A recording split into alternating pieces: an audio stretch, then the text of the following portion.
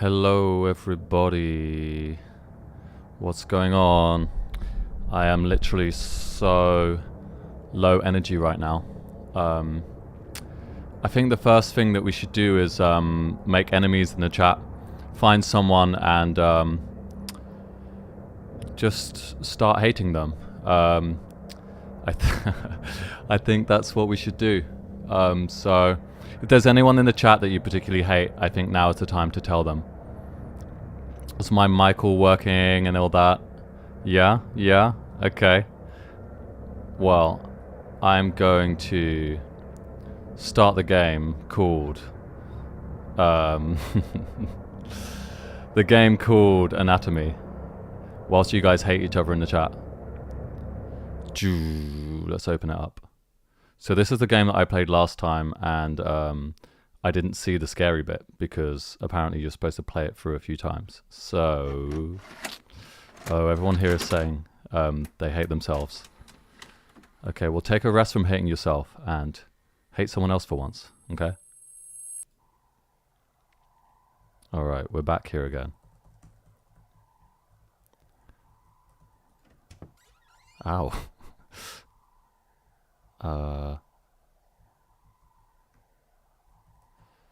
I wonder if we're finding more tapes.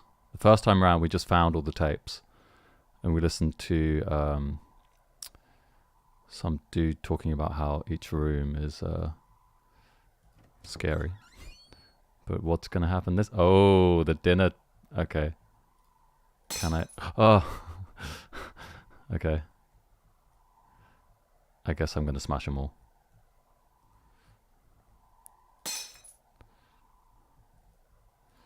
I can't reach you. Let me smash you. Okay, ready for the final one? 3, 2, 1. Hey, nothing happened. What's in here? I'll just close this door. Okay. So everyone had a nice day.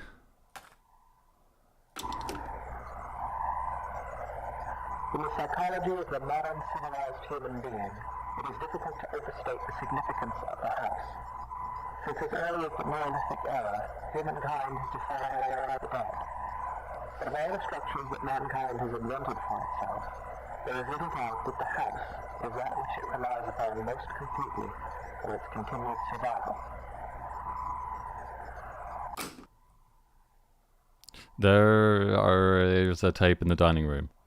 Oops, I already smashed the plates. Here you are. Okay, my heart rate is 64. I'm chilling, right? I mean, I don't feel like that's accurate. Because I feel quite stressed right now.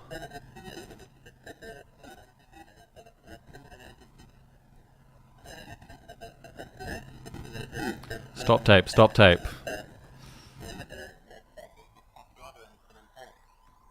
Why do human beings of our modern age foster this tremendous sympathy? There's a tape in the downstairs bathroom.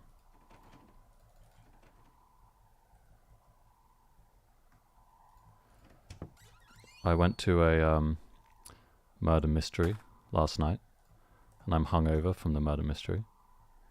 Can you guess who got moidered? There was one person in the whole thing that got moidered. Can you guess who it was?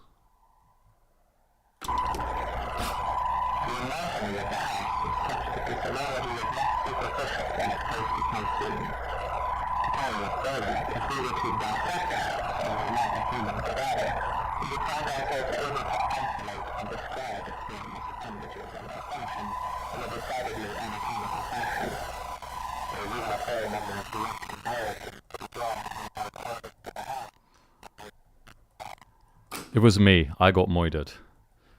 There is a doors are unlocked. Okay. Thanks for unlocking the doors. Well, this one isn't. Maybe it's in the basement.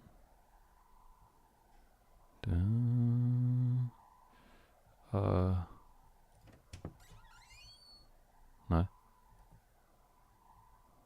Yeah, it's got to be in here. I don't like this place. Oh, this is the garage. Huge garage. You could fit a lot of cars in here. Anything in here? Tumble tumble?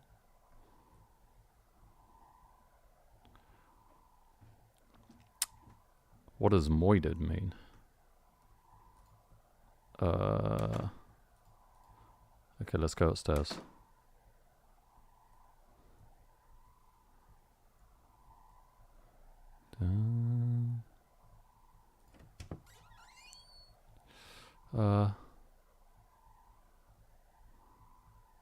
Tape for me?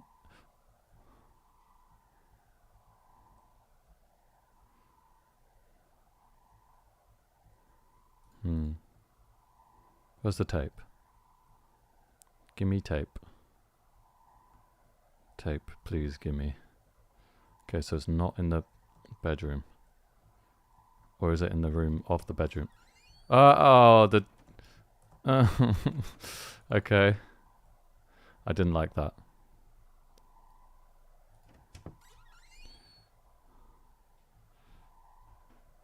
Oh, hi.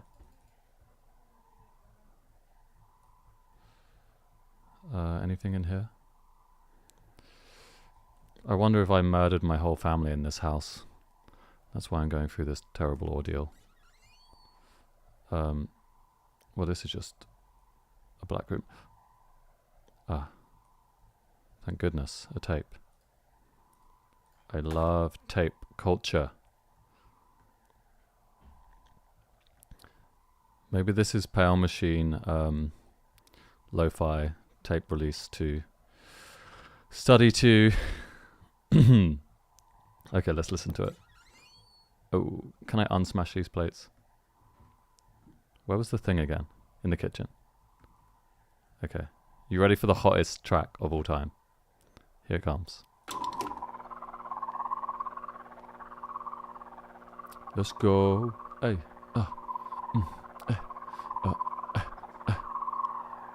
Okay.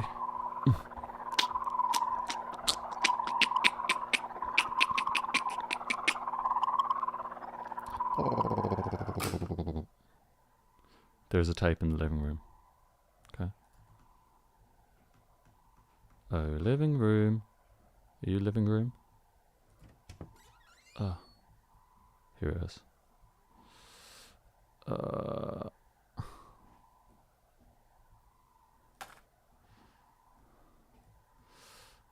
I'm kind of feeling waves of terror right now.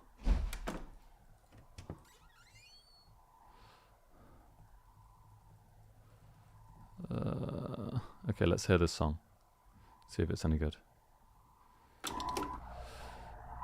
is easy to think of the kitchen and dining room as the stomach or digestive system of a house, though this comparison is tenuous. By contrast, the function and analog of a bathroom should be immediately obvious. The hallways and corridors of a house are like veins, providing circulation coursing throughout its frame. A staircase bears more than a passing resemblance, both physically and symbolically, to a spine. The windows of a house serve much the same purpose as eyes, and anyone who has ever rounded a bend on a long drive and come suddenly face to face with a pale, dark manor will tell you that the house is a creature capable. Oh, fuck. I can't believe you've done this. Yeah, I don't like that at all. Wait, it hasn't told me where the next tape is. I guess I gotta take my own, gotta take things into my own hands. Let's go upstairs.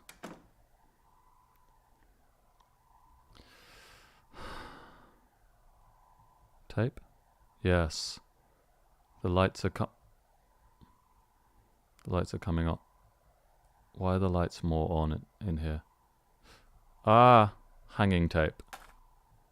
Okay. Help me get back to tape room. I want a tapeworm.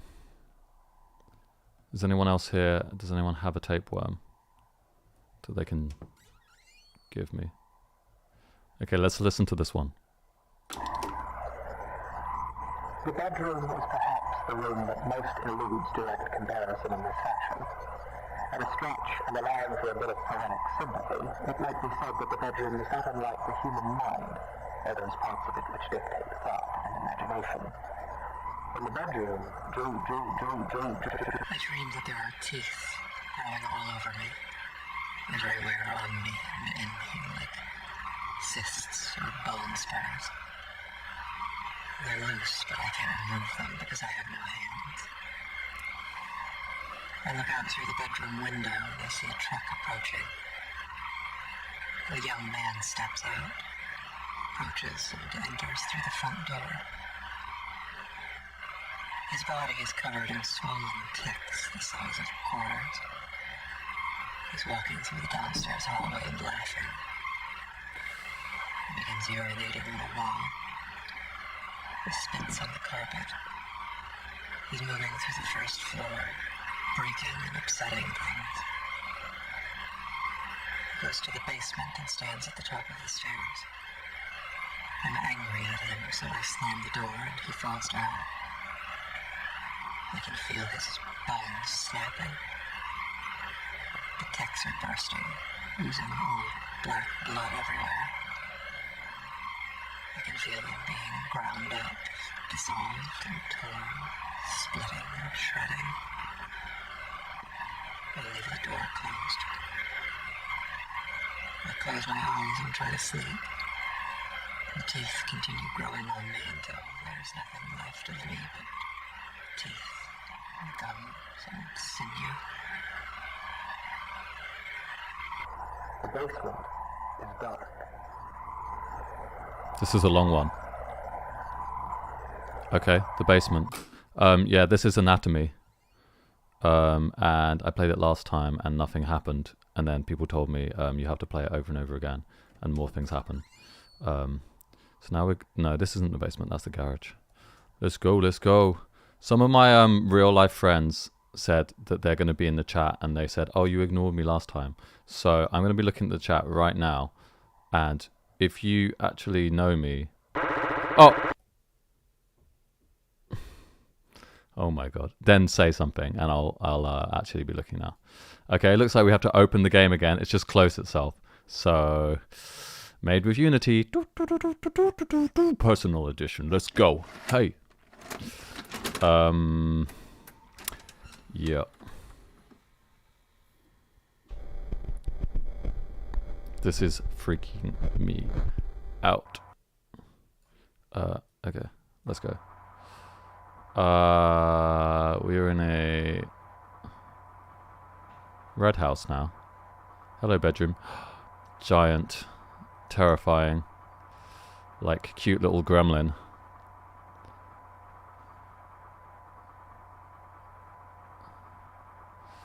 Making love, baby. Yeah, yeah, yeah. I gotta find some more tapes, I think. Is this one of the, like, many doors? Let's follow this. Where does that go? I think this is the place to go. Hello, spider. This is kind of Slender Man legs. I was thinking about playing Splendid Man. Does anyone know if Splendid Man is any good?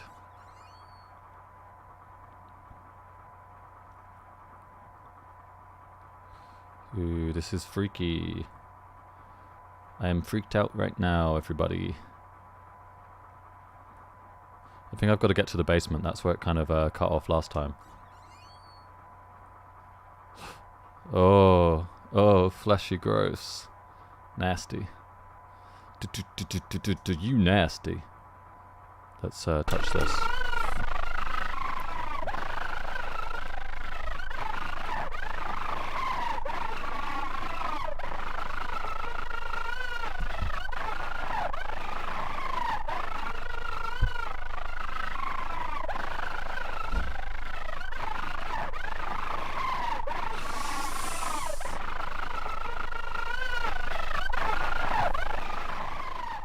This is quite distressing. That was a defense mechanism when I just did that dancing. I just want to be transparent about that. I'm actually a bit scared, if I'm honest. If I'm finally being a little bit honest. I might be scared right now. I didn't want to be scared. I was not in the mood to get scared. I'm not smashing the plates this time. It was scary last time. Where's the basement? I need to get to the basement. Ah, tape.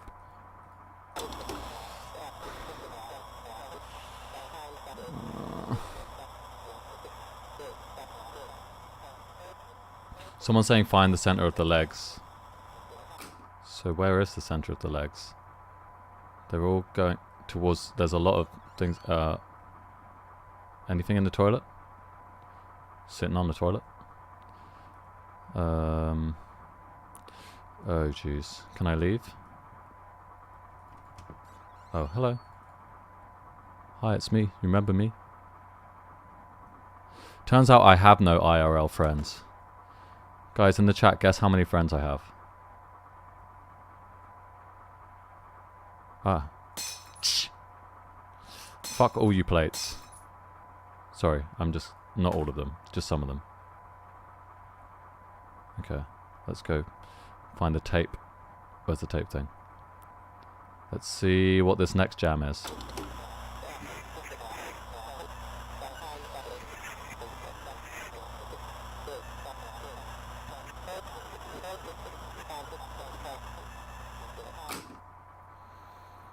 Okay.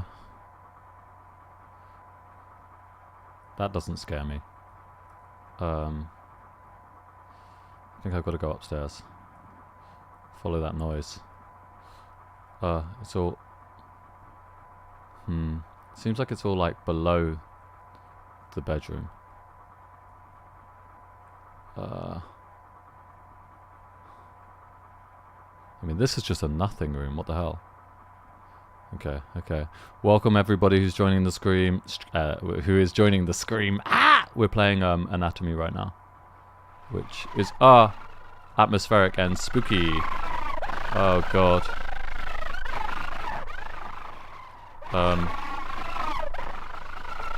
How do I get to you? Okay. I guess you're in here. Can I... How do I... Wait, did I just... This is where the scream is happening. It's here. No. Oh god, it's just that again. So what do I do, everybody? Somebody stop me, by which I mean somebody help me. Look out the window.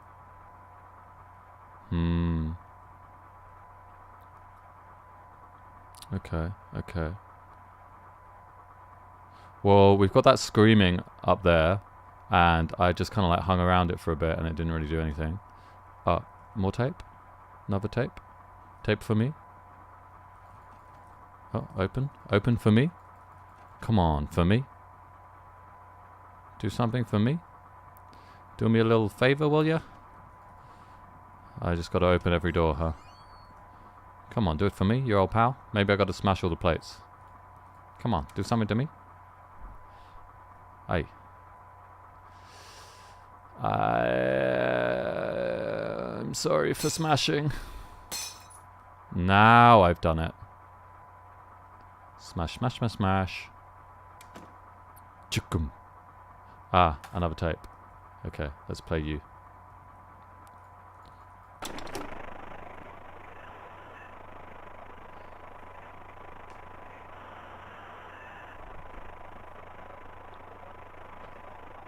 Okay, this is kind of nothing, isn't it? Is that it? Hurts. What hurts? Can I save you? Or am I the monster? You gotta wonder. Is the monster, in fact, moi? I find that if I run, I'm less scared. So, that's why I'm running around. I mean, we've got this huge flesh arm, which is making it more... And the scream. So this is where the stuff happened. Can I get in bed? Can I go night-night? Whoa, whoa, whoa, that was kind of weird.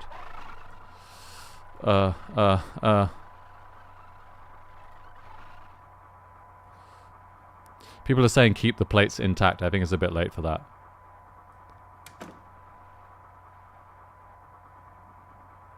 Huh?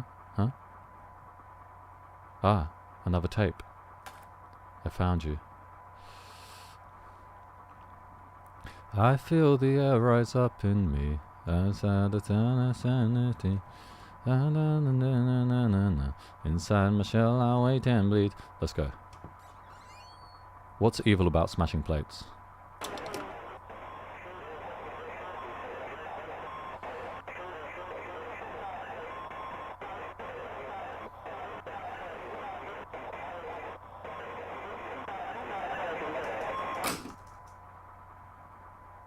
Hello?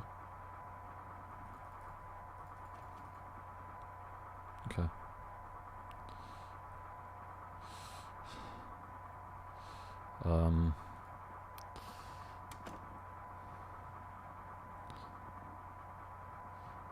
Oh, there's more plates, are there? You know what I feel about plates. Every plate must be smashed. Okay, thank goodness. Thank God I've smashed those, so someone more evil won't smash them. Another tape. Give me a tape. In here? No. Tape. Tape in here? What is the tape du jour? Has anyone, like, actually had a, tapeworm? And can you tell the story of when you had the tapeworm? Either just write it in chat and I'll read it. Or email it to bowenstream@gmail.com and I'll see if there's any tapeworm stories. I often thought I had a tapeworm, but I was just like hungry all the time. Okay, you again. But I don't think I actually had worms. But I've always been intrigued. Probably feels amazing when a tapeworm comes out of you. Now, where are you, tape?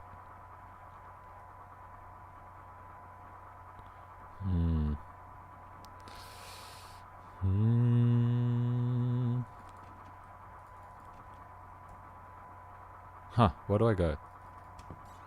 Are you in here? The empty room? Any more plates for me?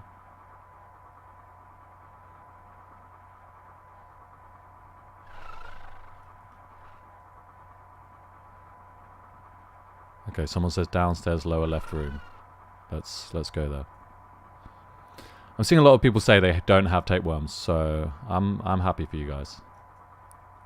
Here we are. Damn, some people really know this game. Okay, let's pop it on. Come on, pop it one. Let's go. Smash stream when? I think I'm gonna do a smash stream soon. Maybe like viewers.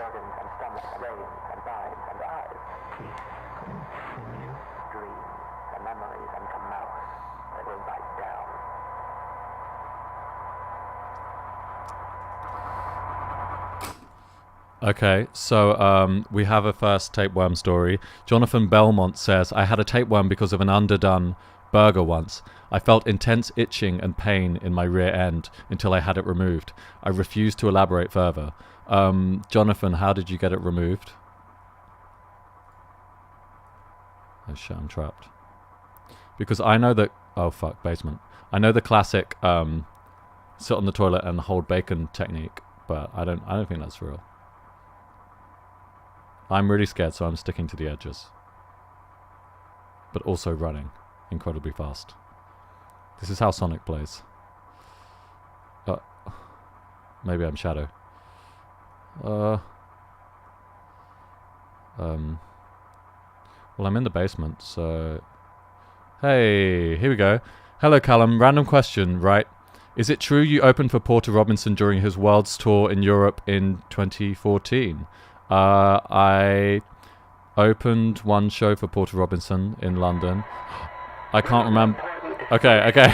Something else is happening. Dissection and vivisection, a distinction that would appear to be lost on you. Your purpose was to listen, and yet at every turn you have pried, you have prodded, and you have interfered. Have you I'm listening. attention? Did it not occur to you that as an organism existing within a greater organism, your intrusion would be felt? And still you harassed.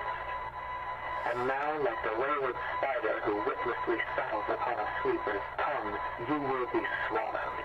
Don't slaughter me. Please don't slaughter me. So hungry and awake, every room becomes a mouth.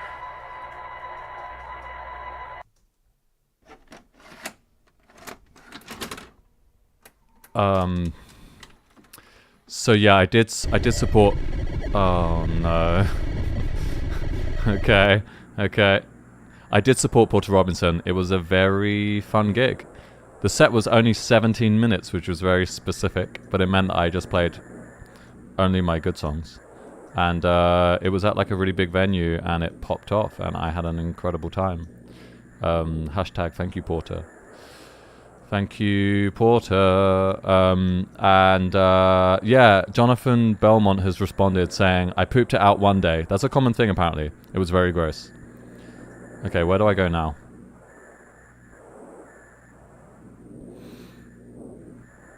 Let's see. I think I just have to walk this lonely road. So have I done something really bad? The person who sent the donation and asked about the Porter Robinson show, were you at that gig back in 2014? Were you actually there?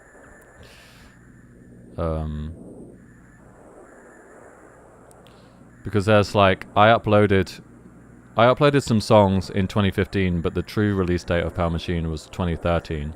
So if I was doing a gig in 2014, that was only like 1 year after I released it. But I feel like people are like, this came out 6 years ago. I'm like, no, it came out 8 years ago. But it's just because I didn't upload it on YouTube for a really long time.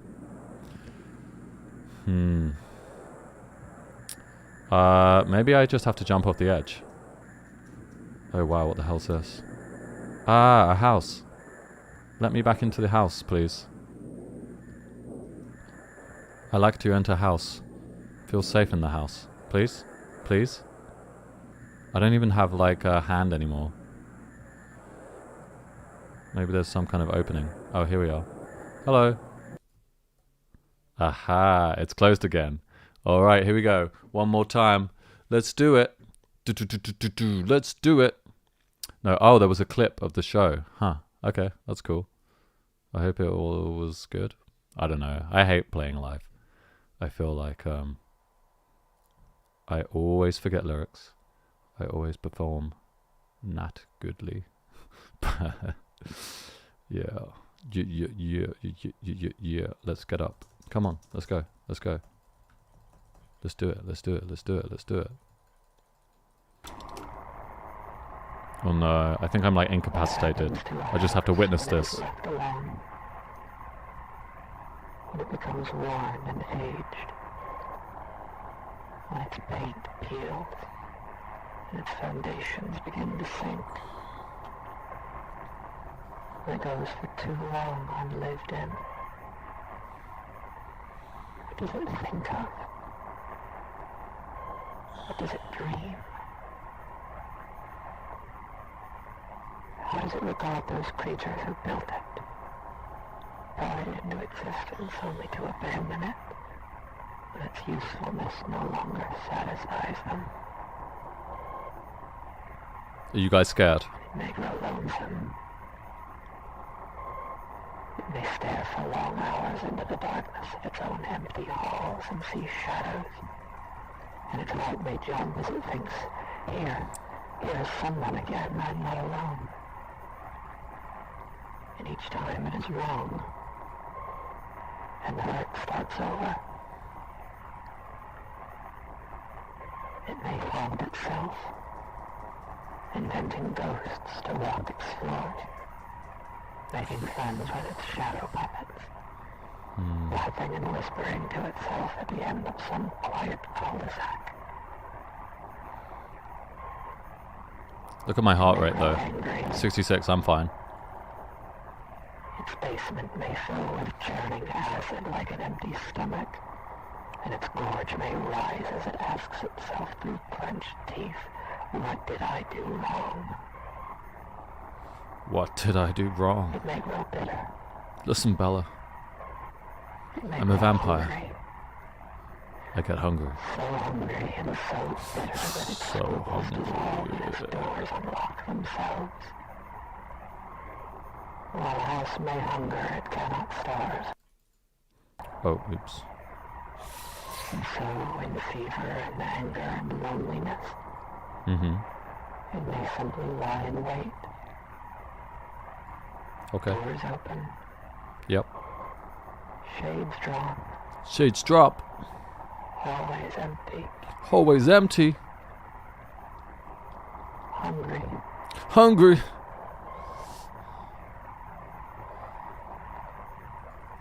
Please. Can I move? I want to get up. Hungry, hungry, hungry. Someone's hungry and I smashed their plates.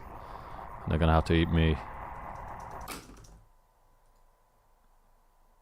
Please, can I get up, please? It's important that I get up.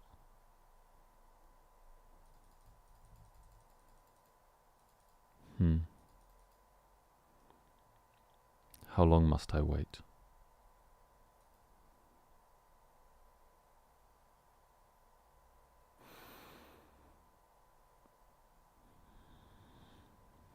Do you guys think I can manually keep my heart rate at 69? Okay, it's there now. No, too much, too much. Go down. Yeah, I Super Smash Bros. Ultimated all the plates.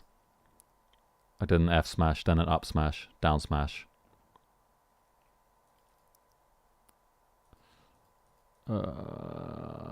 Okay. Okay, can I go now? Is it going to leave me here until I press escape or something? Okay, let's do a countdown. I'm going to count down from 100. 100, 99, 98, 97, 96, 95. What comes after 95? 94, 93, 92, 91, 90, 89, 88, 87, 86, 85, 84, 83, 82, 81, 80, 79, 78, 77, 76, 75, 74, 73, 72, 71, 70, 69, 68, 67, 66, 65, 64, 63, 64, 62, 61, 60, 59, 58, 57. I think I got to just press escape. Okay, I'm pressing escape now. Bye-bye.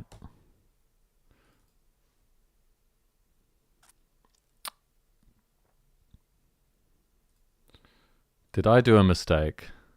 Have I made a big mistake? Let's see. Oh, it's just putting me back here. Is there just like... Is there some magical button I'm not pressing? Oops, not that. Magic button, where are you? Is that the end of the game? Guys, we did it. Oh my god, we smashed it. How do I leave now? How do I leave now? I think that's the game. Anatomy, baby. I'm stuck. Oh, maybe there's... I can't really tell. Does anyone who's ever played this like know what I'm supposed to do now? Because I'm just like spamming. Yeah, what do I do? I think that's it, guys. What a game. What the hell? Okay, I'm done. I'm done. All right, well let's quit this game. I think that we should go for like just a one quick little Nun Massacre run and see how far I get on that. I think I can skip the intro. And then hop into Ghost of You, which was our big almost like visual novel, which I think that will be the bulk of the stream. Okay, Nun, where are you? Where are you, Nun? When will you come? Let's play the game. Okay, it's too big. Let's make you small so you can fit into the thing. This game stresses me out so much. Okay, here we go.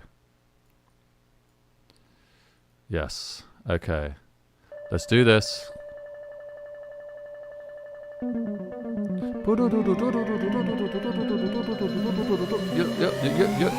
Yeah. Okay. Let's go. All right. Let's skip ahead. Hopefully that puts us just into the nun house. where we're trying to save our child. Uh-oh, Nun Massacre not responding. Okay, now it is.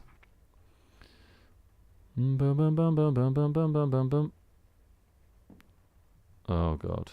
Wait, I need to change the to like, yeah. Yeah, I like the PlayStation. Oh Jesus.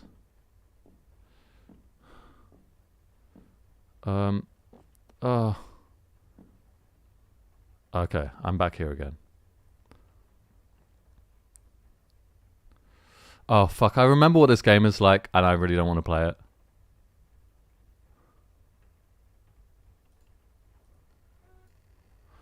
I really don't want to play this game. Oh man.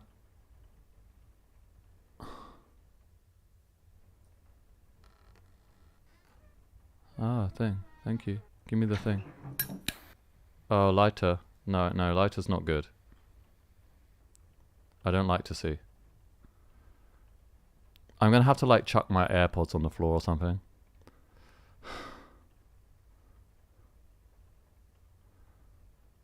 I'm actually like really not prepared for this. Toilet. I remember you. Oh no, this is not good. This is like a... This is a trap.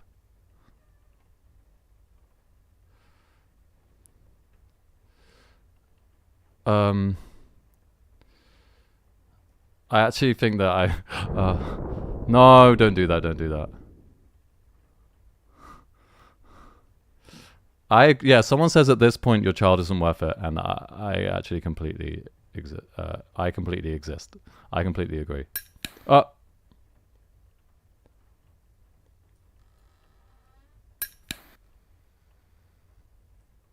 Hello, Nan.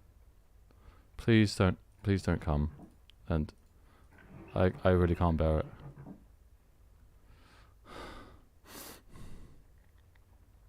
I would totally become a nun. I would be really happy to be a nun at this point. Oh, I need a tape, do I? Oh, this is just like too tense. I really don't like this. Do you see that?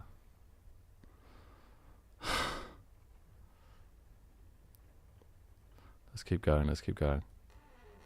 What's through here? Ah, what is up here? Read. Dear Mummy. Dear Oh, no. I don't want to. I don't even want to know.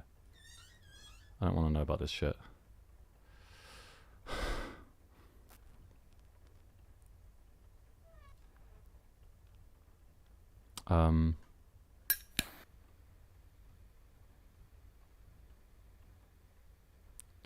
Okay, through here. Yeah, this is... So I need to get the plank, don't I? Put the plank on the barbed wire. Oh, no. I have a feeling I remember the plank was like in the toilet, like in that bit. Oh no. No, go away. Go the fuck away from me. Leave me alone. No, not this way. No, please be friendly to me. I'm a nun. Okay, I'm going down here. Oh, there's just like there's no way to hide from fucking nun. Okay, look. I agree with everything that nuns are into, and no. At this point, I think I need to run past. I'm running past a nun. Oh wait, no, that's backwards. Don't trap me down the bottom again. This is what happened last time. Come for me, nun. I'm hit. No, don't come for me, please. I don't like this. Can I leave? I really don't like this. Okay, look, I've got my lighter out. I'm gonna burn you. Okay, I think I've run past you now. Oh no, not that. Oh fuck. No, I don't even want to look.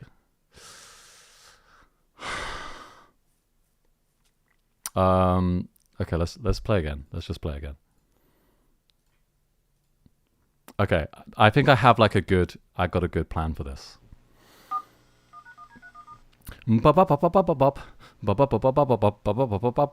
didn't even see the nun yet. We didn't even hear the nun yet. I need to turn down my volume just a little bit because it's going to kill me.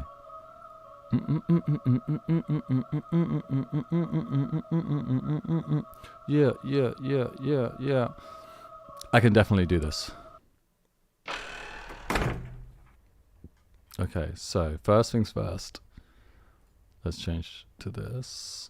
I'm gonna crawl around. So I need to go into the bathroom. None. Do not just be here. Like, that's not allowed. Was this where the torch was? No. This is how I get to the bathroom, I believe. I do need the torch. I do need the oh, not the mummy note. I don't care about the mummy note.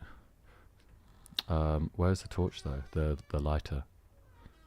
Somebody give me the lighter. Just give me the light. Here we go. That's good. Now, toilet? Toilet, where are you?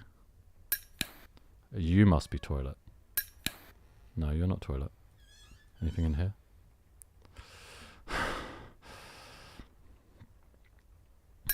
Just give me the light and I wanna blow. Should we see what our child is saying? Dear diary, Mummy dropped me off at my new school. I'm going to miss my old friends. I brought Bongo with me though. We have a teacher named Sister Euphemia. She has an assistant named Sister Adelia. They're teaching us all about the saints and what wonderful lives they lived. Today we learnt about Saint Lucy. Her eyes were put on a plate and she became a martyr. That's a weird word. Sister Euphemia said that her love for God saved her from the evil Romans that tried to hurt her. Sister Rose said that Mother Apollonia is going to take care of us. Okay, that's fine with me. I'm happy that someone's going to look after you. It's not me anymore. I'm no longer your mother. Okay, bathroom, where are you? Oh bathroom, I need to know where you are. Maybe through... Through here? No. Oh, plank. No, you're not plank.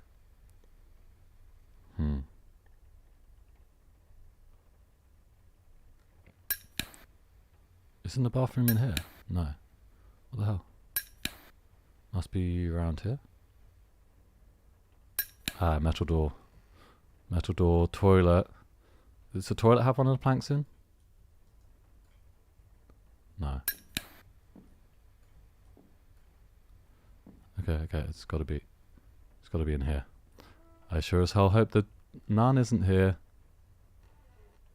I don't like hearing that. Did you hear that? Okay, thank God. I've got this. Okay, so I can get up the next bit.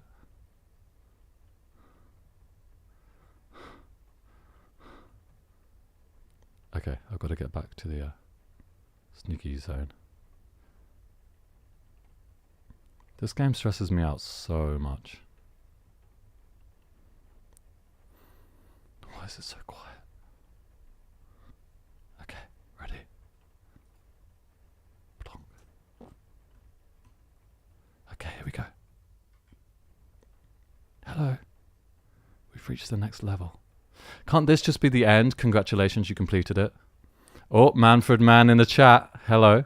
Dinner check. You had a vegan barbecue burger. Oh my goodness. I mean, I'm literally so stressed. You guys can do a dinner check, but I cannot read that right now.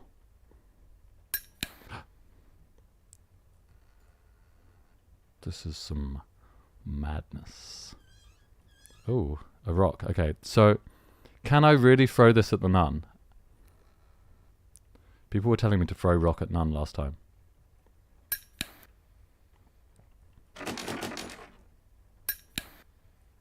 I think I threw the rock at a window or maybe at a door. Okay, I need rock. Throw. Where's nun? I'm gonna throw rock at, okay, come for me. I'm gonna okay, I'm past the nun. Bars. Oh, Okay, I'm waiting for you. I'm waiting for you because I'm going to throw this rock at you. Come. Come, meet your maker. Do it. Do it. Just do it. Do it. Oh, there you are. Rock. Ah! Okay. Stop. Stop killing me. Stop killing me. Stop killing me. You can stop killing me now. Ah, you're still there. You can stop killing me now. Okay, kill me. I don't care. I hate you. I literally hate you. Ah. Okay, well, thanks for the dinner check, everyone.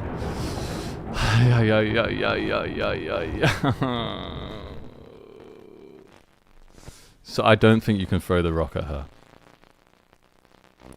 Honestly, this stresses me out too much. I need to stop playing this game. I also need to go to the toilet, so you guys can make enemies in the chat and talk and talk about what you ate for dinner and all of that other shit, and just like judge each other. And someone's texting me, so I'm gonna let you guys watch the credits while I pee.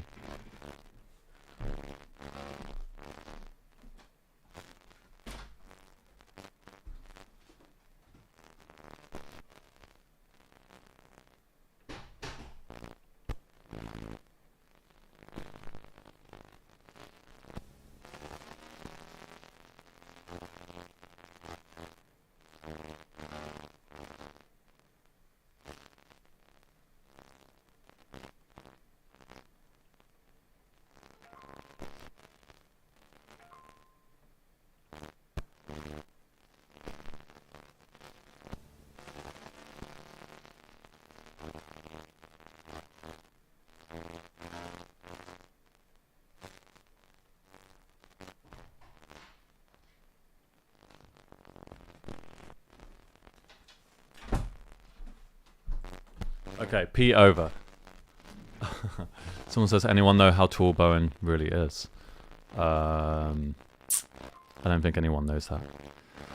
So, I'm going to quit this game, and I actually have a scary story to tell you guys, which is the only spooky story I actually know.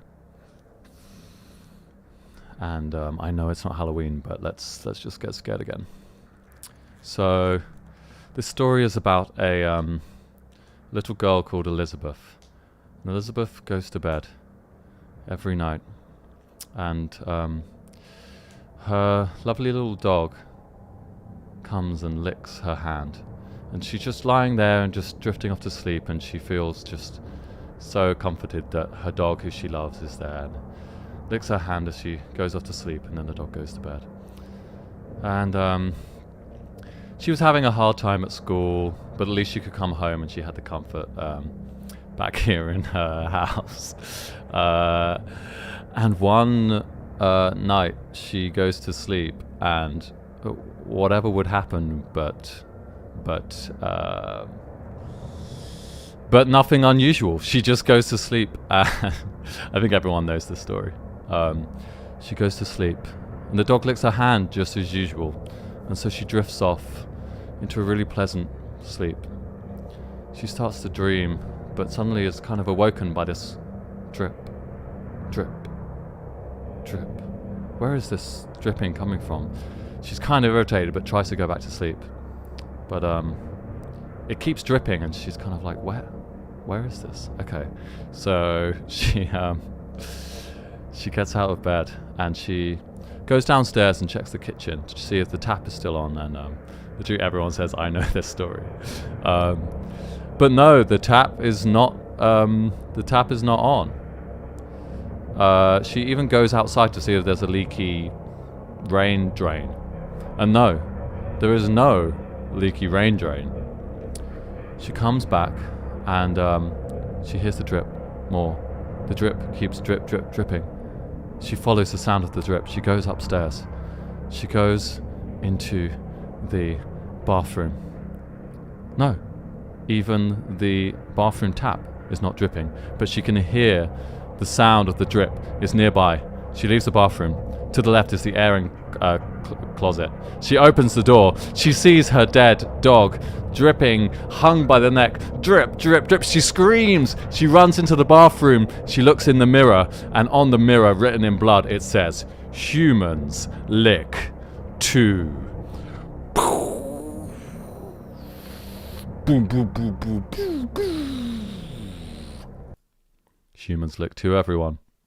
Okay, let's play the Ghost of You. Let's log into Steam.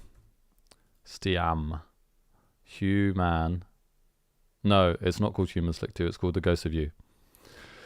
What do you guys think of that story? That's the only scary story I know. Someone told it to me when I was at some kind of like youth camp thing, when I was like 14 or something like that. Drip, drip, drip. Okay, here we are. Super unexpected. Oh my god. That's a good story, everybody's saying. Yeah, humans lick too. Okay, so let's load the game.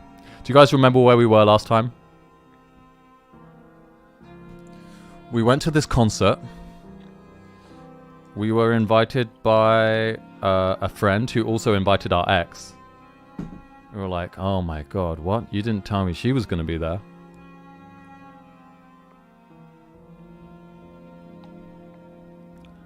And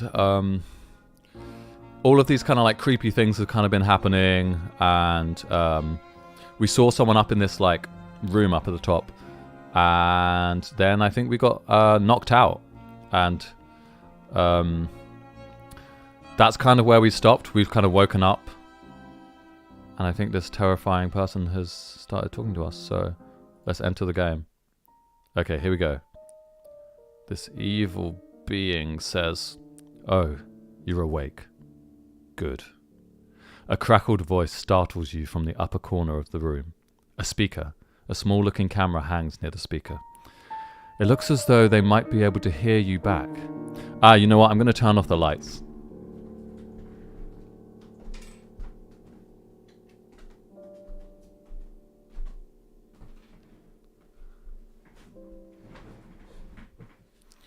Okay.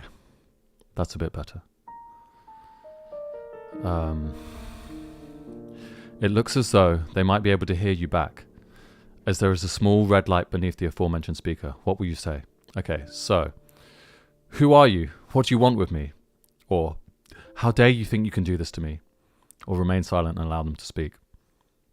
At this point, I have nothing to say to them.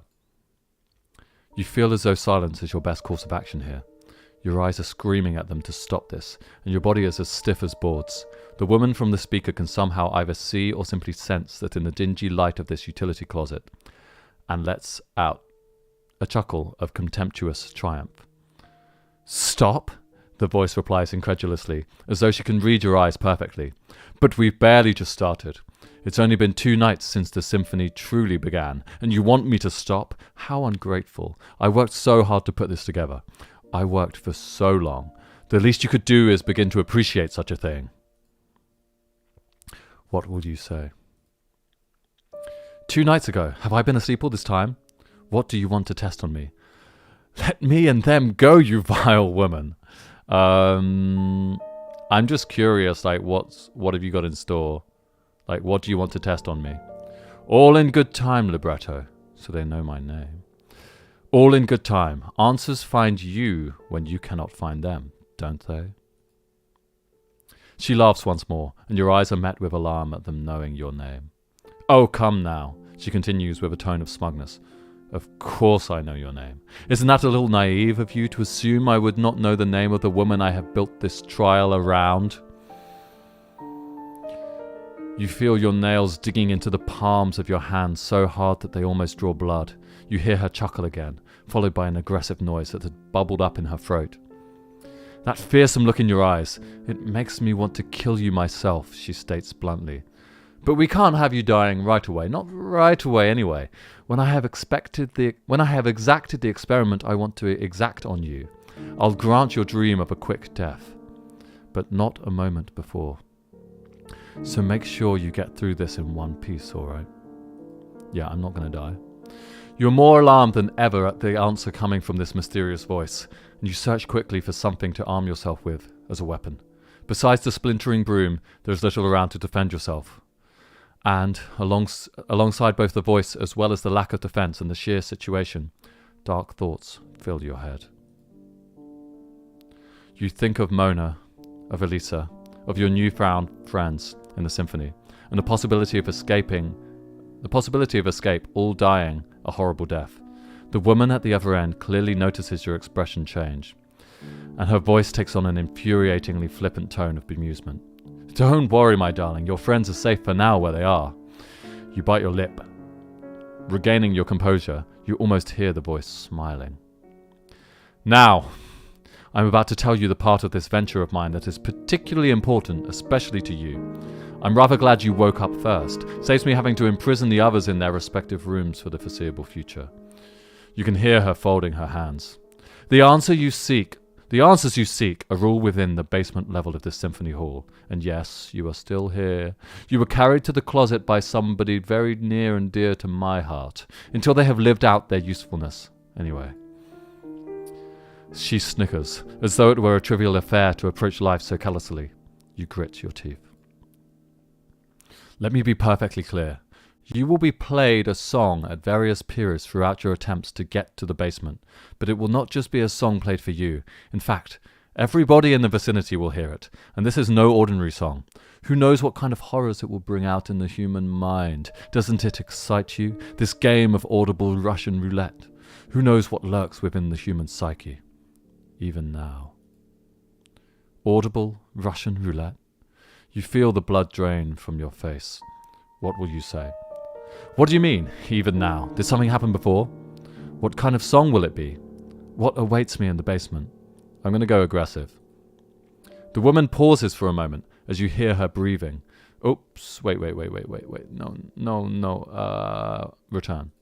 As you hear her breathing rather heavily into the microphone.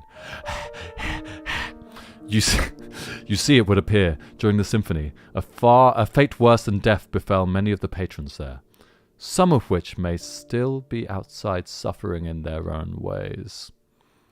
And all during the marvel of my wonderfully composed song. Can you believe the rudeness, the sheer audacity of such behavior? To be honest, I wonder if you will even be able to help them. They clearly lack the refined taste to be here. What will you say? What kind of song will it be? What kind of song? She repeats back to you. That is indeed an interesting question. But I'm afraid you'll just have to wait and see, won't you? Let us pray that you do not perish while listening to such a thing. After all, maybe it will be too intelligent for your delicate ears. What will you say? What awaits me in the basement? The stranger smiles again in her voice, and you feel more anger than fear this time, knowing that this is where she resides. You wait with bated breath for her answer. You hear her click something that sounds like a lighter. Everything awaits you here, libretto. All of the answers you seek. All of them. Even ones you probably didn't know you were looking for. The woman at the other end of the speaker sighs and leans back in what sounds like a creaky chair. You could swear that through the speaker you hear cries of some kind off in the distance, and, as mad as it may seem to yourself, you just cannot work out whether they're human or not. They certainly do not sound like any animal you've ever heard, though you are almost praying that it is. Now, libretto, run along and show me that what you have got to offer. I spent so many hours setting this up, just for you at that. So make sure to relish in the delights I have for you, all right? The next time I contact you will be... She pauses and lets out a sigh. Well, sometime soon, I suppose. Make sure not to bore me. Goodbye. You hear a door click before you, and the realization that this woman has full control over everything begins to dawn on you. The locks, the voices, the people within this hall. She controls everything, and she'll be able to control it until you escape with the others, provided you can actually find them. It is time for you to leave. You steel your nerves as the speaker clicks off. You reach for the door handle, and you opt to pull it open fast. In the heat of the moment, you believed that to be a smart decision. After all, if you have to face the brutal reality of whatever awaits you outside, You may as well place yourself into it quickly. But as the door opens and the smell of death hit your nose, you wish that you hadn't done that. You step out to what could only be described as an apocalypse. The floor is wet where the sprinklers have attempted to quell the patches of flames burning around the hall's floor, damp stretches of burned wood and embers hissing under the drips. You restrain screams and urges to vomit upon seeing the amount of bodies. You cover your mouth and nose with your hand, violently trying not to retch at the stench. Burning flesh, singed hair, and the copper twang of blood mesh together to make a putrid, repulsive smell. Mess. The only smell just as bad as the stink of dirt and wet melding itself to the carpet. You gag. The stage is completely destroyed as you once knew it.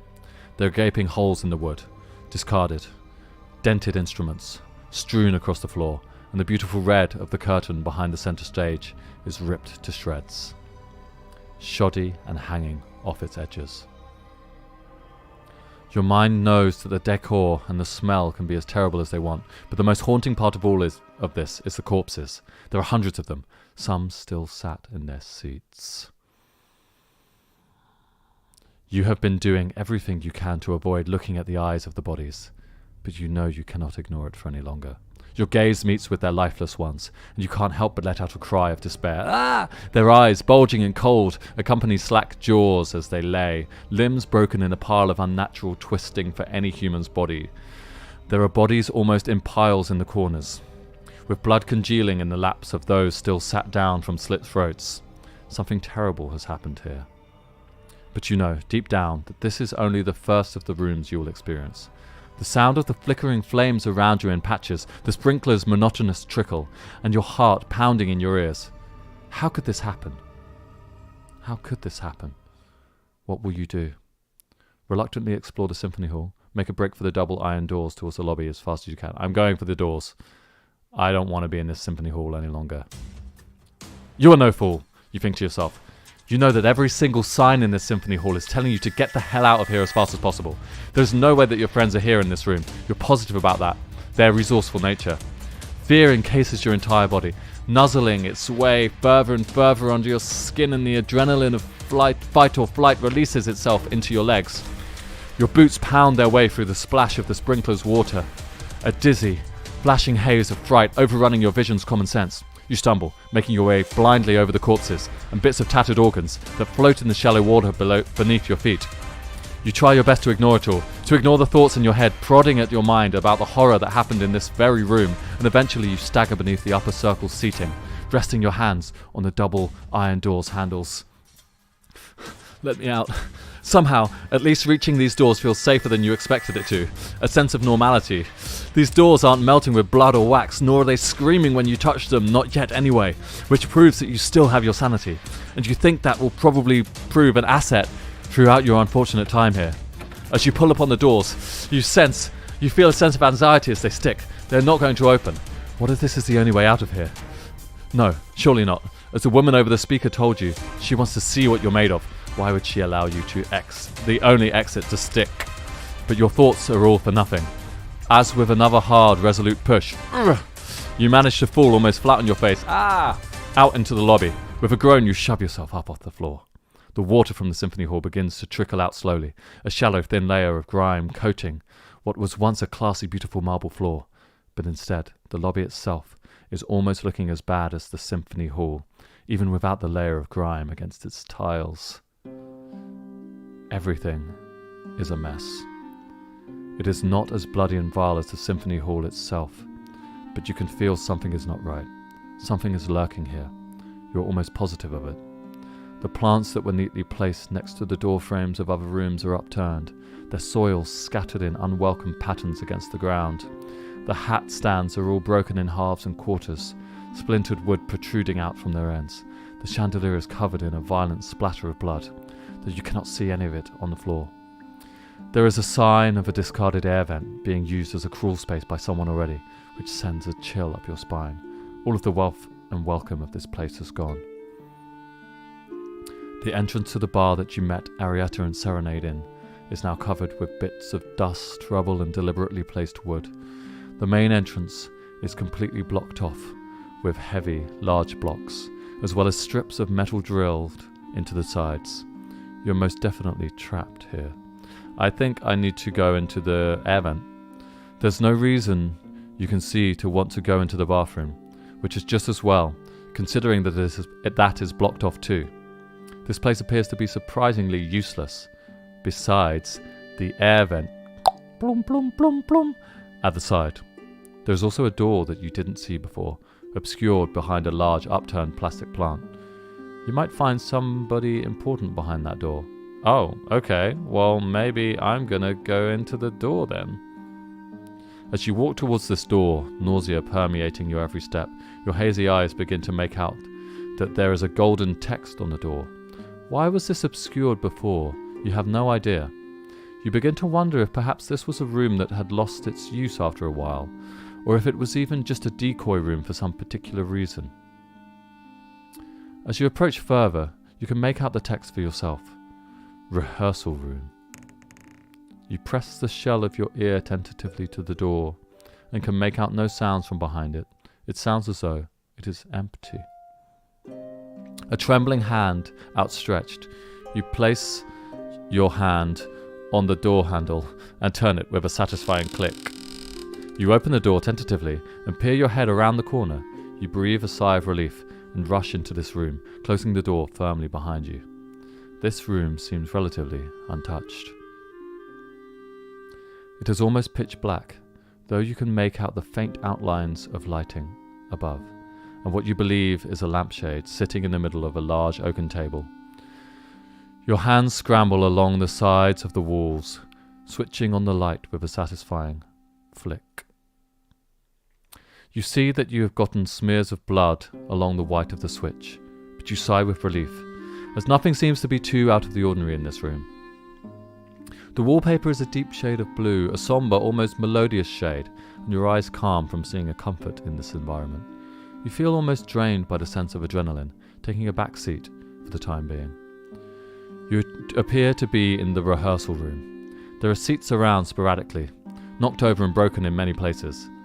Alongside what looks like it was music sheet stands, box microphones, and a kicked-over podium in the background. The table before you holds drawers, papers on top, a door behind it that presumably leads to another room altogether. What will you do? Explore this room a little more.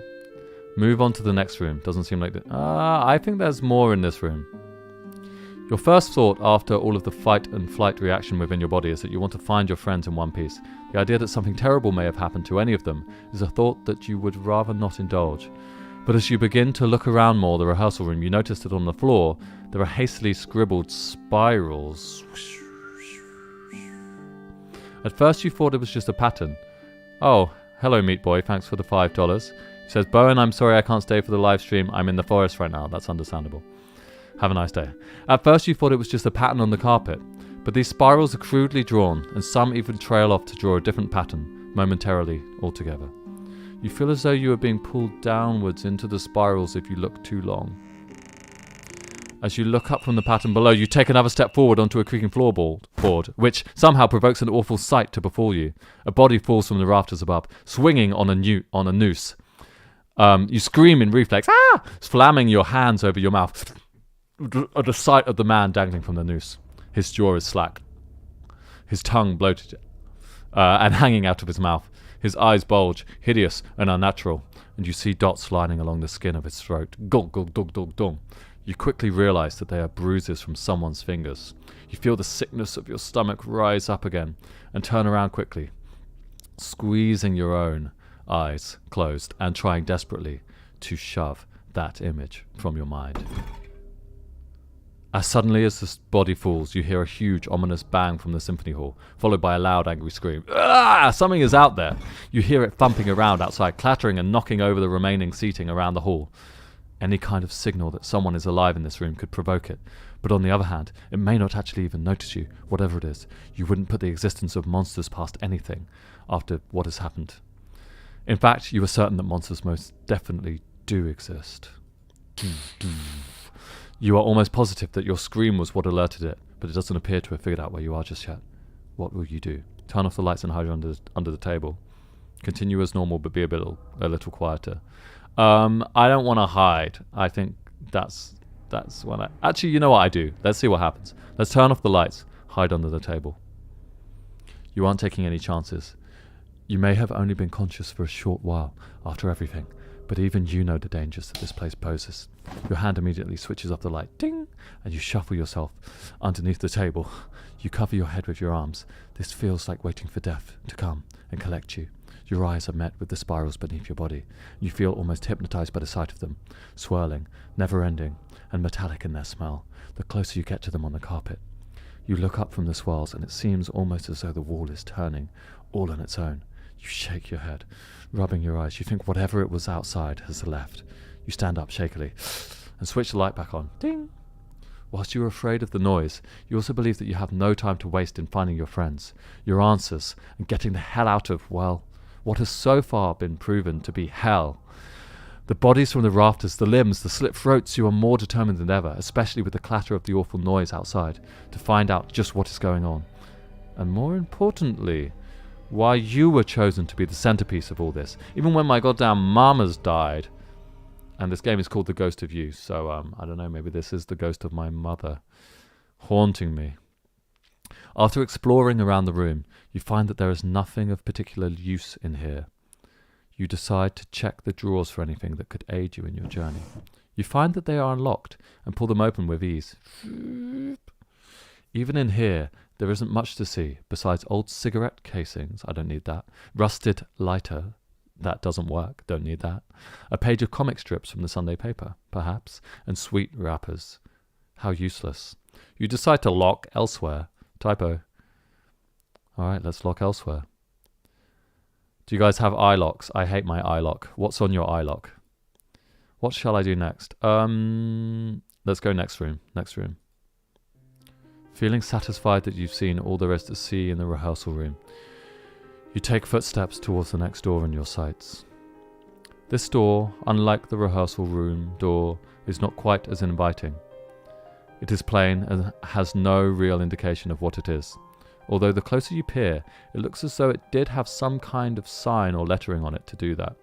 And it was scraped off, probably semi-recently, if you had to guess, which I don't have to guess. You press the shell of your ear to the door, closing your eyes, and listen for any hint of a noise. ... A noise.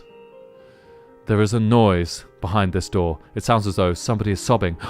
Yes, let's enter, let's enter. You burst in through the door, casting reckless abandon to the wind, your fear propelled by your adrenaline coursing through your veins, and the hearing of someone in your need. Libretto! The trapped woman cries from before you, and a more manic-looking woman turns around with a crazed look in her eyes, and a large, rusted dagger in hand. Oh my goodness. You gasp at the sight of the attacker. Beneath her messy long hair is her mutilated face, mutilated only on one side, and her eyes bare, no pupils to be seen. The colouring of her irises are almost as white as the eyeballs themselves. With the grunts of the woman beneath her struggling, you begin to realise something pivotal. And that is, the trapped woman before you is none other than Mona Tenebra. Libretto, help! You feel an excited mixture of relief and fear. You found one of the people you care for much quicker than anticipated. And you have no time for celebrations. The woman holding the knife turns her attention from Mona, lunging at you with a furious scream. You just, as the door slams shut behind you, your eyes widen.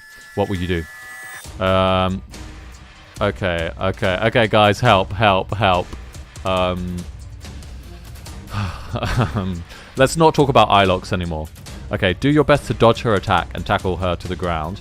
Put up your fist and get ready to fight her. Cover your head and pray. I think I'm going to dodge. Let's go for duck, dive, and dodge. You've never dealt with someone attacking you with a knife before, let alone a large, intimidated, rustic dagger, but with Mona in danger and your life in balance, you muster up as much bravado as you possibly can. You are determined to save her, even if it may cost you your life. She lunges at you, thrusting the tip of her dagger as hard as she can through the air in the vain attempt that it will strike you, but you dodge successfully. Come on, let's go. You do not have time to wonder how you managed to do such a thing in the heat of the moment, and instead manage to find an opening to grapple your arms around her waist fiercely, forcing her to the ground with all of your might. Mona lets out a gasp of release as a dagger bounces out of her hand, and the attacking woman struggles beneath your grip. I have some serious grip, gorilla grip. As you keep her pinned, she froths at the mouth, fury consuming her being. Her skin peels away from her face, and you can see parts of her cheekbones protruding through as she yells, even as she tries to bite at your face. You are dumbstruck at the horrors that she must have gone through to become such a human, but this time, Mona is the one who steps in and kicks her hard against her head. Boom! She passes out almost instantly. You feel for a pulse. She is alive.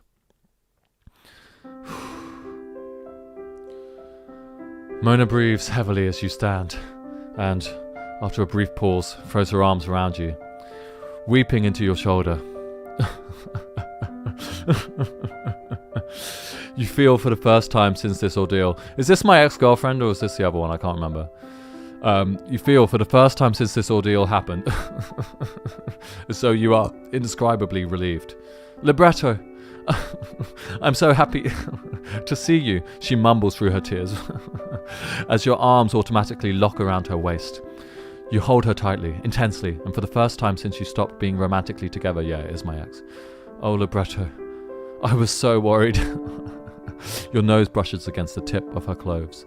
You think how her scent is still the same. The way her skin feels against your fingertips as you hold her back is the same. You realize how much you've missed her presence in your life. You can't help but look at her in adoration. There's no time to wait, I need to ask about everyone else. Are you okay? Where's everyone else?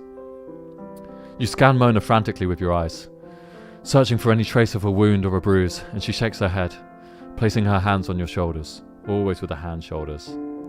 I'm fine, sweetheart, I'm fine, she insists, and you feel your frantic anxiety beginning to slow down. Don't worry, I'm alright. She runs a hand through her hair, and you ask her if she's seen anyone else in your stupor. No, she replies in a daze, and you can tell that she needs a moment to regain her composure. Her hands let go of you for a moment, but she is still content to be held by you.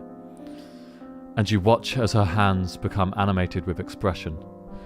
The light begins to return to her eyes properly, and the reality of her situation sinks in a little more. You look at her with a curious gaze. It was so strange, Libretto. It was so strange, Mona insists in the dim lights of the room. I woke up just moments ago and whoever this woman is, she was just here, next to me, not saying a word, and then... Mona trails off distantly. And then what happened? Or whatever it was, don't think about that anymore. Mona, we need to get out of here. I want to know what happened. And then what happened? Mona's eyes become distant as she remembers what happened before you entered the room. And just moments after she awoke, she's still trembling in your arms as she recalls, clasping her head with both hands, and wide eyes staring holes into you. Click. A song, she whispers at first, before her voice grows a little louder. Libretto, there was a song that played over the speakers. It gave me the most piercing headache, but only while it was on. You can clearly see that Mona feels very disturbed, remembering the sensation. You recall that the woman over the speakers told you of a song playing. Perhaps this is the same one she was talking about. What will you ask Mona? What did the song sound like? Did anything else happen to you when it played?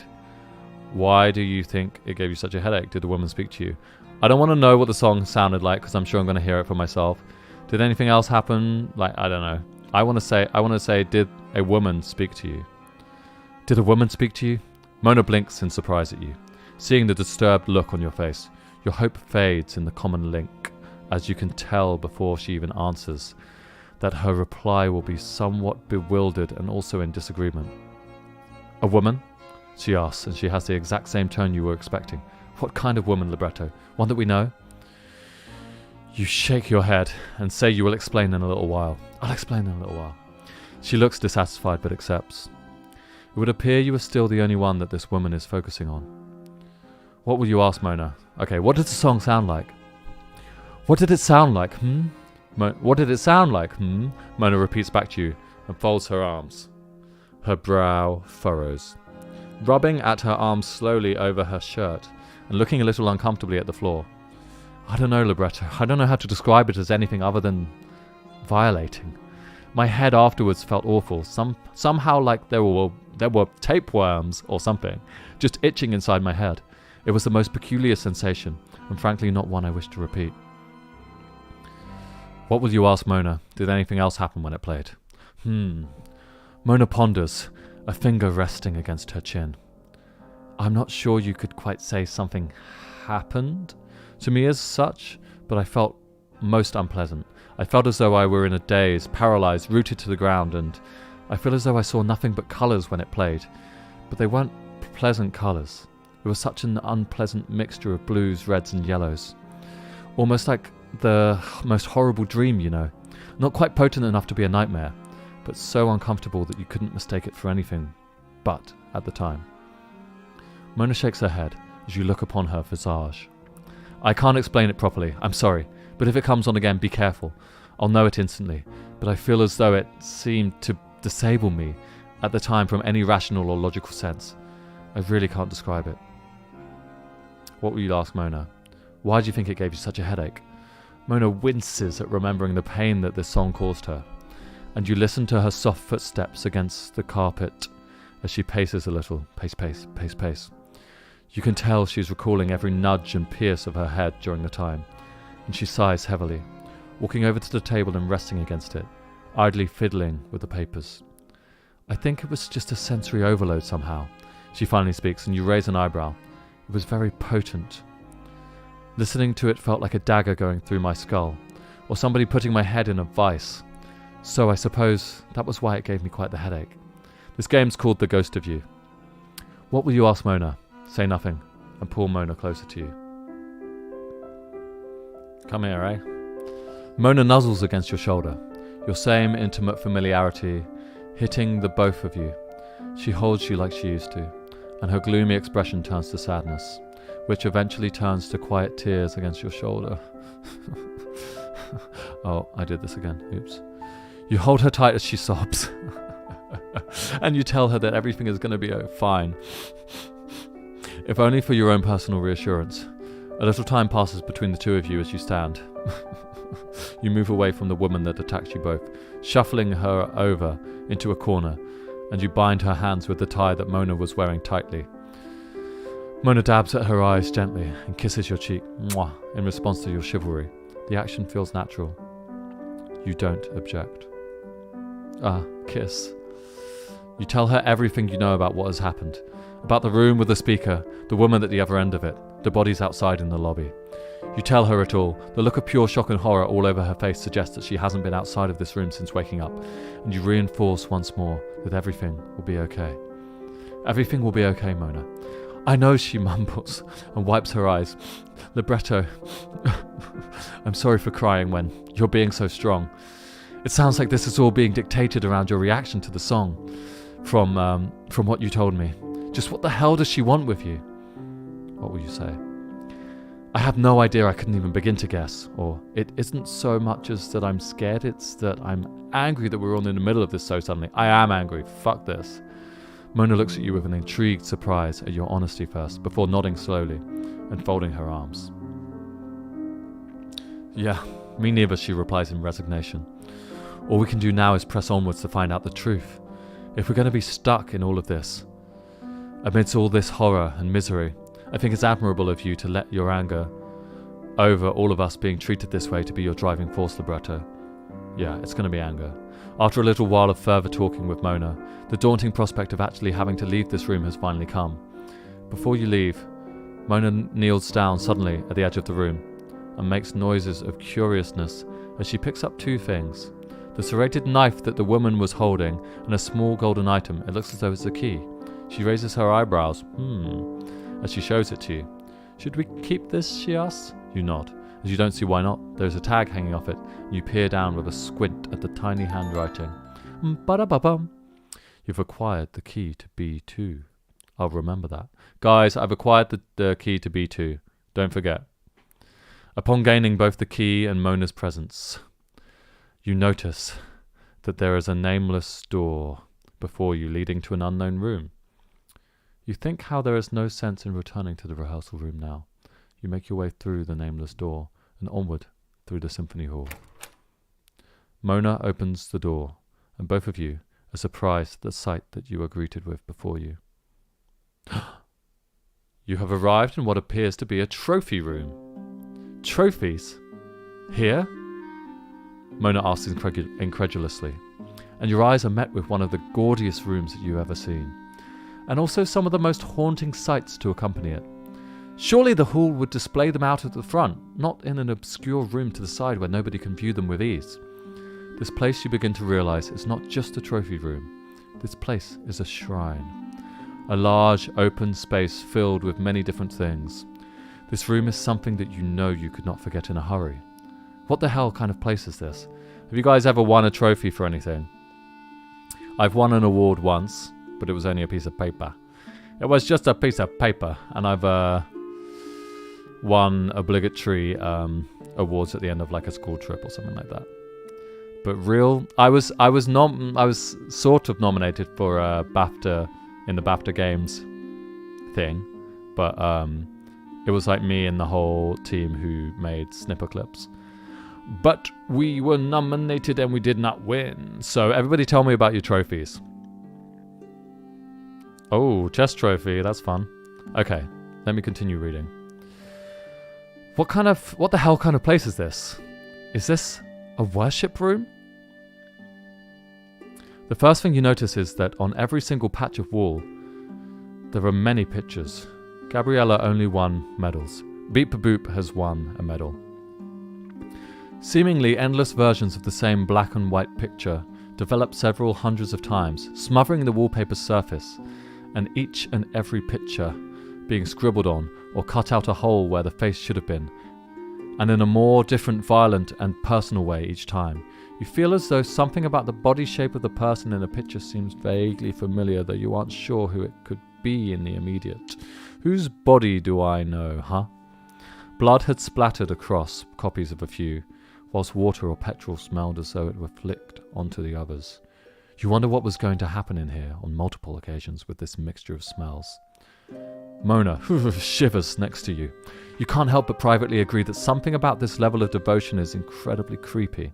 She pulls one of the pictures off the wall and looks at it with a confused expression beneath her bangs. Guys, do I have bangs? Are these bangs? In Britain, we call this a fringe.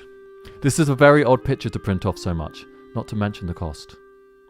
Alongside this, there are large metallic shelves, accompanied by even larger shelving units lined up near to the pictures, adorning continuously streaming trophies of gold, of silver, and even some bronze littering at the bottom. There are what look like military medals lining along the bottom of the shelves, decorative stars and penny-shaped medallions hanging from colourful ribbons like toys. Are any of you guys in the army right now? We got any members of the military in the chat right now? Gold medals for valor, Mona says in awe as she paces around the room, at the grandiose nature, and the two of you break away to look at different parts. There is a particularly eye-catching piece of paper sticking out from underneath one of the trophies, though you cannot tell what it says at a glance. I think we have to go close. As you peer around the room, you notice that there is some string hanging down from one of the ceiling tiles above your head, as though something was stashed up there and the tile was never quite placed right afterwards. What will you inspect? It's got to be the piece of paper. The piece of paper beneath the trophy is what immediately catches your eye. You look over your shoulder, almost instinctively. The idea that there are a thousand faces, even if they are cut out behind you, is somewhat unnerving, if not more so from the fact that they are removed. You reach down quickly and pull the paper as fast as you can, shwoop, without tearing it. You unfold it gently, eyes scanning the sheet, and you read with a confused gaze. Assessment 539-12-4, Chef, Key, Documents, Documented Subjects. Chef Key. What on earth is Chef Key? This is The Ghost of You. It is a text-based game. Text-based horror game with elements of romance. Assessment 539-12-4, Chef, Key, Documented subjects. Okay, I need you guys to remember Chef Key, okay? Documented subjects. What did you find? Mona peers over your shoulder and wrinkles her nose in confusion. Assessment? Chef Key? What does any of that mean, I wonder? You guys know what the Chef Key is? What will you inspect? The trophies and the pictures. The string hanging from the ice. Yeah, string. Let's do the string. Alright. As you walk around the room, you look up at the string hanging from the tile in the ceiling. What's that, libretto? Mona asks, and peers over your shoulder as she walks over. A string? That looks a little suspect if you ask me, especially in this environment. Your hand hovers over it, and you look up at the tile. It doesn't look as though anything has been moved. The string is about at your eye level. You do not know what will happen if you pull the string. What? Will you pull on it? I can't resist. Let's do it. Ignoring Mona's words, you pull on the string. A little harder this time, only to find yourself on the ground, and Mona screaming. Libretto, she cries in panic, seeing the tile fall before anything else, and you realise that suddenly a foul smell is upon you. A sack of something bleeding inside is falling on the top of you, and knocks you to the floor. The string seems as though it were a stray thread from a rough tweed of the bag, and you notice an eyeball poking out of a tear in the bag as you lay. Chef Key, Chef Key. You let out a yelp as you bounce to your feet, pew, springing backwards and away from the leaking sack of parts, horrified by the idea of human limbs within, along with the eyes gaze outside to you. You find your fingers frantically tearing at your shirt. Horrified, you rip it off to just remain in a vest. Okay, suspicious. I just suddenly need to take my shirt off. I told you not to do that. Mona protests, shaking her head. Honestly, you tie your shirt around your waist. Mona's gaze lingers on you a little too long, her scream a thing of the past before she remembers where she is and the severity of what is happening. She clears her throat, disturbed, and you quickly lift the sack, placing it in a corner away from you both. You look up at the space where it fell from. There's nothing left besides a small-looking space. You sigh, relieved that nothing else was up there, but you feel disgusted at the kind of thing you just had on top of your body. So that was a mistake. Blum, blum, blum. Let's look at the grubby door's window. Chef Key, Chef Key. Chief Keef, Chef Key. As you look around the room, you notice the door almost instantly and feel a pang of anxiety upon remembering the last time you noticed a glass that is as opaque as this. What was that?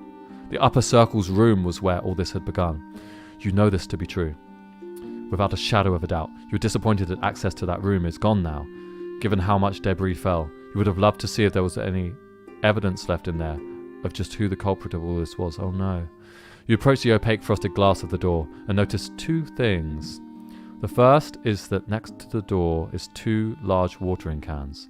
It seems as though they are full of fresh water, judging from the lack of a bad smell, and the second is just how grubby the pain of it is. It is covered in grime and soot, untouched for what seems like years, and slotted into what looks like rotting wood.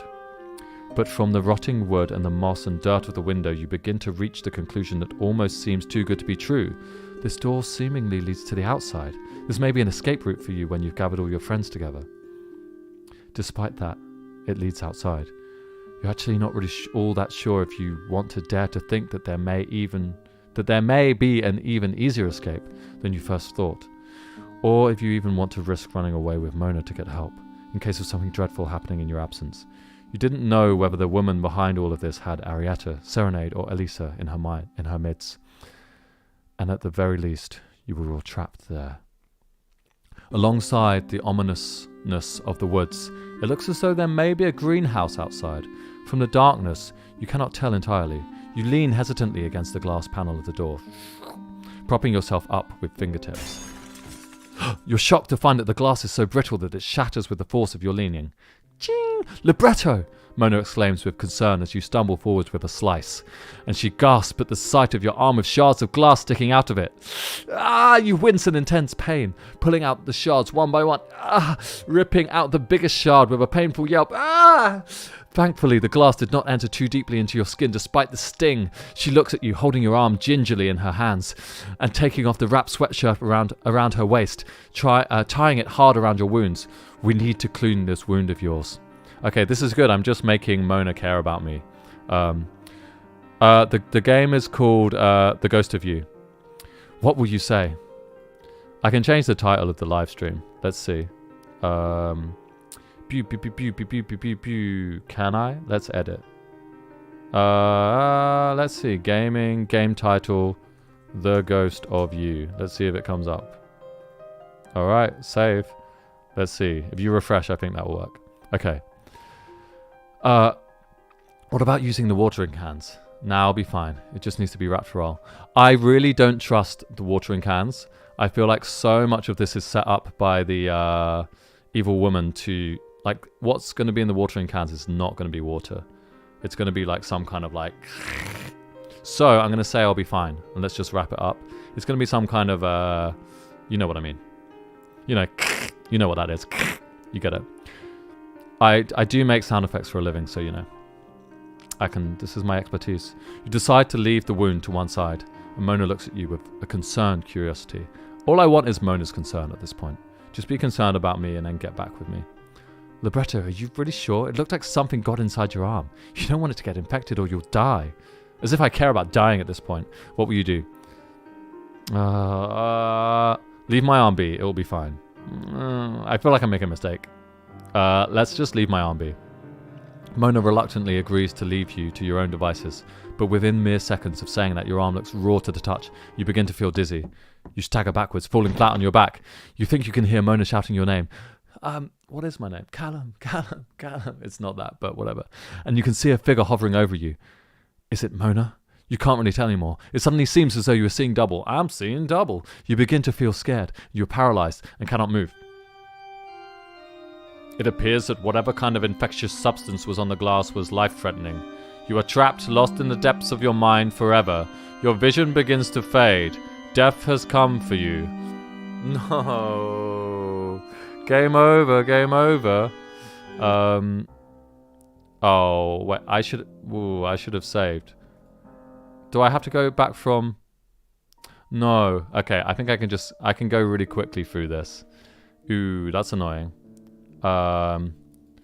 Let's speed through, and I'm going to get back to that same place. In the meantime, you guys can make some enemies in the chat and tell everyone exactly why you hate them. Dum dum dum dum dum dum dum dum dum dum dum dum dum dum dum dum. What a shame. Shit. Okay. Let's go back there and not do that this time.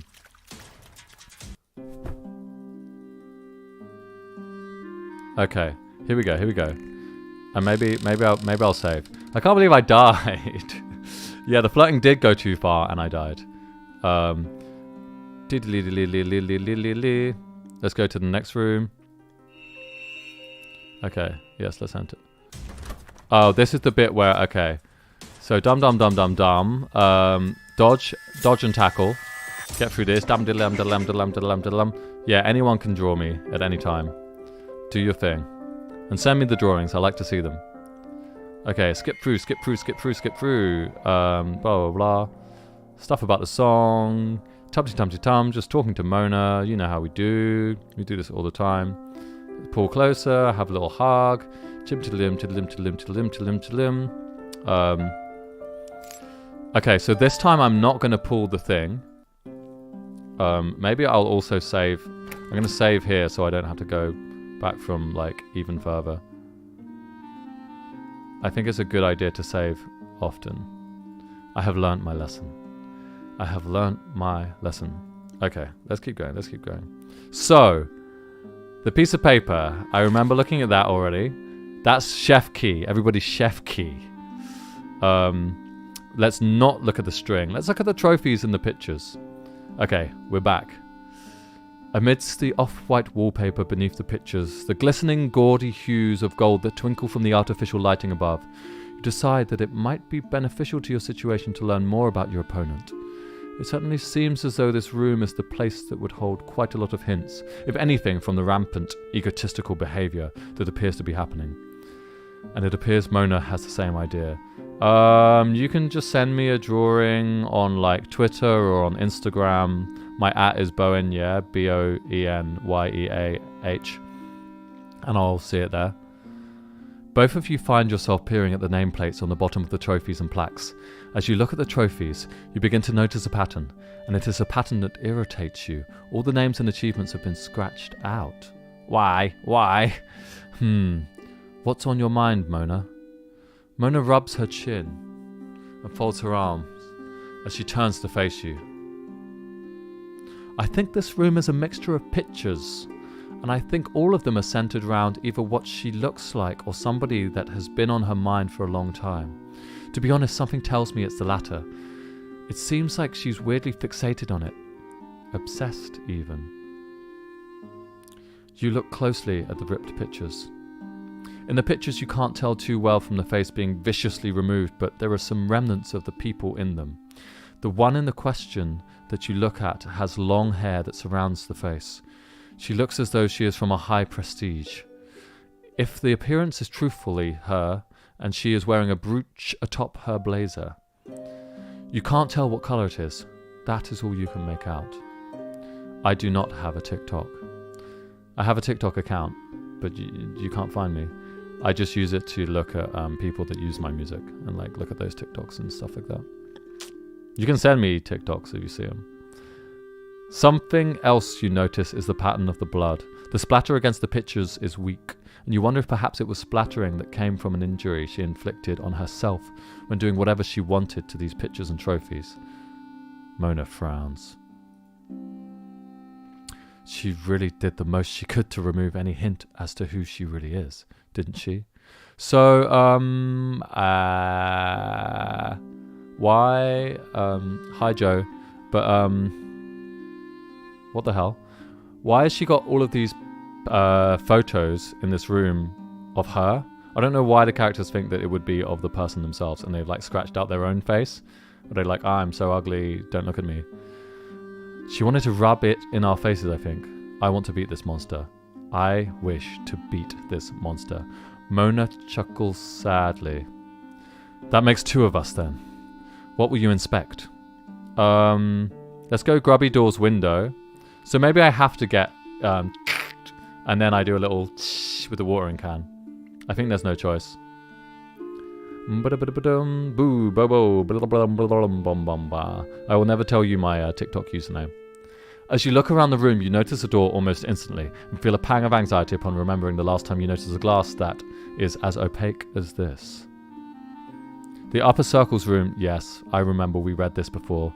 It reminds us of the upper circles room. And then suddenly, it's going to hurt me, isn't it? Blah, blah, blah. We've already read this. Da, da, da, da, da, da, da, da, da, da. You lean hesitantly against the glass panel of the door, propping yourself up with your fingertips. Gah! You're shocked to find that the glass is so brittle it shatters with the force of your leaning. Libretto! Mona exclaims with concern as you stumble forward with a slice, and she gasps at the sight of your arm with shards of glass sticking out of it. You wince in intense pain, pulling out the shards one by one and ripping out the biggest shard with a painful yelp. Ah! Thankfully, the glass did not enter too deeply into your skin despite the sting. She looks at you, holding your arm gingerly in her hands, thank you, and taking off the wrapped sweatshirt around her waist, tying it hard around your wounds. We need to clean this wound of yours. Okay, I'm going to listen to Mona this time. What will you say? What about using the watering cans? Okay, let's also save right now because maybe I've also made another mistake. Okay, here we go. Mona nods fervently. Okay, I'm glad she approves. Good idea, she exclaims, before hurrying over towards the watering cans, picking them up and making sure with a sniff that they had clean water. She turns her head back to the shattered window. And you look at the place of sharp. You look at the place of sharp, shattered glass yourself, and you notice that outside there is a greenhouse in the distance. Mona hurriedly holds the watering can in her hands and looks at you with a panicked expression. I'm panicked. I guess these were here for the greenhouse, Mona mumbles. This might hurt your arm a little, Libretto. Are you ready? Okay, guys, let's get ready. You grimace slightly. You're caught in between a rock and a hard place. If you don't clean the wound, then your arm might get infected and worse could still happen to you than if left untreated. Or if you want to, you could leave it and see what happens. The water appears to be clean. Mona is sure. What will you say? Let's do it. I can't run the risk of being infected. You nod quickly, gritting your teeth and closing your eyes. And Mona, After pouring some water over her hands with a quick rub, pours the water over your arm. You restrain, letting out a pain yell. Hang in there, Mona. Hang in there, Mona says soothingly, and she pulls her shirt down over your arm, cleaning the wound of any blood. As she does so, you begin to notice on her shirt that there is flecks of black powder. She raises an eyebrow. What on earth is that? You look in horror down at the powder that has been coming out of the wound on your arm. You thank your lucky stars that you chose to cleanse the wound. Thank you, lucky stars. Who knows what might have happened if you had left it? Mona lets out a sigh of relief. You join alongside. Phew, you really are a worry, Mona states with a relieved chuckle. She rips at the sweatshirt around her waist and tightly wraps a strip around your arm. You smile at her as she looks at you sympathetically. You rub the back of your neck. I'm even more glad that I learned all about first aid now. What will you say? Thanks, Mona. You've always been good at that. Hey, it's not my fault the glass was so brittle. I'm going to be nice. Thanks, Mona. You've always been good at that. Mona laughs at your response and rests her head in her hands. God, I hope the rest of this place is a little more forgiving, she sighs. This is already beginning to become a physical worry as well as a mental one. What will you inspect? I don't want to inspect this. It's going to force me to inspect the stinky fucking whatever it is. Okay, alright, let's skip through this. We remember what happened. Oh, okay. Actually, we don't. We don't have to pull it. That does sound like a bad idea. You stare upward at the string dangling from the ceiling, feeling like a silly cat meow, with yarn being drawn over its face. The way it hangs so tantalizingly in front of your face makes your fingers twitch. Makes you stream on Twitch and not YouTube. The deep primal urge to pull the thing is hard to resist. I just want to pull it. You remain there's a word. Stalwart. However, and keep your hands firmly at your sides, glancing elsewhere in the room. Deep down you know Mona's right. Absolutely nothing good can come of this highly suspect feature of the room. I don't know, do you think I have an automaton? You hear her exhale in relief from behind you when you show your disinterest in the string. That's good. Thank goodness you had the sense not to touch that thing. I was worried you were going to pull it from the moment I saw it. Why does Mona seem to know so much? Let's press onwards. It's like she knows the things that are going to be not good. After all of the injury and the exploration, you find that Mona and you pause for a moment, and Mona looks away from you suddenly towards the door. Okay. You curiously look back over towards the door where you saw the greenhouse. You begin to realize something that you hadn't before. You feel a gust of wind against your pallid face. What does pallid mean? It is the outside. Mona gasps and grabs your free hand with haste, frantically pulling you towards the door. You hesitantly stay rooted where you are, and she turns to face you. Libretto, this is our ticket out, she pleads. We must escape right now. You're speechless and undecided in the best course of action. Libretto! What will you say? Guys, what should we do? We have to help the others, Mona, no matter how difficult it is. Or, you're right, let's escape while we can and go to get help. What I'm thinking is, I do love Mona, and I think that we've really been flirting. And, like, she's been, like, taking off her clothes. I've been taking off my clothes. And, it would be cool to leave with her. But I also am very sus of the fact that she knows... she just seems to know, like, that everything is a trap. Okay, I'm seeing help the others, escape, save. Maybe I should help the others. I do want to go and meet them again. I do want to find out more. I can't just leave now. Can I? Can I? A lot of people saying escape. I'm gonna help the others. No matter how difficult it is. Good idea. I will save. Let's save here. Let's help the others. Mona looks at you with an odd sense of indignation. Don't be jealous. Before she bites her lip and resigns, clutching at her head and shaking it furiously. You look at her sympathetically, understanding of her frustration. The outside world is technically right before you, but what if you could not escape? What if something awaited you out there, ready and poised to kill you? The idea of a symphony hall overrun by monsters and subhuman creatures was something you could never have imagined in your wildest nightmares. And yet, here you were. Was the looming idea of something lurking outside really so far-fetched too? That nobody would be able to be saved. I think that there is something outside. I know, Mona groaned. Ugh, I know you're right. She walks over to you and folds her arms as she looks at the ground. You place your arms on her shoulders comfortingly. I shall be doing that. With a great level of sympathy, you comfort Mona as best you can, your arms outstretched and squeezing her shoulders. You watched as her emerald eyes flicker up to you, a weak smile dashing across her face before leaving. She shuffles a little closer to you. I'm scared. I'm terrified. God, terrified of the pain and the anxiety. And after all this time, I finally get to just see you and swallow my damn pride over everything. Her emerald gaze meets with your own.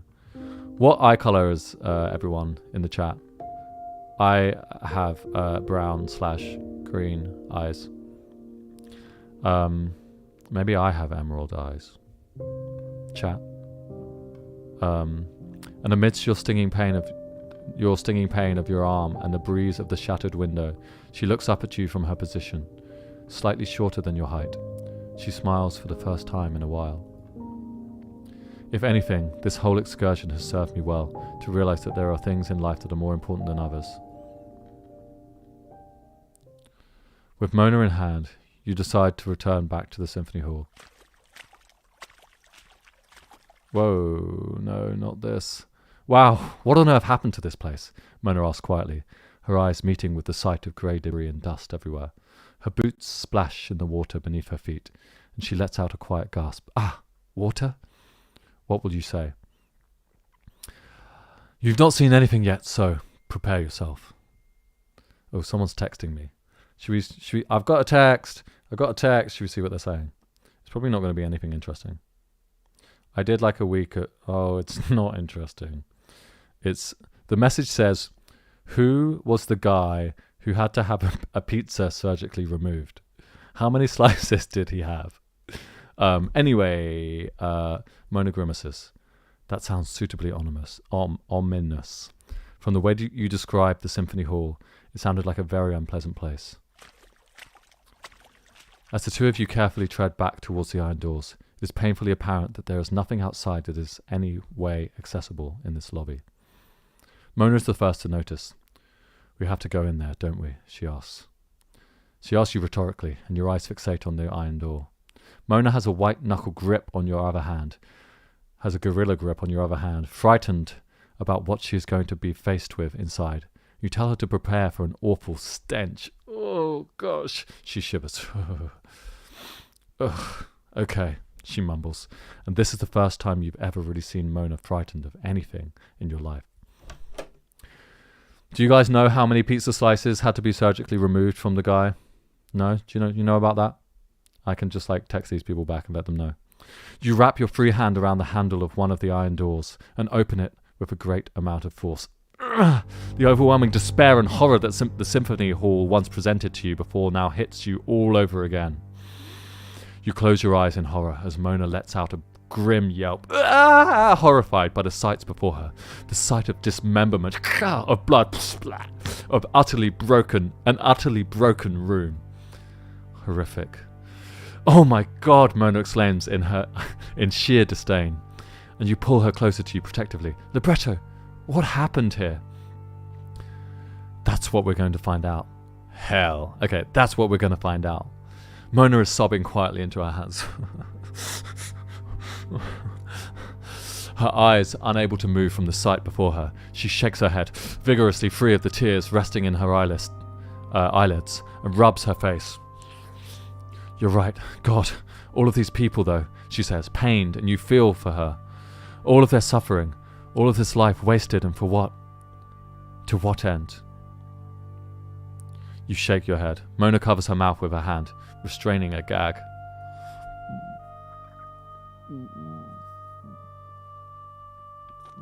Ugh, I can see what you mean about the stench too, she says through muffled speech. What a horrible place. Mona squeezes your hand with a comforting warmth. You feel the weight of emotion resting as you lump in your throat. as a lump in your throat. We'll be out of here soon, Mona reassures. You're surprised that she is the one comforting you in the midst of this situation. Don't worry. I will keep you updated about this, the whole pizza thing. Let's see. The true Pizzagate. You and Mona finally make it to the doorway of the utility closet. You are relieved to be able to peer inside and see that nothing has changed. From the off-yellow of the dusting rags to the dull browns and greys of the granite walls, it is still an empty space. You both stand together, huddled amidst the devil's orchard of the symphony hall. Libretto, what was the woman like? The one who spoke to you over the intercom? You turn to face Mona in surprise. She was pretty obnoxious. Well, Mona begins and bites her thumb. Before coughing and covering her mouth, again properly with her hand. I get the impression that the bodies strewn about and the slit throats are not the work of this woman keeping us here personally. You know, she sounds like the kind of woman who would get others to do her dirty work. It makes me wonder what kind of people would work for this woman, or if they even had a choice in the matter. I agree.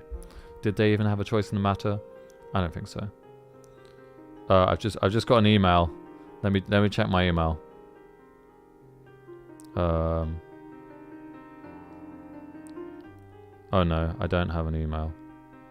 Or do I have an email? Mona's words give you food for thought, and the smell of the copper in the air is making you feel sick. You find that although you desperately want to vomit, you manage to restrain yourself. You calm yourself down, wiping a cold sweat from your brow, and praying that there is nobody left in here that could hurt you as you gather your thoughts. Mona and you find your vision scattering across the hall for any sign of an exit. Do you think we'll get a better view from the middle of the room? She asks tentatively. I can't think of many things I want to do less, but... You pause, and eventually agree with Mona's suggestion. She grimaces, and you both begin to make your way forward.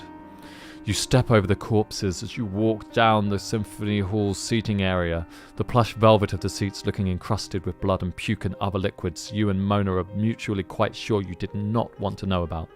You stop, short of the brutalized stage, and look up towards the upper circle's room that scared you so thoroughly earlier in the night. If it weren't all so tragic, you would laugh at yourself from earlier, being scared of the woman in the box. Compared to this, the moments before were nothing. You wish that you'd been more firm in your suggestion. Your statement either that something that was wrong, that you'd been stronger in telling Elisa that night was not a good night to do this. You feel horrible sandbags of guilt weighing you down like an anchor, despite that none of this was your fault. You pray to yourself that she and the others are all right. There is nothing in the box over the upper circle anymore. In fact, you can barely see it, as debris has been thrown into the opaque glass of it, shattering it thoroughly. You shudder and turn towards the symphony hall in all of its macabre glory. With Mona at your side, you see 3 doors that you have yet to enter. Technically, there are 5 doors all in all, if you count the utilities closet door from which you emerged, as well as the steely iron double doors, but besides believing that there could be an ambush waiting to torture you through them, you have also previously been inside the lobby from which they open to. You dread to think what has become of that place, if this is anything to go by. Of the doors before you, you can see from here just what they are. Several doors, is it? I didn't see any of these earlier. Mona says, her hand still covering her mouth. Oh, God. The stench. You wince as Mona reminds you of where you are. You choose to look at the doors instead. There is an unnamed door next to the utility closet. There is a door beneath the upper circle in the far corner, which you can see is the chapel. And finally, one just slightly adjacent to that, also facing out towards the seats, which you remember as the gift shop. Gift shop, eh? There are no doors near the stage, but there are broken steps. You lament that you couldn't get backstage safely anymore. So, which door shall we enter? Unnamed room, rehearsal room, chapel, gift shop. I'm very intrigued by the gift shop, so I'm going to first go to get me a gift or two, perhaps a t-shirt. As you make your way to this door, you notice that it is rather unusual looking. The door itself looks as though it were painted gold. I love gold, but you can't really understand why such an action was taken when, according to the text on the door, this just leads to the gift shop. Something about this door feels awfully ominous. Mona looks at you curiously. You doing okay? She asks sympathetically. I know it's been pretty tough on us both, but let's just do what we can, okay? You don't quite know why you feel that way, whether it's the door's uncanny golden sheen, or the unnecessary way the door's handle is pointed upward. Something about this room just doesn't quite feel right. Mona presses her ear to the door ahead of you. You watch her eyes moving from side to side, gently as she tries to decipher whatever is behind here. I can definitely hear sounds, she states quietly. I can't tell, thanks to the muffle of this door, but I think it's some kind of music. Should we go in? What will you do? No, not music. I think the music is gonna, like, kill us. So, on second thought, somebody said go to the chapel, so I'm gonna go to the chapel. Hi, Euphoria. We're playing The Ghost of You. It's a text-based horror romance adventure. It's kind of like a visual novel. And there's some kind of, like, jigsaw person who's trapped us and would like to torture us with music. But I'm going to go to the chapel. You decide to go to the chapel. Perhaps the Lord can save us, Mona begins and chuckles sardonically. If there's anything actually up there. 3 seems like the most private door alongside this choice, especially with its situated area. The door is placed far away from the iron doors of the lobby, as it rests in the rightmost corner beneath what remained of the upper circle, and just out of sight of the stage. You walk carefully over towards it, and hear your boots making tiny splashes in the water as you cross the floor. As you approach the door, you can see tiny text is written on the door, almost scrawled in something sharp. It looks like, and you peer over at the wooden words. Chapel. The more I think about it, having a chapel so close to a symphony hall stage is really weird, isn't it? Mona asks. I've heard of having faith rooms for people when they are away from home, but a full-on chapel? The door is large, imposing, and made of wood. There is an arch-shaped doorway hugging it at its edges. You press your ear to the door, fingertips gently arched as they hold your weight against it. You wait, and after a short time your stomach lurches as you think you can make out a faint noise, but you are not certain. What will you do? Enter the chapel. Let's go. Your heart begins to pound as your eyes fall to the door's handle, and you watch as your fingers slowly coil around it. Mona places her hands on your shoulders. Anxiously, you bite your lip. Upon feeling its cold surface brush against your palm, you turn it with a twist, opening the door to this rather odd-sounding room. Let's hear the odd sound. As the door creaks open slowly, you find it hard to process just what is in front of you. The room is sweepingly large, or at least it seems that way in the pitch darkness. You find it impossible to judge just where the walls begin and the floor ends. Flickering lights lay spread before you, and as your eyes adjust, you begin to realize what the light sources actually are. Candles. Endless amounts of candles. In fact, there are so many candles around the room that you can barely see anything else. Wow, someone's a flame enthusiast, huh? Mona says sarcastically, unimpressed by the decor choices that somebody has made. What an odd room. What's wrong with a candle? I've got one back here. Maybe something scary will happen when this candle burns out to the end. You approach the room in wonderment, astounded at the effort that somebody clearly went into setting up all of this. There are large candles, thin candles, small tea light candles, red, white and green candles. All of them are boasting a well-fed flame, and are placed at the edges of the room, spread across the altar and lining the floor. Despite the distraction of these tiny lights before you, and feeling, for the first time since you awoke, a sense of natural warmth from the mass flames, you see a large looming cross behind the altar. It is accompanied by splatters of blood both around and along it. Mona notices it at the same time. Blood! Ah! Suddenly the door behind you is slammed shut with a fearsome boom. You and Mona let out a gasp. To your relief, as you whip around to the rush of wind, there is nobody stood there. Your heart pounds like a drum. The undisturbed candles seem much more ominous all of a sudden as your shadows flicker on the wall. Flicker, flicker, flicker, flicker.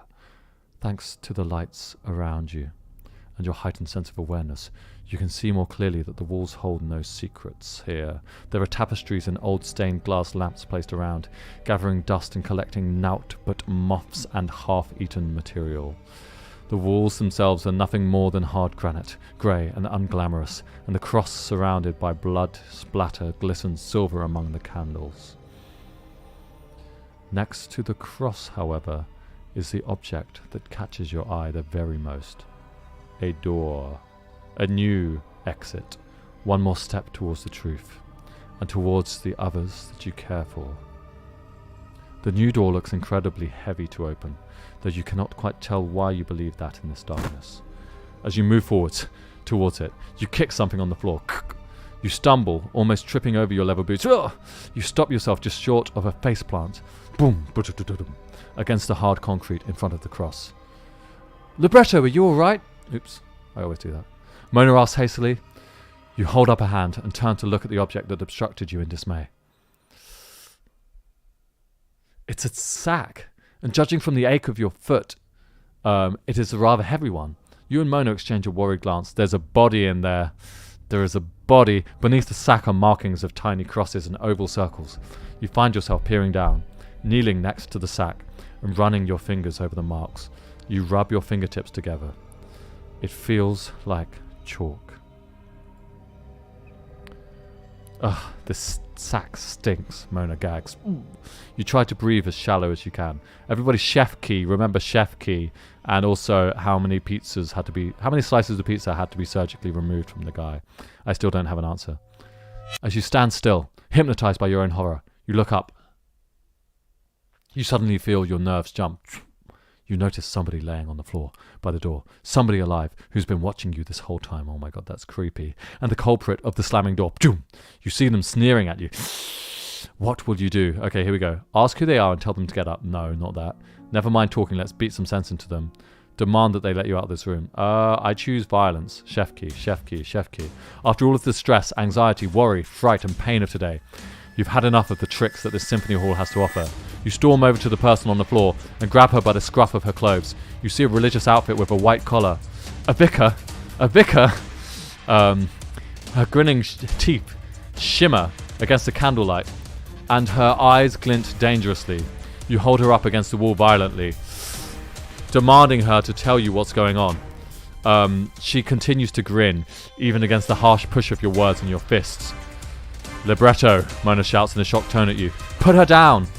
Keep me pressed up to the wall, the vicar sneers, and you'll find out just how dangerous I really can be. You know in this place that she probably isn't exaggerating, but your anger courses through your veins to such a degree you cannot stop pressing your forearm to the skin of her throat. Mona's protests are ringing in your ears. What will you do? I'm going to let her go. You reluctantly let go. You let her go and drop her to the feet. She coughs, rubbing at her throat, and all along the while, you have noticed that she's never stopped smiling. How creepy. You and Mona exchange an unimpressed look at the vicar before you, knowing full well that she has her own agendas beneath the surface. Chef key, chef key. She grins at you, bright and sharp, with the pearly whites of her teeth shimmering from the candlelight all over again. And you feel unnerved at the realization that, despite being up close and personal against her, however angry, you still can't quite grasp just how she looks. A wise decision, she hisses, and one that you may live to regret, but at least you will be alive, won't you? What will you do? Ask who they are and tell them to get up. Who am I? They retort quickly to your question, and you can hear their continued sneer underneath their breath. Why, that doesn't matter much, child. I am the vicar, the chaplain, the priest, the holy body of this symphony hall. I am one with the universe, and all of the beauty and horror that it has to offer. Is this any way for a vicar to behave? Oh, wait, no. Is this any way for a vicar to behave? Get on your feet! Mona shouts at them. They simply laugh and roll over on the floor. You watch as their head lolls back. I shall eventually, do not worry. I have much to discuss with you about many things, you know. What will you do? Demand that they let you out of the room. As you angrily demand that they open the door, all the vicar does is chuckle. You grimace, and Mona grits her teeth next to you. You watch as the silhouettes of the three of you dance in the shadows against the church. You can barely tell the appearance of the vicar in the dark of the doorway, and the candles are becoming more of a detriment as time goes on. You feel yourself getting a thin layer of sweat across your skin, though you cannot tell if this is because of the cold sweat of fear or the seemingly increasing heat. Ugh, it's getting hot. Ugh, let us out already, Mona pleads with them angrily. Stop this nonsense. Let you out, they jeer, and you feel a shudder up your spine. Oh, no, I'm afraid not, my child. Why would I want to do that when I have some questions for you? She said you would come here. She is always right. I have heard about you, you know, many times.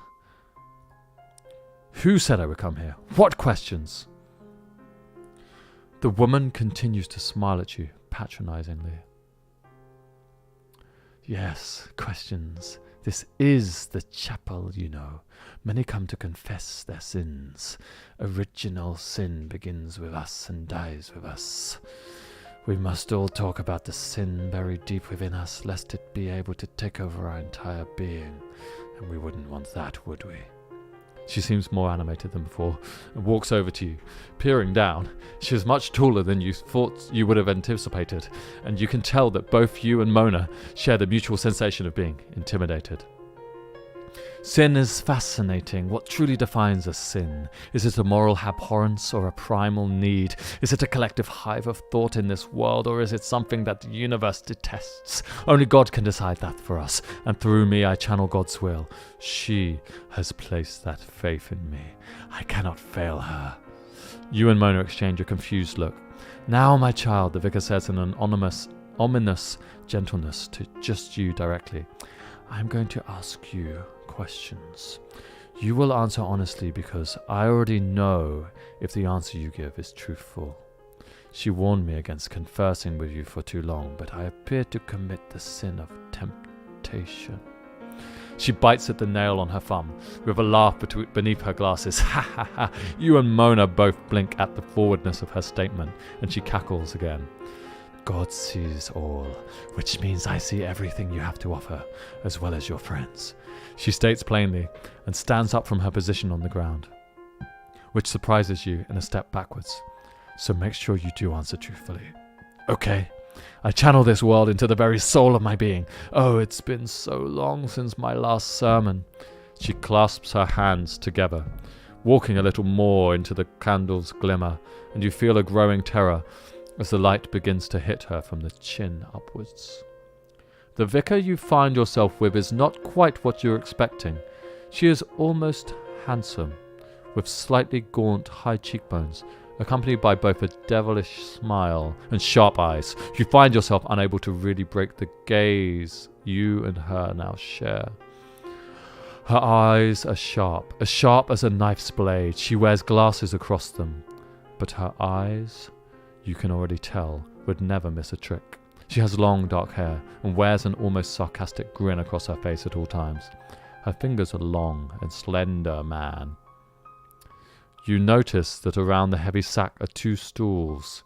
One is higher than the other. You, she states to Mona dismissively. Yes? Go stand over there. This exchange is not for your ears. Mona blinks, dismayed, before she exchanges a look with you. Both of you know better than to disobey someone as clearly dangerous as this vicar is. Be careful, Mona mumbers. Mona mumbers, Mumford & Son. As Mona walks over to the wall nearest the bloody cross, you watch as the vicar sits on the higher stool, lurching over it as she grips to the seat.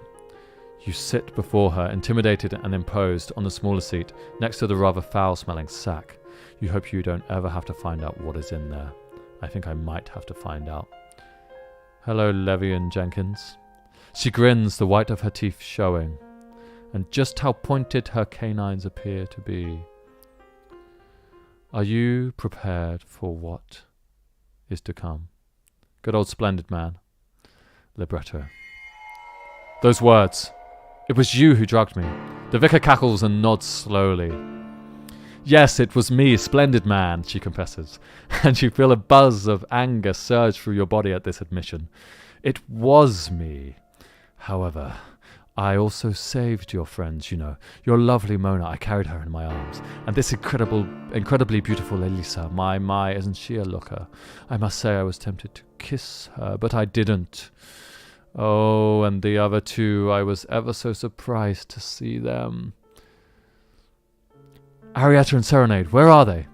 The vicar pauses before she shoves her small spectacles back up to the bridge of her nose. Yes, Arietta. She pauses as you can see her lips curling around, being unable to say Serenade's name. Her lips curve into a disturbingly secretive smile as her sharp eyes come back up to visit your own. Well, no matter. You'll see soon enough, maybe. She laughs to herself. You feel as though any more pressure on this subject will end badly. You decide to move on. With the declaration that the vicar already knows if you are telling the truth or not, you are taken aback by her knowledge. I don't think she really knows. I think that's just a little, This woman appears to know you rather intimately, all things considered, but it would appear that in terms of the woman that you spoke to you over the speaker, she is quite the outlier. She could provide you the right amount of knowledge for a price. You wonder what else might happen as a result of talking with her for too long. What will you say? I'm going to play until the end of the game, and then I shall be logging off, unless that takes forever. So at least like another hour, maybe more. Okay, what shall we ask? Where did you put them? How do you know all about us? Who are you working for? Why were you laughing on the floor when I came in? I would love to ask the question, how do you know all about us? Because I think this is someone who actually does know us. Smash stream soon, I think, so get practicing. We'll do like a viewers lobby thing. You are aware that we are here to talk about sinning and the nature of those sins, correct? I haven't sinned.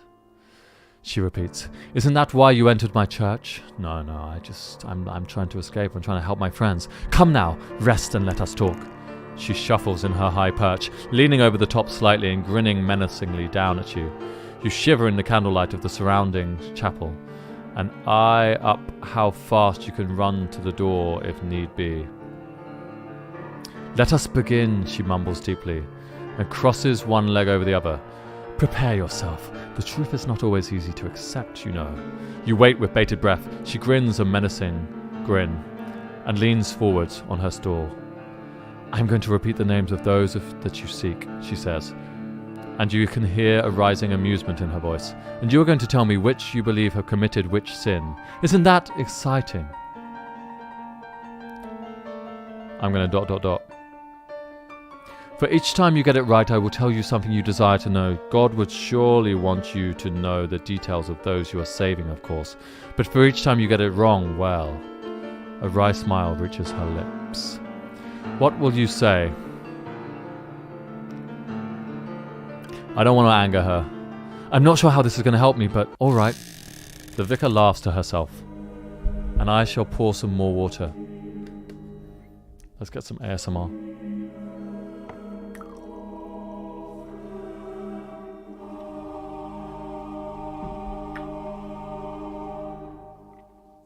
Okay, you are well and truly locked into place. You have this one-sided discussion with her. Your eyes do not break. She grins. She do be grinning. Let us see, she murmurs, and her eyes light up. She wrings her hands together. You brace yourself for the onslaught of talking you have to do with a woman that is clearly unhinged. Who do you believe? Libretto is guilty of the sin of greed. Okay, so who's greedy? Who's greedy? Who's greedy? Let's see. Is Mona greedy? No. Elisa, possibly. Elisa was talking a lot about the money that she was going to earn from this thing, even though it was a charity event. I'm going to go for Elisa, because fuck Elisa. Oh, Libretto, you are absolutely wrong. I suppose you shall be missing a question now. What a pity. Perhaps you're not as close to your loved ones as you'd like to think. Let's try someone else. Oh, this one should prove quite interesting. Who do you believe, Libretto, is guilty of the sin of lust. This is like truth or dare. Lust. Maybe myself? Maybe none of them. I think I'm gonna flirt with the. I'm gonna flirt with the twist. With the priest. I'm gonna flirt with a twist. I'm gonna flirt with the priest and say myself. Yourself! Vicar Sterling laughs to herself and you stare her directly in the eyes. This is flirting. Her golden spectacles glimmer against the hundreds of candles surrounding you, and you feel as though you can smell her perfume enrapturing you. That's an incredibly interesting response, child. I can't say I expected that of you. Whatever makes you think that? Well, I don't know, maybe I was wrong. Aren't we all lustful in some ways? Because I want you, Vicar, you're very handsome. Let's go, Vicar Root. Because I want you, Vicar. You're very handsome amidst all these lights, aren't you? Oh! Mona turns around to look at you incredulously. You notice that Vicar Sterling's face is looking a little more animated than it had just moments ago. What? Mona says in disbelief and laughs. You're joking, right? Libretto, you can't be serious. Silence! Vicar Sterling barks, Mona grumbling to herself as she turns back to face the wall. And the vicar herself turns back to you. You smile up at her, not breaking your gaze from her eyes. For even a moment, you feel your heart racing a little as she bends down. My, you really are a sinner, aren't you? Don't you know I'm twice your age? A woman of the cloth? What could you want with a woman like me? Don't you find the sinner's life alluring? I'm sure you do. You aren't sure what it is about this vicar before you, but something about her is driving you a little crazy. She is handsome, dangerous, older, and with a poignant air about her that suggests an absolute confidence in her belief system and occupation. You think that this is undeniably attractive, and you can't stop yourself thinking about how incredible she must be in the capacities outside of the habit. Beneath the dim candlelight, you notice that Vicar Sterling's face flushes a little. You're surprised to see a woman of this caliber blush. Just moments ago, she was intimidating and demure. Now she was lecherous and leering. And something about that made you feel slightly intoxicated. She leaned in a little closer to your face. Cupping it with her hands, you feel the scent of her perfume almost overwhelm you with its temptation, and her lips brush against your ear as she leans in. You, she mumbles, and you feel a shiver down your spine. Ugh. You really are as interesting as she said, aren't you? A fascinating girl. I wonder if everything had more of an effect on you than you realize.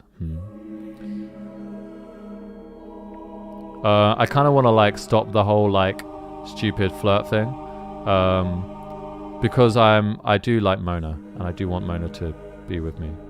So I'm going to go for more of an effect. That's enough!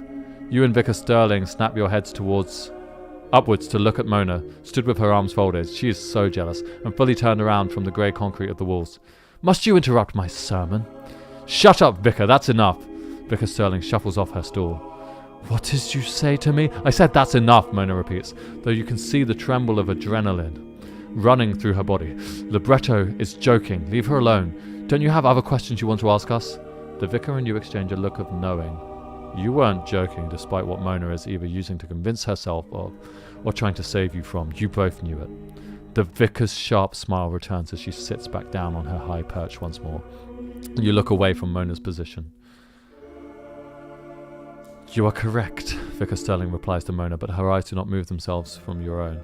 I suppose I ought to get on with it, hadn't I? But Vicar Sterling leans down to you and you feel the tickle of her sweet-scented breath brush against your ear. I'm sure we can have some fun once we're out of this place, can't we? The temptation to sin is always so great.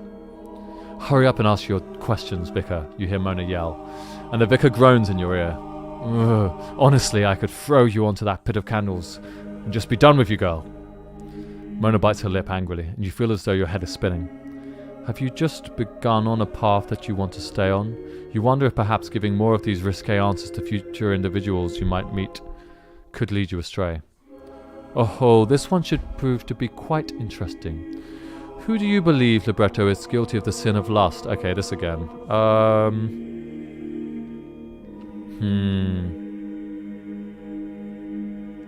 You see, none of them have really come across as, super lustful to me, so I'm going to say none of them. Oh, Libretto, you're absolutely wrong. I suppose you shall be missing a question. Now, what a pity. Perhaps you're not as close to your loved ones as you'd like to think. Let's try someone else.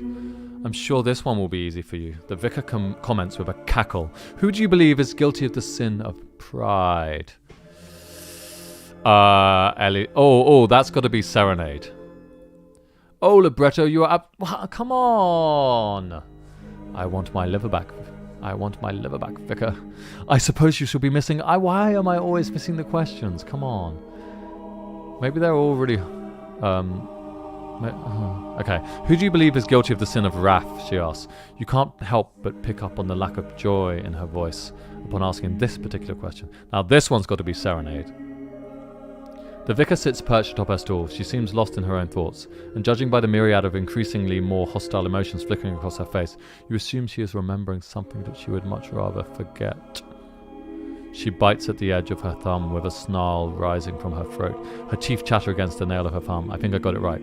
The air in the room grows perfectly still. No, that's not right. That's not even close to being right. That's not even one iota close to being right. Honestly, who else could it be? She exhales from her nose sharply, bringing herself back down to reality. Well, no matter, you got it wrong. I suppose you shall miss out on things you could have done well to know now. The vicar glowers down at you from beneath her spectacles. She looks wholly unimpressed. You had the sense to see the terrible truth of sin within a few of your companions, but not all of them. Are you not a very attentive person? Perhaps you care for some of them more than others. Such bias is frowned upon. God does not show favoritism. So, neither should a wretch like you. I think I need to put on a hat, because it feels relevant right now. You frown up at the smug woman, perched atop her stool. The way she drums her nails against each other makes the hairs on the back of your neck stand on end. Well, I suppose you didn't fail entirely. I'll answer your queries, she finishes with a cackle. The vicar clicks her finger as she leans back, and Mona looks back at her with a surprised start. You may return.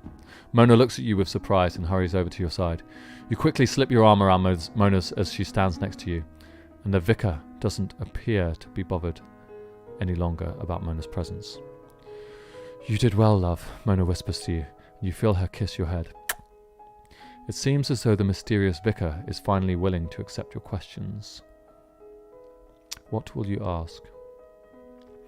Okay, here's a bunch of questions. What happened here? That's boring. Who did that to the bodies outside? I don't care who. Well, I do care who.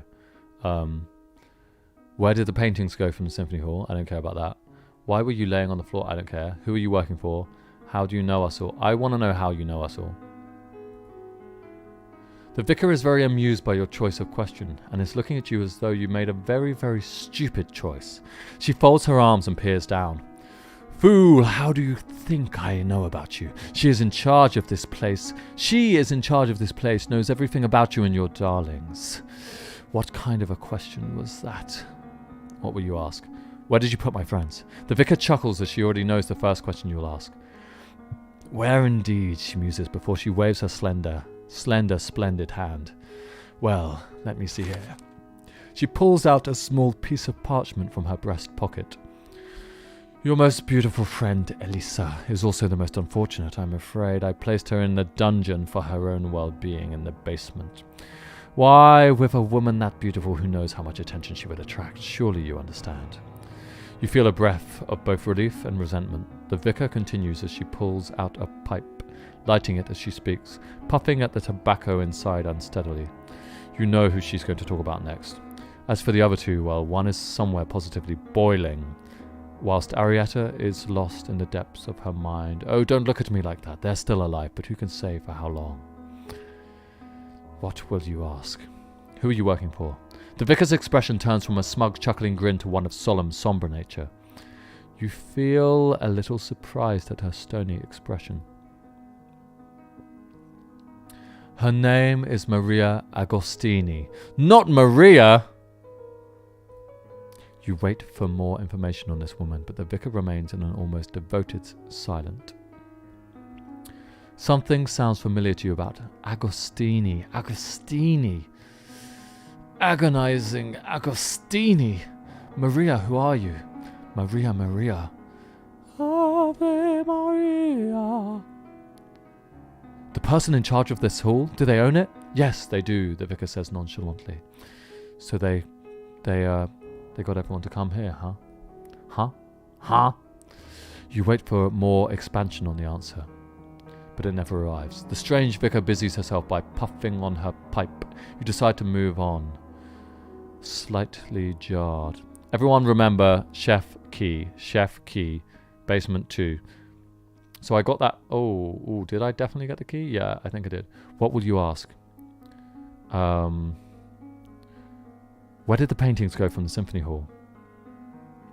The paintings, the vicar asks, and you can tell that her curiosity is genuine. You watch as she rubs her chin as she thinks, I actually cannot say I really noticed, but if someone removed them, well, I'm sure God has its reasons, child. God knows all, you know. Agostini. What would you ask? Why were you laying on the floor when I came in? The vicar blinks and laughs to herself. Oh, that I was getting bored of waiting for you, darling. I have to be in this room at this time, you know. It's all part of her plan. Everything is in its proper place, just as God intended, is it not? Chef key. What will you ask? Who did that to the bodies outside? That? The vicar repeats back to you incredulously, and you aren't surprised that someone with her warped sense of morality is offended at the idea that you were less than impressed. Outside is a beautiful offering, you know. How any people can truly say that they have seen something of that caliber. The misfortune, the sheer amass of despair. This is the other side of God, you know. You look upon her with an increasingly impatient gaze. She makes a noise to signal that she forgot the rest of your question. Oh, right, well, it is one of the creations. It isn't a person anymore, but I'm sure you'll become very well acquainted with it as you try to progress further to meet her. What will you ask? What happened here? The vicar is visibly overcome with adoration for the woman running this place, and gleefully clasps her hands together. She sways on her stool like a metronome, before drooling a little as she speaks. She decided that now was the time, you know. Oh, libretto, you are ever so special. She did all of this for you. How envious I am. She brought out all of her best creations, all of the fruits of her labor, the people, the things, the tools. You have a world before you unlike that anyone would ever experience. The kinds of things she can do to the human mind. If our humanity is defined by the soul, is a woman capable of warping, both not worthy of being called God. What will you ask? What's through the door behind you? With all of the questions answered, the vicar grins at you with a satisfactory glare. She stands up from her stool, the echo of her boots seeming more intimidating than ever as she looms over you. You feel like a kindergartner before a terrifying teacher. Sat on a much smaller stool than hers, but as you stand up on your own 2 feet once more, you feel like you are on a deceptively leveled playing field. We might be getting some answers to the pizza surgery. The guy is called Max Otchel. That's all we know. Okay. The vicar smiles at you. The silver cross that hangs loosely around her neck glints in the waning candlelight. As she stands back slightly, pointing to a door nearest to the cross, you recognize it as the door you saw when entering the room. Your destination is through here, the vicar says bluntly, so you really had better get a move on. She doesn't like to be kept waiting. Do you have the key? You pause and you and Mona exchange a look. Mona feels around in her pocket for the hard lump of metal that you found earlier. The key rests firmly with her. We have a key, Mona states, pulling out the small gold item. The vicar takes it off her, examining it closely from behind her glasses. She hands it back to Mona. Yes, this is the key you need. Would you like to progress through now? A gut feeling tells you that if you proceed through the door in the chapel now, you won't be able to retrace your steps and see what else lies within the first floor of the symphony hall. I think I have to go back then. Let's explore. You shake your head and say you want to explore more of the symphony hall first. The vicar sighs wearily, tapping her foot, tap, tap, tap, and folding her arms across her chest. Honestly, you do like to keep her waiting. Fine, but please try to be quick. You re-emerge into the symphony hall. Mona quietly covers her mouth and looks away from the bodies that lay strewn around the room. You close your eyes, horrified all over again, but a sight of the human bodies, all contorted in ways it was never supposed to go. You feel as though you almost didn't appreciate the experience inside the chapel enough.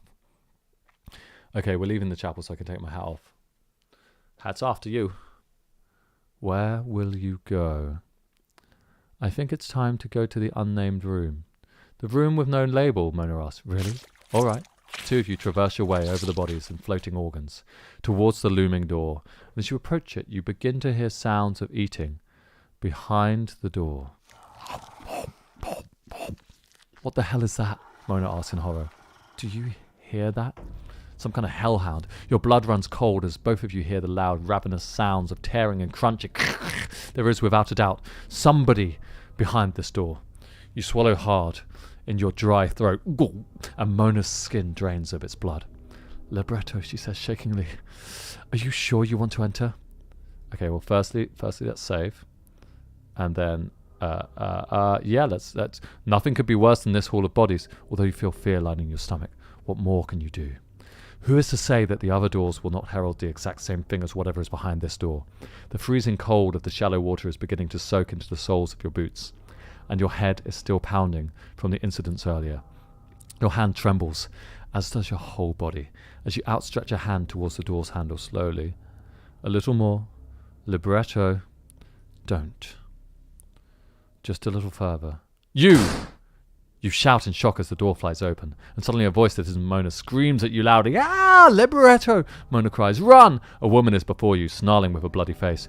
You can see in your wide-eyed horror that there are bits of meat between her teeth, and the drool and blood dripping from her lips are second to none on the scale of disgusting things you have seen. The dulled crispness of her shirt is something that suggests she was perhaps an attendee of the symphony earlier in the week, and the blood stains all over the fabric mix in with fresh and old.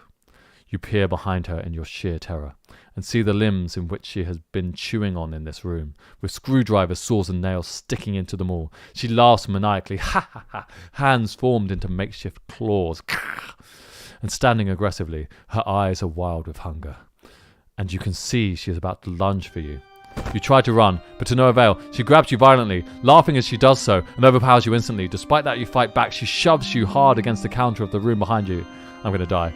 With a pile of rotting limbs resting half chewed. Ah ha ha, I'm glad I saved.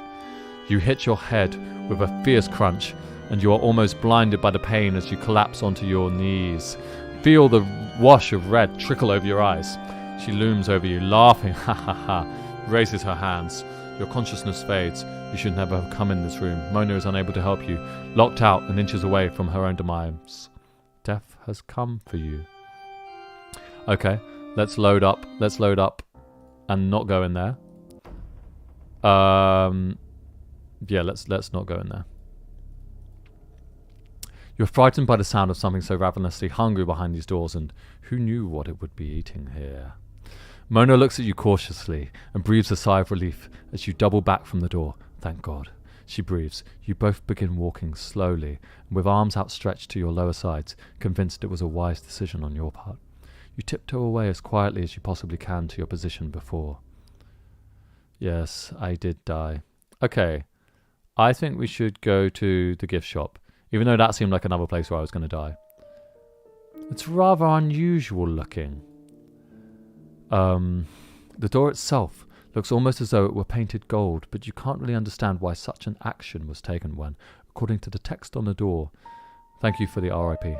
This just leads to the gift shop. All I want is peace. Something about this door feels awfully ominous. Ominous is the word that keeps coming up, which I keep wanting to say as onimus. Mona looks at you curiously. You doing okay? She asks sympathetically. I know it's been pretty tough on us both, but let's just do what we can, okay? You don't quite know why you feel that way, whether it's the door's uncanny golden sheen or the unnecessary way the door's handle is pointed upwards. Something about this room just doesn't feel right. Mona presses her ear to the door ahead of you. You watch her eyes moving from side to side, gently as she tries to decipher whatever is behind there. I can definitely hear sounds, she states quietly. I can't quite tell thanks to the muffle of this door, but I think it's some kind of music. Should we go in? Let's enter the room. We might die, but let's enter the room. Let's save again. Okay. The handle alone is enough to unnerve you, but you know that the only way through this horrible ordeal is forwards. Mona and you share a gaze of steely determination. Mona and you share a Steely Dan tape. Alright, let's press on. You have to find out as much as possible about what happened here. And about the person keeping you here. This room might hold some answers, at the very least, of what she's capable of. You swallow hard in your dry throat and push against the handle tentatively. Ah, gifts. As the sight of the room inside greets your eyes, somehow this was not what you were expecting. The room is adorned with the strangest of trinkets, from the far end of the room all the way up to the door. There are trinkets, toys and souvenirs that all share the same in common. They are all dolls. Dolls as far as your eyes can see. Straw dolls, porcelain dolls, plastic dolls, Russian dolls, all with their glassy, vacant eyes pointing out forward. Do you guys want to see my doll? And the same sculpted and uncanny smiles glaring at you, scoping across the aisles and shelves holding them. Ugh, Mona says coldly, stepping in hesitantly to the room. I always did hate these kinds of dolls. They always look like souls are trapped inside them. You feel your spine with hundreds of eyes that feel as though...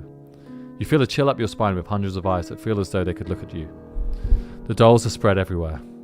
Across shelving units, cabinets in the corners, the front desk. Some of them had ugly faces, so ugly that they were twisted and snarling. But some had smiles that accompanied their beady evil expressions. Others simply looked more morose, even devastated.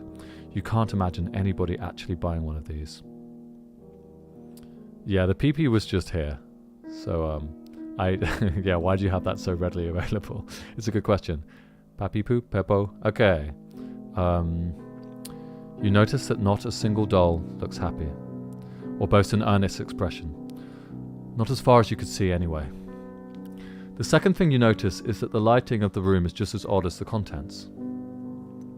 Some of the room is more lit up than others, with patches of light streaming down from what seem to be oddly placed oil lamps strewn about a dark ceiling. You wonder if this is significant.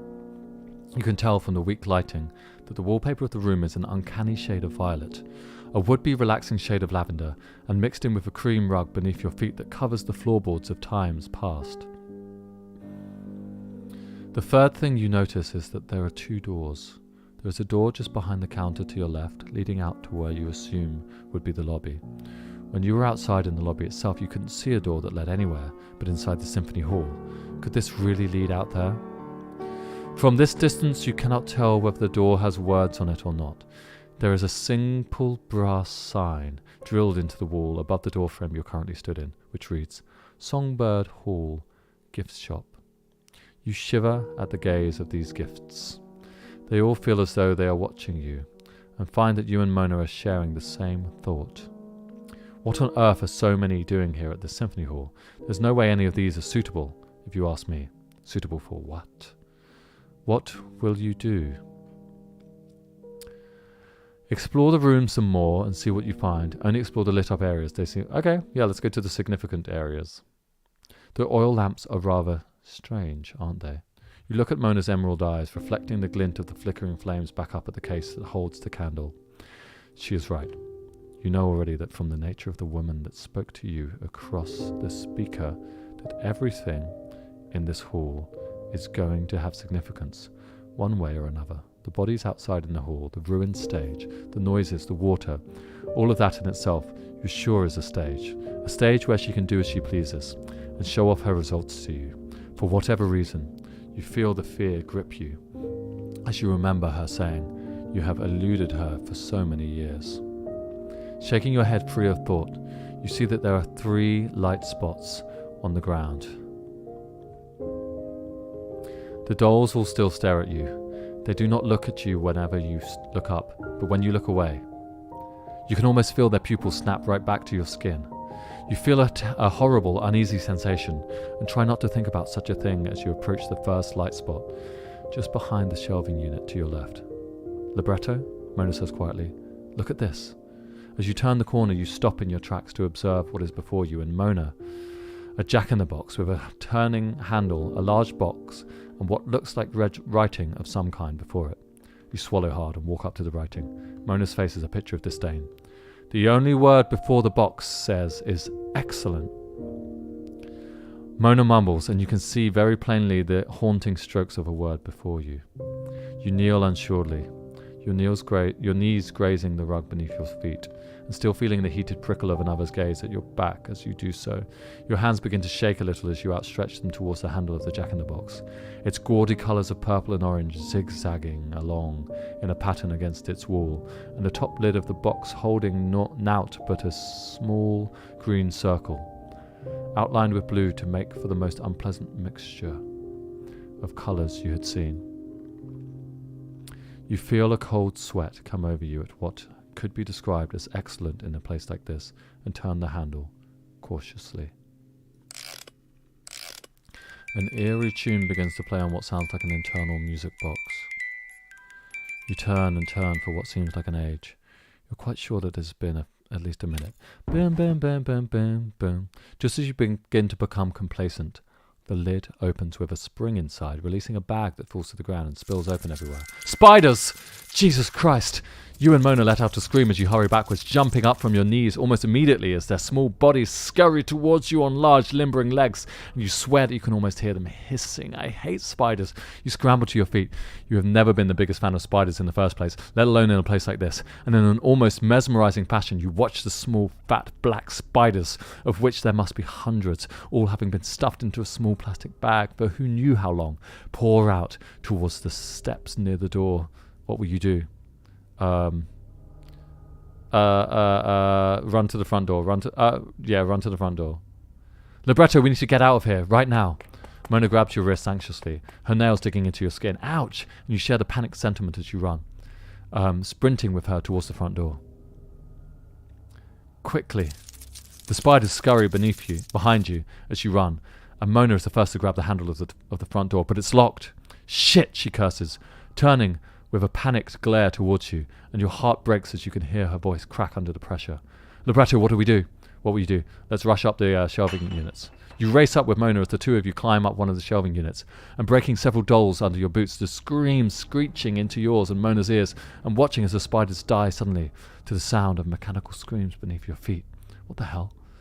You pause, frightened out of your wits, and clinging to the shelving unit as you perch, watching as you notice tiny holes in the bottom step beneath the door that you came through suddenly pouring out.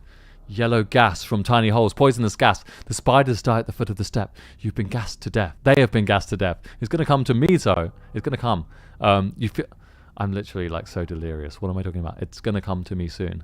You feel a new wave of fright wash over you at the knowledge that there could be just as easy many other opportunities for the woman running this place to kill you, but try to desperately reassure yourself that she claimed to need you alive. You stagger down off the shelf to stand in the horror, repulsed at the sight of the dead spiders. Is it over? Mona and you peer over the side of the shelving unit at the thousands of dead spider corpses by the door. Mona, panting, gasping for breath. You feel your fingertips clench at the wood of the shelving units. You have survived, thank goodness. You are the first to hop down, and Mona still sits atop the broken, fading screeches of the dolls. She shuffles and looks away from you slightly. Could you help me? Come here. You watch as Mona shuffles on the top of the shelving unit, slightly embarrassed about her question. You find yourself smirking for the first time amidst this traumatic experience. You place your hands either side of her hips, and she places her hands on your shoulders with a small noise. You lift her up as well as you could, injured arm and all, and help her to the ground. You let your hands linger on her hips a little as you look at her. She looks at you, bashful, and pats your shoulders. Thanks. You pause and remove your hands from her hips, as the two of you find that ordeal is beginning to have at least a little bit more of a happy ending. Upon the end of your eventful time with the first box, and at the behest of the poor group of spiders' lives, you move forwards through the shelves, more paranoid and moving quicker than even perhaps back outside among the bodies, and come to the second box. You feel a crawling up your neck and yelp as you throw off the last of the spiders before it bites you. There is yet again another jack in the box. This time the box is a zigzagging mess of red and yellow. Its gaudy, cautioning colours almost assaulting your eyes, and the word before this box simply says good. in the same paint as before.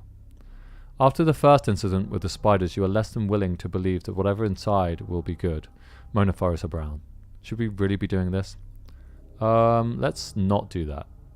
After how horrific the last box was, it goes without saying that you're a bit hesitant to turn a crank that could potentially lead to your demise. You take a large step back from the box and look over at Mona. Her eyes meet yours, and she nods at you in understanding. I feel as though that was a wise decision, Libretto. Nothing can be trusted in this godforsaken hall, can it? What will you do? Let's explore some more. As unappealing and creepy as these dolls seem to be, you recognize that the only way for progression is to go forwards, even if that path is somewhat guided by the small porcelain hands of inanimate objects, or at least you hope they are inanimate. As soon as you and Mona take a step forwards against the rug, you hear a small laugh from somewhere within the room. A shiver shoots up your oh no, not a laugh. Up your spine, and your hands remain firmly by your sides. Mona doesn't say a word. You can feel that the two of you are stiff as boards. You know that it must be a doll's mechanism of some sort, which only begs the question, what set it off? You push the thought to the back of your mind and continue forwards. You begin to notice various items along the floor, lining along near the shelving units. Nothing appears to be in the center of the room, only along the edges, as though the dolls themselves had been collecting them. You feel the gaze of 1,000 porcelain eyes stare at your back, prickling with the heat of anxiety with every step. You begin to hear a faint laugh once more, except this time this laughter sounds deep and somewhere beneath your feet. What the ugh! Mona sees the alarming sight before you, and you look frantically around, seeing a pair of eyes peering up at you from a hole in the ground beneath the shelving unit.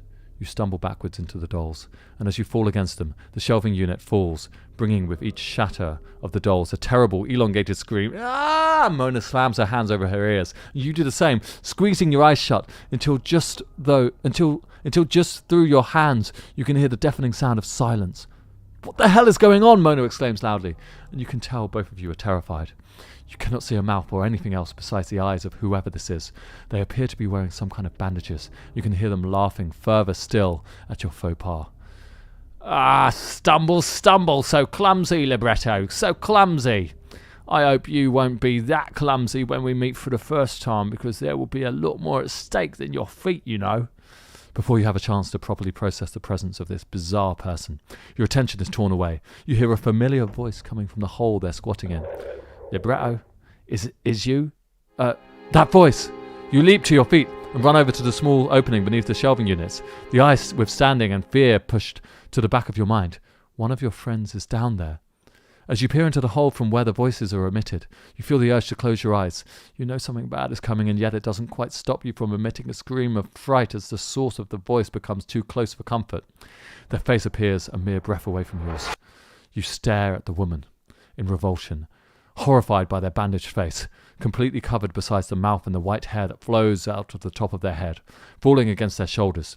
You cannot see much of them, but you can see that they have undergone serious trauma from the way that their bandages are no longer white, but instead a dull, unpleasant mixture of salmon pink and cherry red. From the little patch of skin you can see beneath the bandages, they appear to have scars littering every angle of their face. They don't make any more noise as bandaged fingers pull the grate over the hole you peer into. Here, look in here. You stumble backwards in surprise and dismay over the suddenness and quickness of the action, followed by the loud bang of iron against concrete. Hurry, hurry, they chuckle quietly. You'll have to hurry, Libretto. I'm getting bored of waiting. I want to make my own fun, you know. As the grate is sealed, so is the sound within. You can no longer see or hear them. Damn it, Mona says anxiously. Who was it? You pound your fists on the cold iron of the bars, anything to get a deeper look at wherever the voice just disappeared to. With your fear once again abandoned to the wind by adrenaline, and you notice that in your desperation to see who was down with them, that your knees got scraped. You find there is nothing there. You sit back in disappointment and fear. Mona angrily tries to pull at the bars herself, but to no avail. They're gone. Shit! Some of your friends are alive and awake, that much is certain, but who was it down there? You pound the floor angrily, pound, and stand yourself up on your own 2 feet once more. What will you do? I just better make a break for the door behind the counter. You feel as though there isn't an inch of this room left to explore, at least that you feel safe exploring. You tell Mona as such. She nods in agreement. Yeah, we should get out of here. It looks like that door at the back of the room leads somewhere, doesn't it? You eye up your options for running through this room. It doesn't look like there are any dead ends.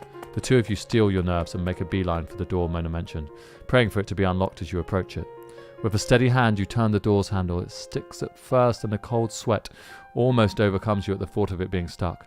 But soon it begins to turn, and you can't really tell which makes you more nervous in the end. As you push it open, your eyes are met with a surprisingly familiar sight. The lobby is before you once more. After all, still in its unrecognizable state, but Mona notices something out of place. Libretto.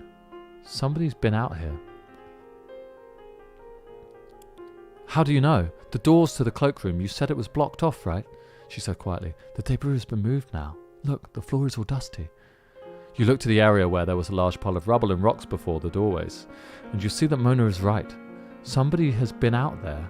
There is a telltale sign of a cloudy dust from the concrete that was once there. What? What is going on in this madhouse? You see that everything is still utterly destroyed. There are still endless amounts of rubble that is in front of the bar. So high with debris that you cannot even see the door, let alone whatever remained inside. The checker floor is covered in dust and soot, and with the addition of the water from the symphony hall when you entered earlier, blood has washed out too. Cupid Heart, I would like a steak, please. Welcome back, Neko Venture. You look to the fallen plastic plants, and next to them is the crushed, twisted body of what looks like the doorman from earlier. It's me, the doorman from earlier. You flinch. I'm actually really hungry. That's why I want the game to end, so I can get some food. The chandelier is askew, hanging by its diamonds atop your head. Mona sighs as she looks up at it. I can relate to the way it looks, I must say. Hanging on by a thread. With the new addition of the way to the cloakroom now being open, you appear to have even more options than you first thought. Options, options, options. Where will you go? I think let's go to the cloakroom. Let's go cloakroom, baby. Yeah, yeah. I feel the same, Libretto. I want to know why this debris was moved. Mona nods to you as you both walk over to the door. You outstretch your hand to the handle with a twist, listening to the slow creak of the door as you open it. You are both gripped with fear from the moment you do. Do I need to save right now? I'm saving. Okay, panic save. The hallway is pitch black, with a terrifying face awaiting you at the very end. What? Mona begins shakily. What the hell is that? This feels like it is the first time you have felt genuinely terrified, repulsed by the state of the symphony hall. Yes, horrified at the events that took place, absolutely, but this was a terrifying sight. Something that genuinely scares you to your very core. The face is something that you know belongs to a being that could very much hurt you. You feel paralyzed on the spot. In the darkness, it looks all the more haunting, and that is what keeps you from moving onwards. Its eyes are a glowering orange, its smile fashioned out of whatever the eyes are made out of, sharp and terrifying. There are neon smears across its cheeks of what looks like some kind of paint, and yet you cannot make out a nose or even work out how you can see in this kind of darkness. You can see it very clearly, and you can sense from its vicious smile that it already wants to toy with you. Any sudden movement forwards could provoke it to attack you. Is this even a creature or just a fixture? How is it glowing? But despite your fear of it moving, you cannot see it doing anything of the sort. There is always the possibility that it could be a decoy placed here to prevent you from moving forwards. And it is simply just a model. You know for a fact that the woman behind all these torturous charades loves to toy with you even more than this creature probably would. You grab Mona's arm protectively. Boom, boom, boom, boom, and remain paralyzed to the floor as you and whatever kind of being this is lock eyes. You stare at each other for a moment. Are we flirting again? And you notice that this being still isn't moving. You know you have to chance it. If nothing else, it knows you exist now. If this is really something to be feared, it will surely come for you anyway. You judge how much time you would probably have before you can reach the first door. 10 seconds? You know that it didn't take you very long last time, but you also cannot remember how long. And it was not in pitch black with an awful creature staring at you. You close your eyes. With Mona in hand, you both break for it, sprinting with your hands against the walls of the door. Your eyes are firmly squeezed shut. trusting your hands to be your senses for two people. Feeling as quickly as you can along the wall and listening to the thudding, terrified sound of your heartbeat pounding in your ears, your blood pumping through your adrenaline-fueled body. And success! You find the door's handle. With no attempt or desire to look and see if the creature has moved, your hands scarper fast against the door's handle, turning it quickly. As you thrust yourself inside quickly, you slam the door behind you. Your eyes are met with a sight of relief. Oh my goodness. Yeah, I'm not going to take a break until I'm done with it, I think. Finally, a room that seems safe, Mona exclaims in relief. Well, will it be? And falls to her knees for a moment. You relax as you sink down against the door on your back. Your legs crumple underneath your body, and you place your hands on your face. You're alive. You made it here in one piece. So far you endured some of the most horrible sights that humanity has to offer. You take a moment to catch your breath and to process all that's happened, and find it a little easier to go on. You feel the determination from wanting to know the truth surge through your body in the stillness of the safety. And as you open your eyes, you catch sight of your bag. Thank you, Neko Venture, for the $5. You're one of my favorite musicians, and I'm super happy I'm finally able to do this as my way to repay you for all your great music. Also, get a snack. I don't even think that there are any snacks in my house. Isn't that a shame? But I will get something afterwards. It is a warm relief to see something so familiar. Even if you know it's just a bag, it's still a piece of home, something that you know won't hurt you in the ways that some of the people in this very hall have been destroyed. You run over it. You run over to it, clasping at the handles before you pause. The bag is covered with blood and soot, and it looks as though there are slashes along the bottom. You pause, a cold of fright washing over you as you dread to look inside. Mona looks anxiously at you as you... Let's open the bag. You decide to open the bag. You stand back warily of whatever might be inside. And instead, as you open it, you see a single piece of sheet music. Sheet music, Mona asks. You weren't planning on playing a piece tonight, were you? You shake your head. What is this doing here? You look at the crumpled, stained sheet before you, and you discover that the sheet music is The Devil's Sonata. Your fingers scan the music notes. You recognize this piece from somewhere. Ba-da-dup. You acquire one copy of The Devil's Sonata. You've attained your first item. Yay, thank you. Oh my god, it took this long to get an item. Oh, okay. Cool. This was not why you wanted your bag, but you think that you may well take what is inside all the same. You might remember something from this. As you stand, you notice that there is a door in front of you, as well as the one leading back into the hall. You have no idea what's in the door in front of you, but you do know that there is an ominous-looking creature in the hallway you just emerged from. Let's go forwards. Let's try the door. Let's do it, baby. Upon weighing up your options, you know that the way back is definitely more dangerous. 1. You press the shell of your ear to the door behind you, and you still cannot hear the creature moving, but upon moving forwards to the door ahead, you cannot hear anything stirring behind this door. You reach for the handle. Wait! You turn to face Mona with a curious look on your face. You know what? I need the toilet, and I'm going to double, triple check whether there are snacks or not snacks, okay? I'll be back.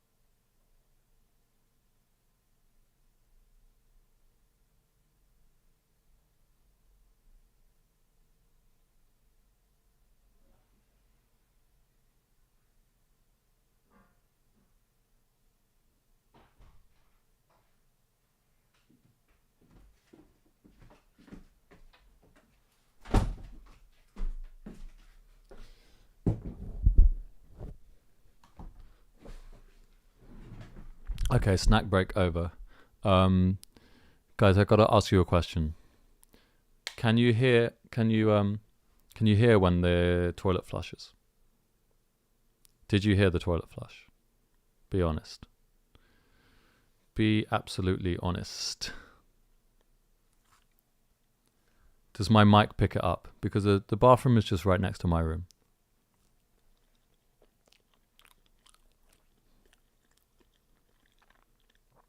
Is that a yes or a no? Also, I got a banana.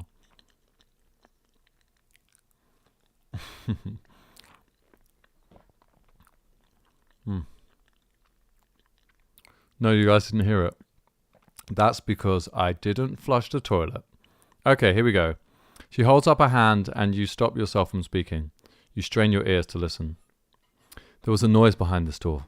You cannot quite make out what this place is behind the door, but as you listen, you think you can faintly hear someone humming and the clink of what sounds like scraping. Metallic noises scraping against each other brashly. What's going on? Mona asked quietly. Would you choose to enter this door? Yes. Humming or no humming, you think that this is probably the better option than whatever kind of creature is out in the back behind you. You still don't know how to explain the existence of monsters in the world, but you also don't care. You begin to get lost in a train of thought before shaking it out and placing your hand on the door handle. No hate, but some of the writing in this is kind of like weird and clunky. It's not my fault. The handle feels hot. It's not hot enough to burn your skin, but it is definitely hot enough to hurt if you held for too long. But what awaits you behind this door? You know there's only one way to find out. Okay. Let's go, Mona says. You can't argue with her determination.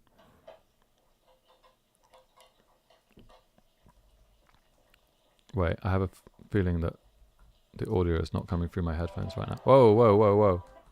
What's going on? No, I've accidentally opened a different game. No, close this. Big problem. Everybody, huge issues. Everything's going wrong.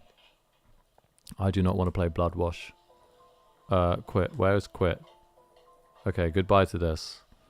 All I'm trying to do is connect my AirPods. Okay, here we go. Connect.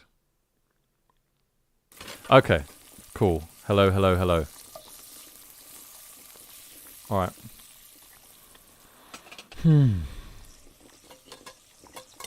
The first thing you do is cover your face immediately as you gag. I've gagged a lot of times.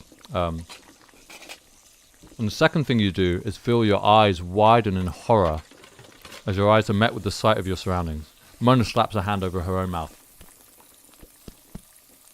Ugh, must this place continually gag me with its stenches? You find yourself in a kitchen of vast quantities. The rush of wind rustles your hair from the bang, and you quickly find yourself clamping your hand over your face. Mona staggers next to you, almost knocked off of her feet from the putrid stench, and places her hands on your arm to steady herself. The sound of a mystery concoction remains, bubbling away vigorously in various large pots, and a variety of stenches that lingered in the air reeked of death and vomit. So we're in some kind of kitchen right now. The floor is made of porcelain tiles that look beige from the layers of dirt that reside on them. You think that they were perhaps probably white once, but no longer. They are grubby and stained, and there is a matted rug beneath the feet of the rather questionable-looking chef before you. The chef in question is busy, humming away as they stir whatever is in the large pot, concealed by their body blocking your view. You can see dotted around the room what looks like organized chaos. You're surprised to see frayed books, loose notes, and sheets of paper almost everywhere. Your ears are met with further sounds of bubbles bursting away, once more beneath the liquid in the pots she stands before. You can hear the water running her. I think there might be some water running somewhere. The lighting in this room is somewhat of a reddish glare. It feels desolate, dangerous, and looming. The furniture placed around this room is overly big and misshapen, made of stone or steel. and imposing in its stature. Oh, you turn your gaze back to the Chef Key, who turns around to face you. Ladle in rubber-gloved hands. You hear them make a noise of curiosity beneath their gas mask and place a hand on their cheek. We have a guest, too, in fact. Oh my, the chef gleefully hisses, clasping their hands together. Oh, it's been so long. Nobody ever came to visit us downstairs, even though there was a banquet, and now I have reason to do my food. My signature dishes. Oh, wonderful, wonderful. She said you would come. What should I make? The chef's voice fades to a mumble, and they begin to turn back to stirring their pot. You try to unlock the door subtly with fumbling hands beneath your back, but it's no good. You're trapped. The smell of whatever's in the... Yes, Chef Key. The smell of whatever's in the pot and the oven, you notice further still, is making you want to retch. What will you do? Let's ask them about the banquet. The chef is surprised to hear your voice so suddenly, and turns around slowly, as though she cannot believe she has been asked a question. You would ask me something? You nod in response. What else can you do? The banquet, the chef repeats, slower than your hesitantly asked question. The banquet is a feast for the masses, for the mind, for the soul, you know. Goodness, I worked so hard. I tirelessly worked on it, and I worked on it for her. Yes, she told me to gather the people, to gather them and to celebrate her existence with them. Chef Key. You aren't quite sure what the chef means. You repeat your question once more. They seem more animated as they remember whatever the banquet is, picking up a knife from the countertop next to them and running their thumb along the blunter side of the knife. The lenses of their gas mask glint beneath the flicker of the stove's flames, and they turn around to face you once more. The banquet is a feast, a glorious feast, pounds for each person, accompanied by water or wine. A woman as beautiful as yourself could easily be part of such a thing. In fact, the lenses of their mask glint further still, and you can see that they are getting into an aggressive pose. You think it's probably not a good idea to ask them questions. What will you do? Please let me go, chef. Upon backing up against the door and tugging at the handle subtly, you know that you've made a grave mistake. It doesn't look as though this room has any kind of entrance or exit besides this door. It doesn't really look like there is even anything you can use in here for items. You could try picking at the chef's brain for knowledge, but you have a feeling that wouldn't really result in anything good. Your eyes scour the place one last time for any kind of utensil or item that might be useful. A knife, a key, a hammer, anything, but to no avail. Much to your surprise, all of the tools that could have been useful are stuck in the sink, unwashed and a little rusty. And as far as you can see under the glimmer of the red light, there aren't any keys to be found here. The chef is humming to herself, running her butcher's life along the wet stone on the countertop. The sounds of this room are horribly eerie. The scrape of a knife's blade, the bubbling away of unknown contents in a large metal pot, and the humming of a song that you feel as though you recognize. You think that perhaps if you ask nicely, they may just let you go altogether if they are busy anyway. It certainly would appear that they have all the ingredients that they need. You swallow hard and ask gently into the open air of the room.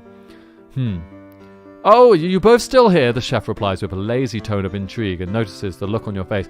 You both should really be hurrying along to see her. You explain to them that you appear to have made a wrong turn on your way here, and that you need to leave the room immediately. She pauses momentarily before placing down her knife on the counter. The slowing of their words sets off alarm bells in your head. What did you say your name was again? Will you be honest with them? No. You lie to them and say that your name is Arietta. You tell her that you are looking for libretto and would like to know if the chef has seen her. The chef pauses, though from behind her gas mask you find it disconcerting that you cannot tell what expression she's wearing. Arietta, the chef repeats to you. That's strange. You feel a hot prickle of anxiety rush up your back. The chef doesn't bother to ask about who Mona is. The miss said that Arietta had red hair. The chef rubs at her chin over her self-made gas mask, and you halt any kind of twitching or movement in your body. She peers at you with squinted, bloodshot eyes behind her dirty lenses, and leans in a little. Are you quite sure you've been Arietta your whole life, are you? Will you confess the truth or continue lying? I'm just going to keep lying. I want to trick the chef. You can't bring yourself to confess the truth, and instead you opt to keep reinforcing that you are Arietta. What is your last name? The chef asks. It is only now that you realize that Arietta never told you her last name. I think it's Grande. This woman, despite her oddity, seems like she's been informed about you and your friends, so she would certainly catch on if you tried to make up a name. The chef drums her fingers against the handle of the butcher's knife she holds in her hand. In an act of desperation, you look over at Mona, with an expression not unlike a deer caught in the headlights of a car. She can only stare back at you. You take that to mean that she doesn't know the mysterious Arietta's last name either. The chef pauses, and you see beneath her gas mask that her eyes have slid into an evil, flowery brightness. You feel your blood running cold through your veins. She grins beneath her gas mask. Her knife raises slightly. You're lying to me, aren't you? The chef says, her knife glinting red beneath the lights. You are lying, I knew you were. You want to make a fool of me. You take a step back from the chef, who is now gripping the hilt of her knife so roughly that her hand trembles with anger. You're lying. You are lying. Arietta's last name is Lacrimoso. I have it right here on paper. The miss wouldn't lie to me. She never lies to me, not me. Are you calling her a liar? She points the butcher's knife towards your face and matches each one of your steps with a great stride of her own. You try desperately to grapple one of the things off her misshapen cupboards. Anything, but it's of no use. No! Before you can even reach, you feel a horrible cold slice down your back of the gigantic butcher's knife. You know that you've met your end. You slide onto your knees, crippled in pain and slipping into a pool of your own blood, with Mona screaming in despair. Here on the grime of this floor, death has come for you. Okay, I need to go back to my last load. Where was that? I think I can survive that if I just tell the truth. Oh dear. Yes, I did compose the music for Snipperclips. So, we just need to skip through this and we just need to run. Right, this is where we get to the dum. And then it seems like it's safe. And then, open the bag. Get the blah, blah, blah. Speed run. Dum. Dum.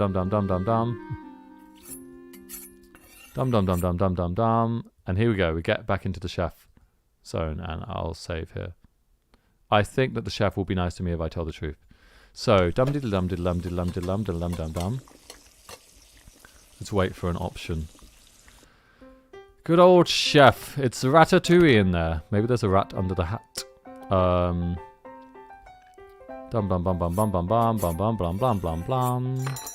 Let's go. Oh, someone has just finished a drawing. Yeah, send me your drawing. Okay, here we go. I'm going to be honest with them. You decide that in this situation, honesty is definitely the best policy. Oh, the drawing took an hour, so it had better be good. Chef key. Even if you lied to them, who could say what would happen to you regardless? It might end up being worse for you in the long run. You confess and tell them your name is Libretto. They gasp it as they look excited and clasp their hands together. Oh, they exclaim and clap their hands. Oh, I was told if you came here that I had to do something. Now, what was it? They rummage around in the drawers of the countertops next to the metal pot and the stove before they pull out a slip of paper. They show it to you. You gasp. It's Elisa's letter. Elisa? Oh, you foolish chef. The chef giggles with delight. Now I know why I was supposed to show you this. She said you would be horrified, mortified. Endeavouring to scream at the thought of your friend in peril, she grins and rubs her hand together with the letter still in them. It scrunches and you wince as you reach out to grab it. The chef notices. Oh yes, written on this letter, it tells me that I need to ask you a few important questions to see if your intelligence is still up to par. Let me see. Your mind is racing, as is your heart. The thought of something terrible happening to Elisa is driving you insane already. I think we should be friends with the chef. Chef key. Can we help you with the recipe in any way? The only thing you can think of to get out of here is, I like by default do chef voice, even though it's just narration. The only thing you can think of to get out of here is to offer your services. Maybe if you show goodwill to the chef, she will allow you to leave. You put forward the suggestion of helping with the recipe. Mona looks at you aghast. What? Libretto? Oh, the chef declares in surprise and nods eagerly and with haste. Yes. Oh, this is ever so exciting. First I get to make a glorious spread. Then I get to meet somebody new. And then I get to make this wonderful dish to go with the spread. The recipe I wrote down was a little smudged, so I'll be making stew from this book. She fumbles around in front of her apron. And pulls out a chopping knife. You and Mona feel an ominous prickle on your back. Oh boy, Mona sighs. I can't wait for this. The chef walks up before you, uncomfortably close, to the point you can smell the residue of whatever it was she was cooking. You can see her bloodshot eyes, through the lenses of her gas mask ever so vaguely. Make sure you help me properly, okay? She chirps and points the knife at your face. You swallow hard. You brace yourself and stare defiantly in the face of uncertainty. Mona squeezes your hand. First, she declares, what should go in the pot? I put in the broth, but I just can't seem to think of the ingredients. The chef scratches her head. Suddenly claps her oven mitts together and shoves the greasy book in your hands. Oh, I know. Here, look at this list. Tell me what should go in. What should go in first? Engine grease, needles, small... let's go for small potatoes. You toss a few small potatoes into the stew. They begin to boil. The chef waves her knife at you and nods. Ching, ching, ching. Very good. Good decision. Yes, quite one I would have made myself. What now? What should go in next? I think we should go for... I mean, petals doesn't sound that bad. Chef key. Thorns? Certainly not thorns. Carrots or petals? I'm going to go for petals. You drop a few petals into the stew. The pot is unpleasantly oh no, I think I ruined it.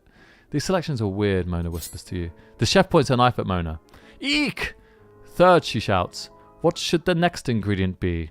Let's go for a petit pois, please. You drop a cup of petit pois into the stew. The pot is looking a bit better for it. Fourth, the chef declares. What will you add to the dish? Let's go for... Not hay. I mean, let's go for ribbons. What the... Mona begins. The chef wiggles her knife once more. Mona buttons her lip. Don't you start talking. You drop a red ribbon into the stew. The material boils away into the pot. And now the fifth ingredient, the chef declares boldly. I think this is shaping up rather nicely, don't you? What should you add to the mix? Raisins. I think it's got to be some celery. You add some chopped celery to the pot. Out of the corner of your eye, you see that Mona looks relieved. Finally, the last ingredient. What will it be? Meat, 3 pencils, or razor blades? Well, let's go for meat. You pick up some ordinary-looking red meat and drop it, it's probably human meat, into the stew. The chef makes a noise of deliberation before she falls silent for a few minutes, tapping at her head. Okay, small potatoes.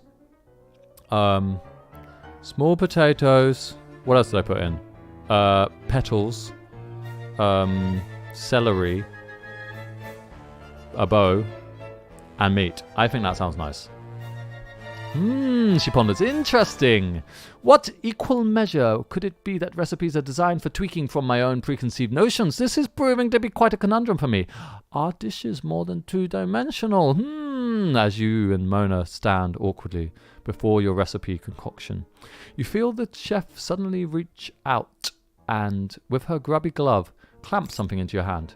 You try to recoil out of reflex, horrified at the mere idea of this woman touching your skin before you feel something cold and metal in the palm of your hand. So I'm not flirting with the chef then. What's that? Mona asks cautiously. Here's the key to a blue cabinet. Oh wait.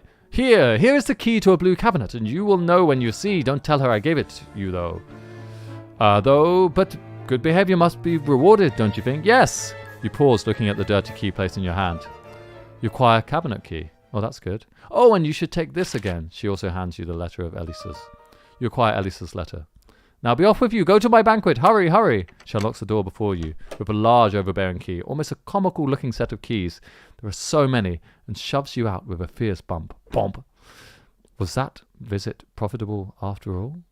Very nice. You find yourself back where you started in the gruesome symphony hall, and all the more haunted for it. Okay, that was a positive interaction. I am happy with that. I think we've got to go to the rehearsal room. It's the only other place. You return to the rehearsal room, but curiously, this is the only location you have seen thus far that was completely untouched by the chaos of what took place in the symphony hall. In a way, it is a comfort to see something so absolutely normal in this place. In another, it serves as a chilling reminder of the landscape of shattered lives on the other side of the door. You take a quick look around the room once more. You find nothing of interest. Oh, is that it? I think I just have to go to the chapel now. At least I've got the letter, I've got the devil's sheet music. You return back to the chapel and tell the vicar that you would like to pass through the door. I think we're coming to a bit of a climax. She nods accordingly, and with an almost subhuman force, she shoves you and Mona over towards the door. Hey! We can make our own way there, you know.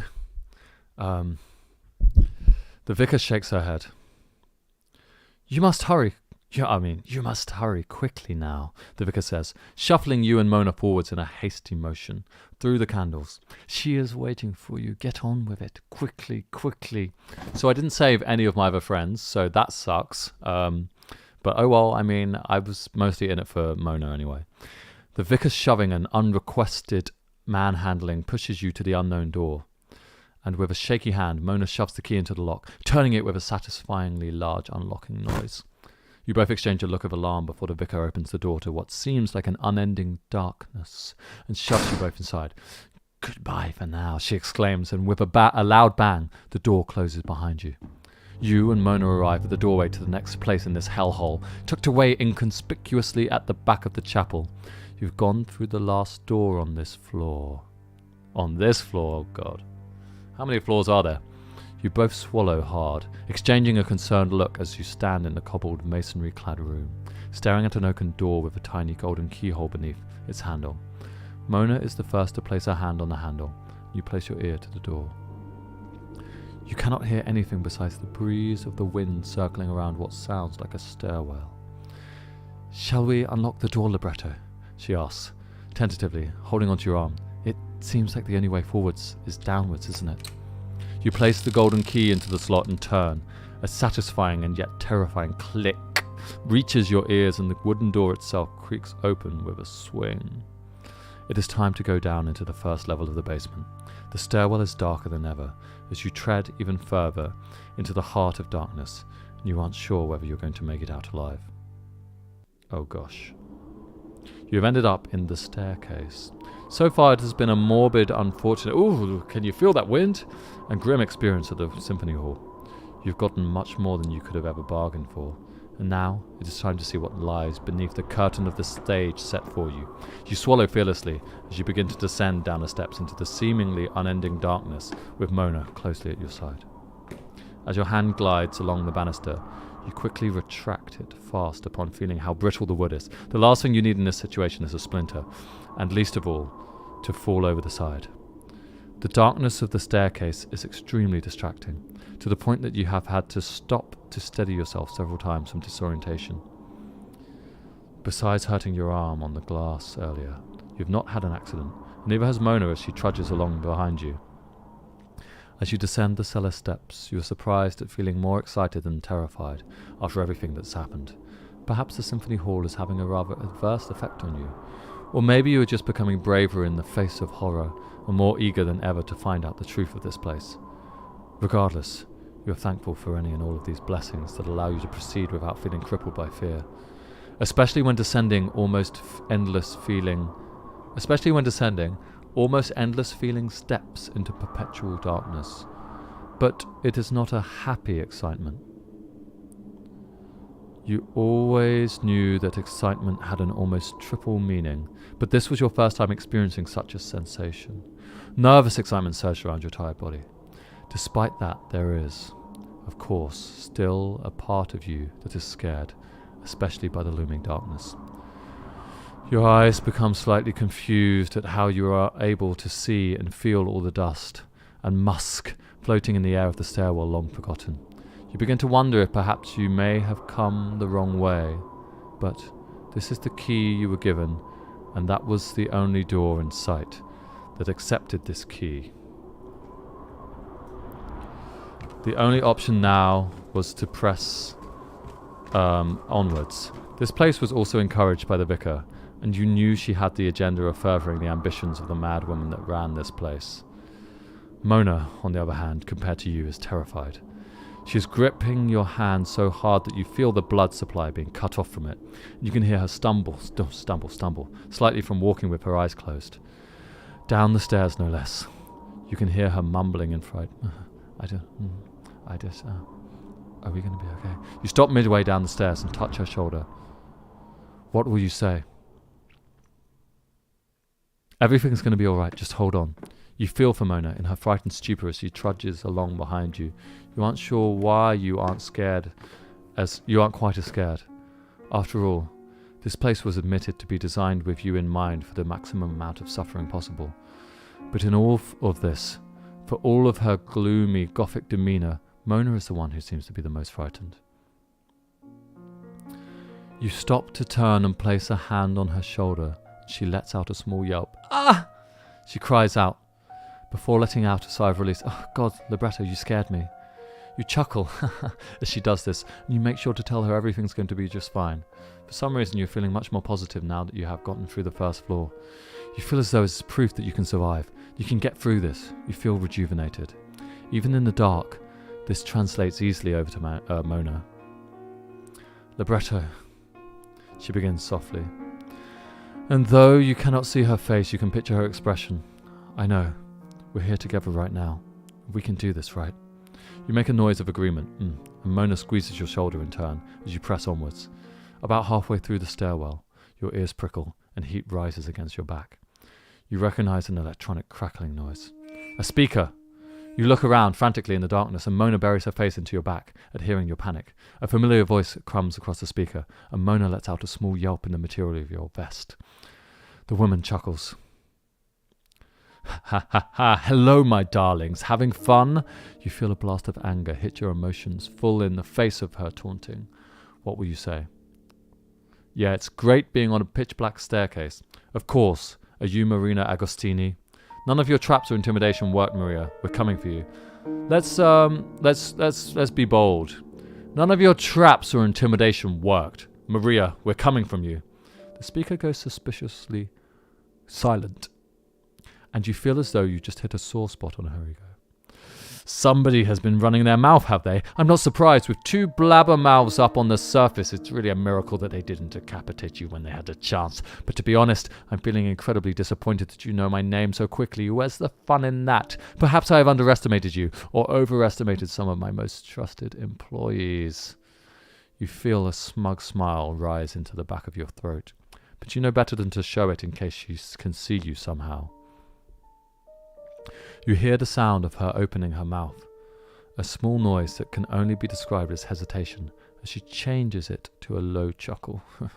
You know, she begins wryly, I'm actually very surprised you didn't kill my dear Sterling when you had the chance, especially for a woman with a chattering of a mouth as her. But I suppose not everyone can be like me. That's the vicar. Sterling? Mona asks. Yes, my vicar, Juliet Sterling, Maria replies. But as I was saying, she could never hope to be like me. She is a sheep, a follower. I am a woman with absolute control over everything in my domain. And that is the kind of entity that would be called a god, is it not? Libretto, the kinds of impact I could have had on you. What a missed opportunity. It could have been tremendous. It is evening for me, yes. It is midnight. What will you say? Could have had on you? Maria laughs into the microphone. Well, it doesn't matter. My disregard for human life has afforded me many opportunities. You would do well to follow my example, you know. And you know, for someone who keeps chipping in Mona Tenebra, I'm rather disappointed that one of my failures didn't manage to finish off an even bigger failure like you. Now, I can't talk to Libretto on my own. She sighs. Mona rolls her eyes, and you can hear that her fright is dissolving into a pool of anger in her mind. Do me a favour and shut up, would you? Mona replies, furious. You've been messing us around this whole time, making me feel more fright than I've ever felt in my whole fucking life. And for what? To what end? For your own gain? Pathetic. Maria sighs. Her voice, still as distorted as ever, leans back in her chair, in her creaking chair. How pitiful! Lashing out in your fright. Anybody would think a woman like you would be more refined. But instead you're a little more than a scared, motherless child. Motherless, how dare you go there? Mona flinches at the verbal dagger twisting into her chest. Maria laughs. You feel incredibly angry. What would you say? How dare you speak to Mona like that? Ugh, spit out your news already. We're in the middle of coming to get you.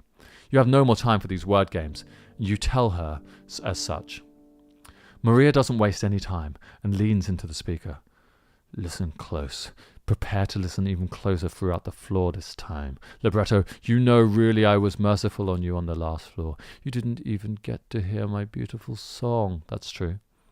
You do not have time to... Wait, okay, let me do narration voice. You do not have time to reply with whatever you would like to say, because over the speaker, the most melodious, haunting song you've ever heard begins to play softly. Maria cackles to herself. Enjoy every single thing this song brings out to you, libretto. I wonder if I had the sheet music for it. You listen. Next to you, Mona next to you has already let go of your hand. What the? An intermingling combination of violin, clarinets, horns, and strings come together in perfect harmony. Their harmony is ominous at best. The notes sound as though they were intended to be beautiful. Soft, meant to be notes that audibly glide along the strings and metals like polish over a smooth surface. Your eardrums soften to the notes you can hear, and you feel strangely soothed by this rather unusual melody, but your security doesn't last for long. I'm into this. As the song progresses, you can distantly hear the faint sounds of instruments increasingly out of key in the background. The same notes, always out of key and out of place, but somehow it almost complements the harmony of the forefront instruments even further. The harmony fades, quickly turning to dissonance, which soon turns to macabre. You feel as though there are dancing shadows inside your mind. You feel the mental strain weighing down on you like a ton of bricks, the pain crippling from the surges of darkness you feel rippling around your body. But physically you begin to realize that after the initial shock, your body feels the same.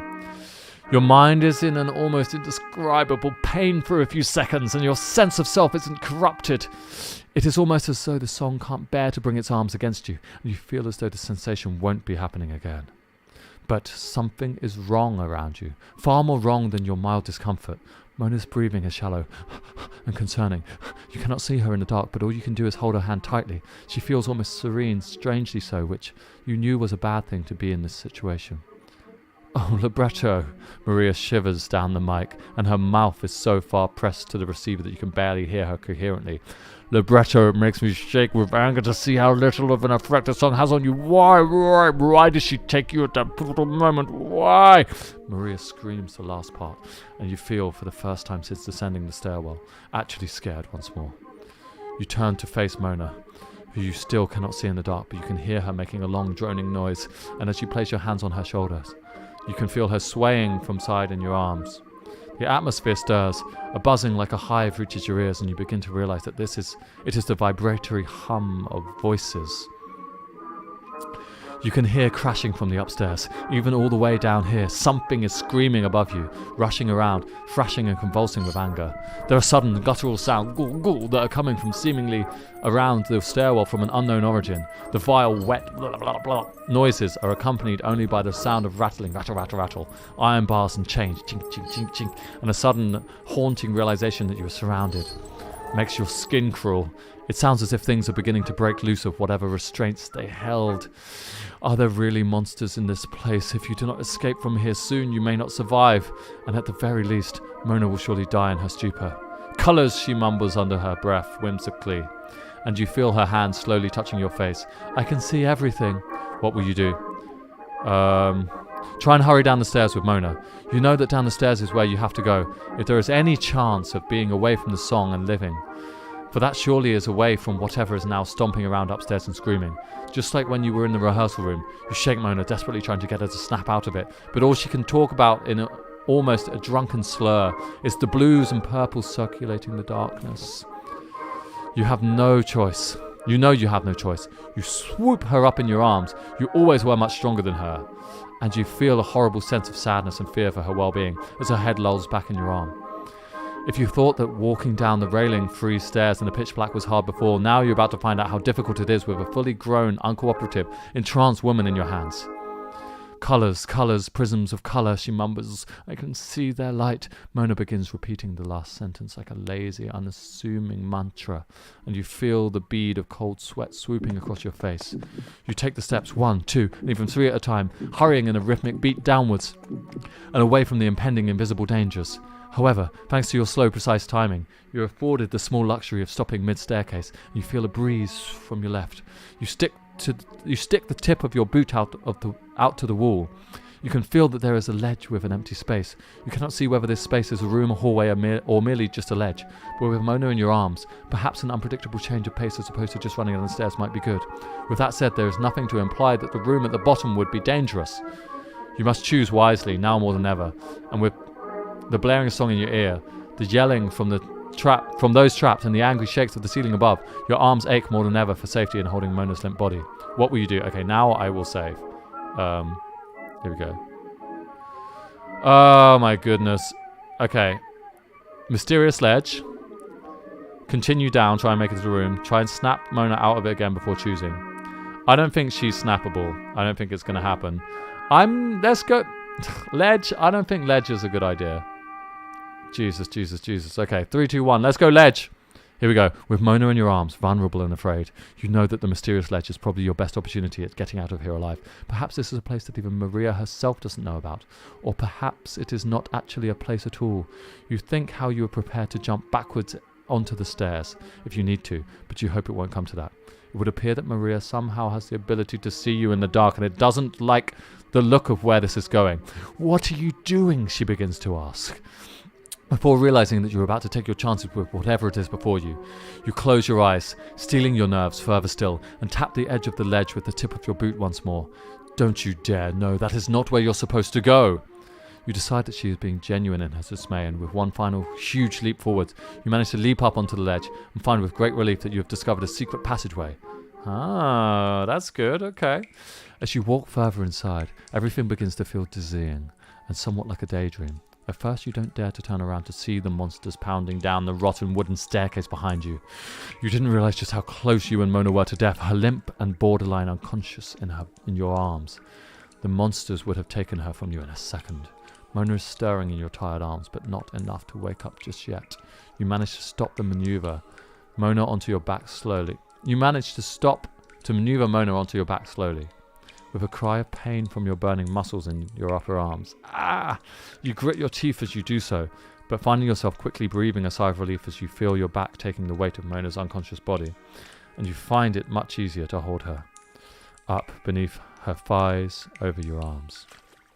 You trudge and the light's source get brighter and brighter still. You begin to realize that the glinting is from lighting all the way down the tunnel you're in. And you see what looks like a small square doorway, leading down into a room that is brightly lit with a peach-coloured carpet beneath. The closer you get to the entrance to the room, the more you begin to notice that the water is stopping. This is clearly a secret entrance, which begs the question, just how much does Maria Agostini really know about this hall? Perhaps there are more areas you can use to your advantage. You didn't know, but this was certainly, or hopefully anyway, a good start to be had. You have finally reached another entrance, a small human-sized square that to the average onlooker would either be unnoticeable from below or would simply seem to be an attic. You begin to hear voices come from the space. Are you above a room? The voices grow louder. You, get off me! Why did you even bring me here? To see your impressive collection of rare metals hung on the walls? I'm sure God will be impressed at your morbid fascination with the crucifix. Trying to repent, are you? You better stay away from her, the other voice responds, ignoring the goading from the woman in front of her. Samira, ugh, you were the worst thing to ever happen to her. If you had only left her alone, I might have been able to convert her to the ways of God. Right, and I'm supposed to believe that from you, please. It was a damn miracle to get her away from someone as brainwashing as you in the first place. Thank God she never put any stock in your mad ramblings. And you and I both know that she hated you long before I got there, didn't she? You were the devil incarnate. You think that you recognize those voices? Let's go. With Mona on your back, you decide to enter the strange room as best you can. You jump down with a crunch, gritting your teeth together as you fall to your knees. You've entered the resting ward. The two women arguing before you whip their heads around to face you.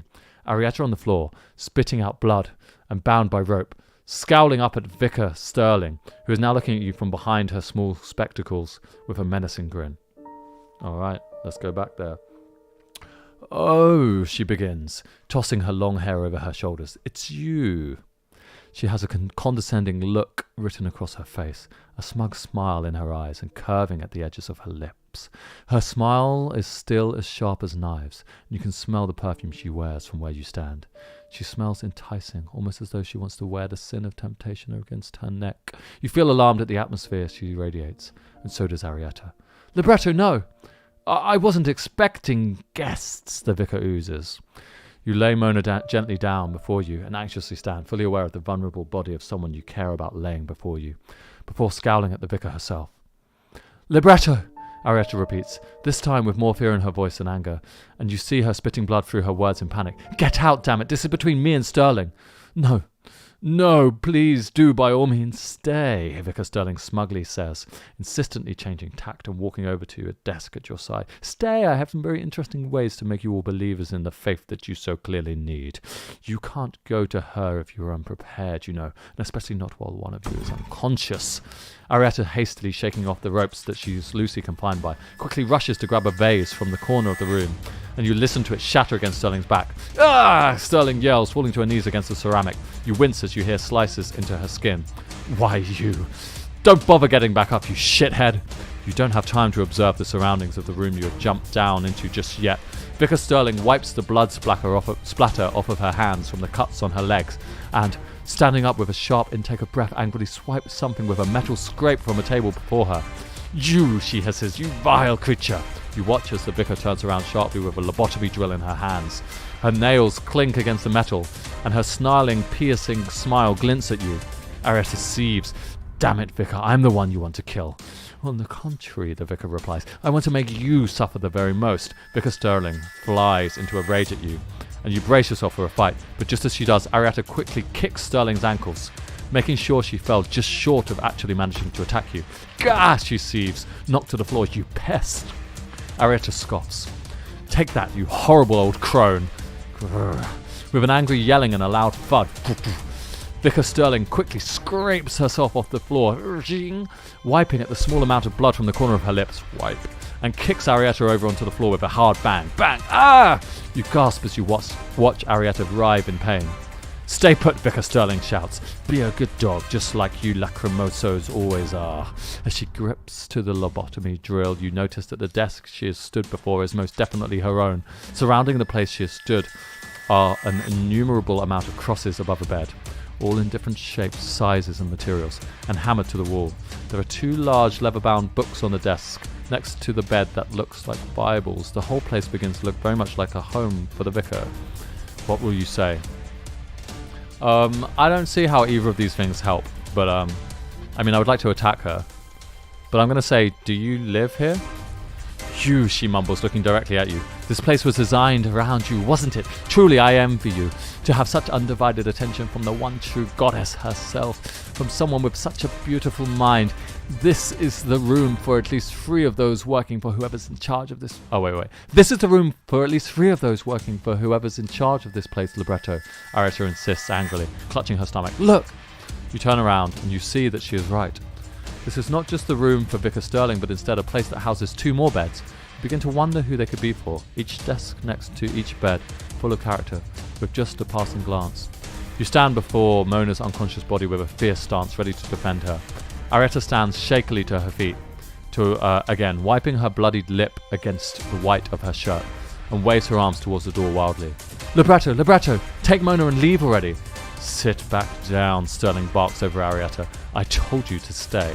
Arietta shakes her head in fury and begins to fumble around with something in the back of her trousers. I've had enough of this. You watch as, with shaking, adrenaline-fueled arms, Arietta pulls out a small compact pistol and angrily points it at the vicar before you. Her hair is messy, like flames pressed up to an alabaster, resting against her cheeks and a fierce gaze. Vicar Sterling makes a noise that almost sounds like a scoff, and you watch as the smile begins to fade into caution on her face. Don't point that at me. Then you should leave before I fucking kill you. Arietta and Sterling stand opposite each other, poised to hurt one another, both with weapons at the ready. You can tell that between them, there's a lot of history unspoken. You look around at the room surrounding the 3 of you, and then down at Mona's unconscious face. Sterling runs away from Arietta for a moment, to look at Mona, noticing your movement. My, she is a pretty girl. Isn't she? She's such a haunted look across the dark features of hers. You scowl at Sterling, who laughs as she throws the drill back onto the desk. Arietta lowers her pistols in alarm, still glaring at the vicar before her. Get out already, you creep.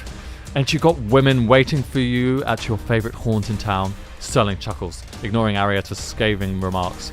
and looks at you expectantly.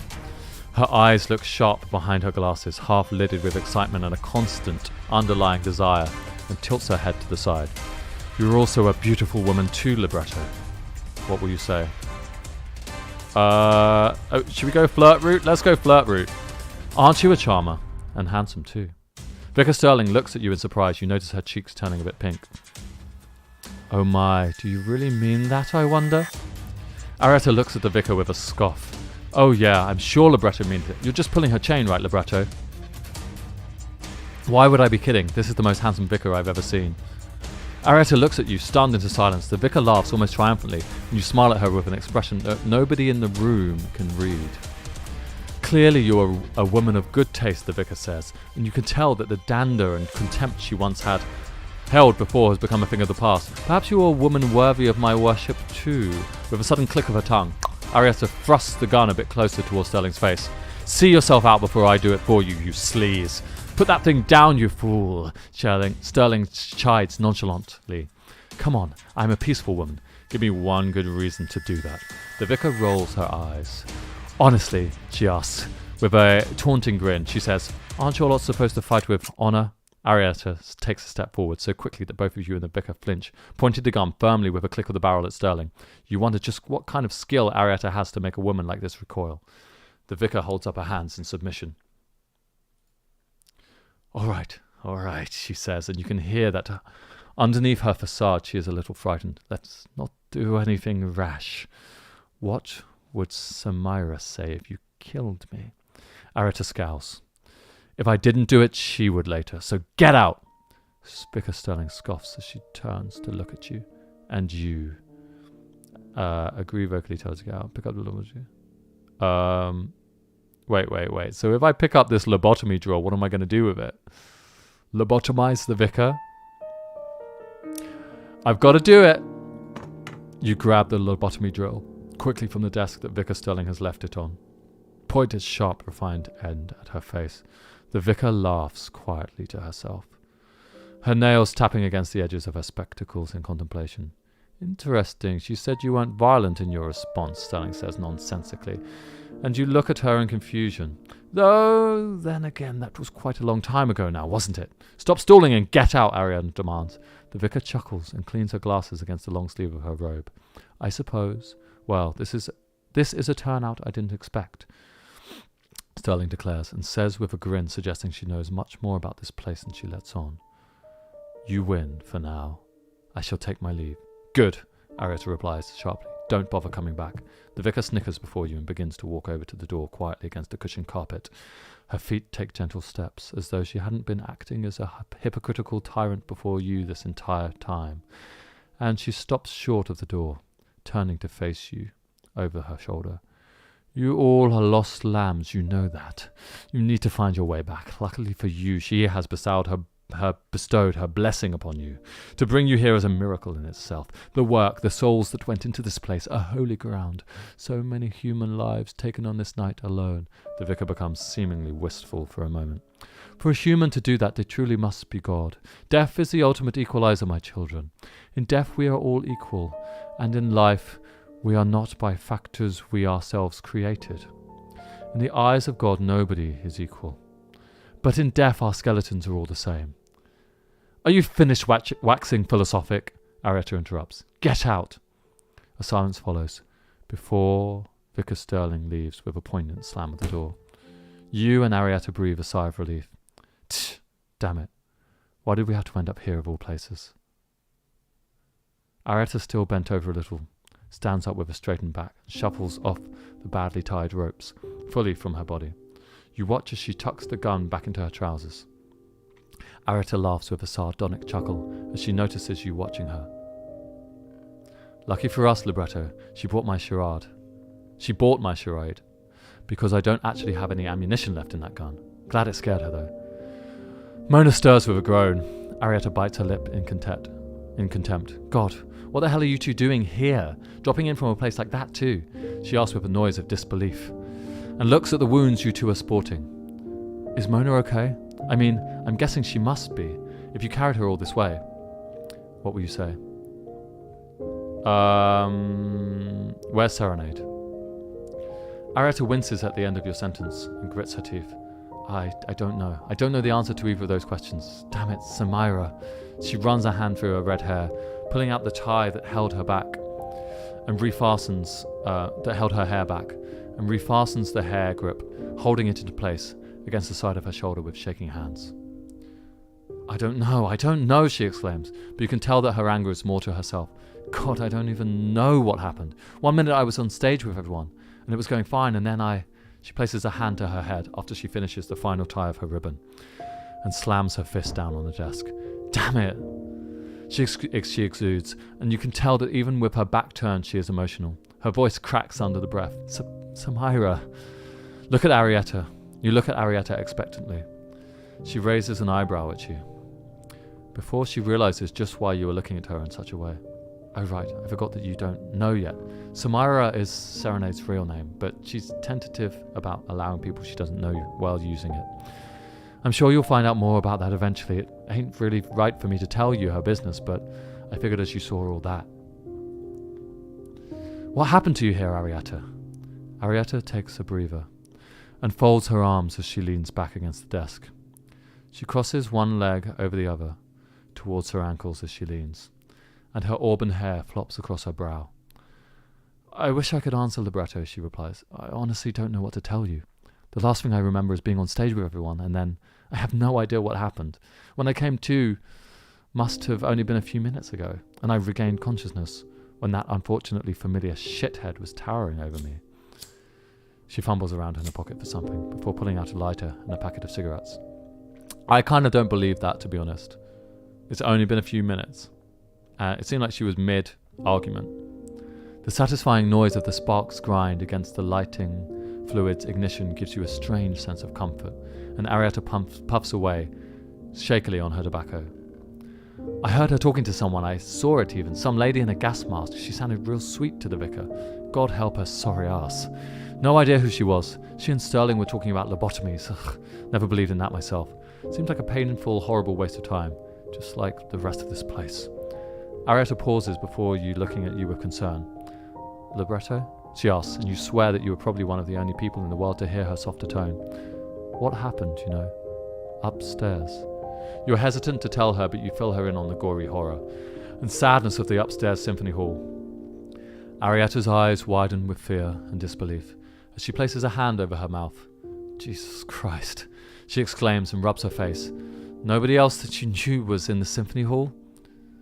You can tell she's unsubtly asking you indirectly about Serenade, and you reply to her that she wasn't there. Arietta breathes a sigh of relief. What a relief, she sighs. But to be honest, I don't know whether that's good or bad. I guess it's certainly a damn sign better than finding her dead.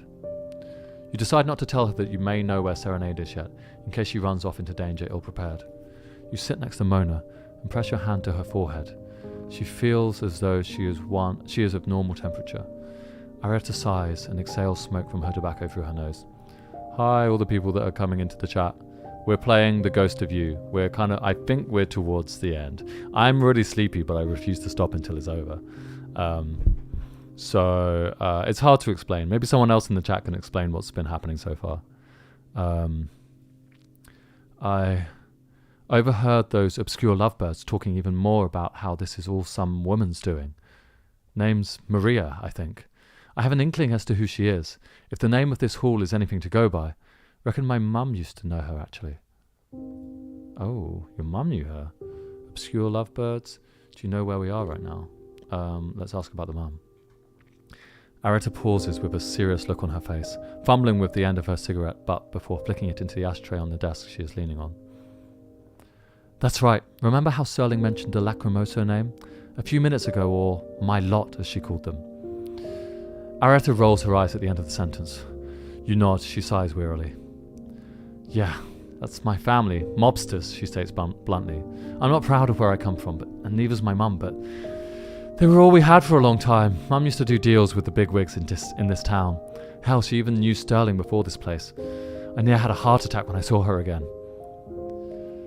Arietta chuckled sardonically, and you raised an eyebrow at the stories going on behind the scenes of her life. The Songbird Symphony Hall. She takes a drag of her cigarette. Don't smoke, kids. It's possible that she knew Maria. Yeah. What will you say? How did your mother know Sterling? Arietta shakes her head. I don't want to talk about it if it's all the same to you. You pause as Arietta folds her arms uncomfortably, repressing what looks like some kind of bad memory from her past. Perhaps you can find an item in the symphony hall that can shed some more light on the situation. As you sit down on the slightly worn carpet beneath Mona, you take the opportunity to glance around the room that you're currently sat in. The carpet, much to your relief, is not red from anyone's blood. It is slightly off shades of faded reds, making it a warm, surprisingly pleasant peach colour, barren of any pattern or strings. It feels strangely comfortable. There are 3 beds, as you noticed, all lined up against the dingy walls of this place. You tilt your head to the side as you observe the lights above, sterile, almost too white in the light they give off, and as though they are remnants of a hospital. You frown in confusion as the walls surrounding this place look little more than medieval. Behind you, away from the beds, there is a recliner in the back of the room. It's old, weathered and covered in dust, and the larger desk that Arietta was leaning against is covered in papers. She carries the chair from behind the desk, a large oak chair, to prop up against the door's handle for safety. There are large closets beside the door that Vicar Sterling walked out of. This is definitely home to the strange residents of the Symphony Hall. You begin to wonder whether Maria was bluffing about you coming down here, or whether she simply had forgotten about the well-being of her subjects. Either option seems entirely plausible. We should be safe in here for now. Provided nobody comes through the entrance you just did, Arietta remarks as she jostles the chair with the handle and slumps down against the wall. She runs her hand through her hair, clutching at her scalp in frustration. God damn it, Serenade. Where are you? Libretto? You and Arietta hear a familiar voice. Your head whips up around to see that Mona is finally waking up. Her eyes slowly flicker awake, and you say, "Welcome back, sleepyhead." Mona blinks gently, her emerald eyes fluttering open as she looks up at you from laying on her back with a weak smile. Ha, she chuckles quietly. I haven't heard you call me that in a long time. You smile down at her and she places her hand on her forehead. Jesus, my head, she exclaims with a sharp intake of air, and a wince of her eyes. Ugh, what on earth happened? Are you all right? You explain to her the events of everything that has taken place. All about the descending of the stairs, Maria's song, the monsters outside, Arietta scaring away the vicar, the sewer-like place above this resting ward. Mona's eyes widen in horror as you fill her in on everything, and she sits up suddenly. Oh my God, she exclaims, and places her hands on yours. Libretto, my God, are your arms okay? Your wound didn't open, did it? You shake your head with a smile, and Mona breathes a sigh of relief. Thank goodness, she exclaims. You, Mona, and Arietta sit exhaustedly down in the resting ward's room, a mutual crumpled pile of relief. You stroke Mona's forehead as she lays on her back, still relatively unable to move from the pain, whilst Arietta sparks up another cigarette, crossing one leg over her ankles as she sits outstretched. You can see the concern riddled all through her face, and the anxiety of not being able to find out where Serenade is, replaying in her mind. She shakes her head vigorously. What a mess we've all found ourselves in, huh? She says, a puff of smoke coming from her lips. I certainly never want to be within 10 feet of Vicar Sterling, let alone where she damn well sleeps. No kidding, Mona states wearily. I can't say I was fond of her from the brief time Libretto and I met her before. Arietta pauses, lost in a silent contemplation, before she takes another drag of her cigarette and abruptly stands up from her slumped down position on the wall. This is ridiculous, she mumbles, and walks over to the door, standing for a moment before the chair. You are surprised, as is Mona, to see her moving it to one side. Arietta? Mona asks, and Arietta exhales. She doesn't turn around as the words leave her lips. I have to find Serenade. I can't just wait here not knowing if she's alive or... She trails off. You and Mona wait with bated breath for what she's about to say next, and you find yourself surprised at her sudden candid nature. When I was younger, my mother almost died. You and Mona look at the woman's back before you, standing still in her unwanted emotions rising to the top of her mind. She almost died because she tried desperately to protect somebody that she loved. Somebody that in the end she couldn't even be with. She lost her eye that way too, Arietta mumbled to herself, her hand still resting on the cold of the door's handle. She couldn't be with the woman that she loved, or the child that she supposedly had. I could have been a bigger sister, you know. My mum could have been happy. Really, growing up, that was all I wanted. I just wanted to see my mum smile again. I wanted to know that having me by her side was enough. and I wasn't. You and Mona look at Arietta's back with a sympathetic gaze. I'm not going to live her life, Arietta declares. You can tell that this was more a declaration that she needed for herself. I'm not. I won't live my life alone with her and broken-hearted and heartbroken. I won't live it pretending everything's fine. I'd rather die protecting the woman I love than letting her be harmed because I couldn't find the courage to go and find her. Arietta appears to have made up her mind. You could try to stop her, or you could tell her where Serenade supposedly is. I'll tell her where she is. Somebody told me where Serenade might be, though I don't know how true it actually is. Arietta turns to face you with wide eyes and an animated stance. What? She asks incredulously. Runs over to you, grabbing you by the shoulders. Libretto, that's amazing. What did they say? You reluctantly tell her, and she claps her hands together. Thank you. Thank you, Libretto, she exclaims and runs towards the door. I hope that information was correct, but hell, it's definitely better than nothing. Arietta, are you really sure this is a good idea? Mona asks as she tries to stand on shaky legs. You don't know how bad it is out there. Arietta shakes her head as she opens the door. You'll do crazy things for the ones you love, right? She states boldly before pausing. I'm leaving now. I have to, so you two better be safe too. Mona and you exchange a look and nod. We will, Mona replies, and you nod resolutely, knowing that there's no way to stop her, but you better be in one piece, Arietta. If there's a sign of danger that you can't beat, let me fix my mic. I need to lean back because I have a backache from all of this leaning forwards. I would be a bad roadie. I'm not good at mic technique. Okay. But you better be in one. No, hold on. Let me just. Hold on. Let me just do this. Okay. Let's put the mic like. All right. Okay. We will, Mona replies. You nod resolutely, knowing that there's no way to stop her. But you better be in one piece, Arietta. If there's a sign of danger that you can't beat, run. Arietta remains stationary as Mona finishes, before she waves a hand without turning around. See you later, she mumbles and closes the door behind her. You wonder whether that was the right decision or not. I don't know, maybe she's going to die. Arietta has left to find Serenade, and as you turn to face Mona, you can see that her head is making her drowsy with the pain. Ugh, Mona groans, placing a hand to her head.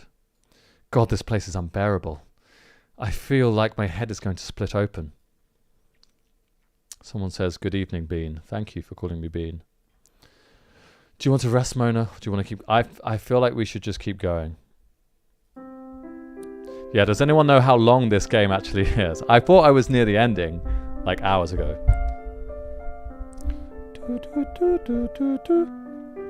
You looked at Mona gently and placed your hand on top of hers. Her emerald eyes look up at you, big and surprised before they flip back to looking at your hand with a warm smile. Covering your own with her palm, her thumb affectionately strokes your knuckles. I think I could do with a bit of a lie down if it's all the same to you. I'm feeling a bit worse for wear, to be honest. Mona's been through the ringer today, especially with the way that bizarre song crept up on her. Why did it alter her very state of mind so thoroughly, but didn't seem to have even the smallest bit of effect on you? You shake your head slightly to clear it of any intrusive thoughts before nodding to Mona in understanding. Whatever have we gotten ourselves into, Libretto? Mona exclaims wearily, shuffling over to the bed, devoid of any personal touches. She sits on the edge of it with a dizzy exhale of breath. Oof, this bed feels about as comfortable as a cardboard box. No wonder it looks like no one slept in it for a long time. Mona mumbles idly as she clambers beneath the covers.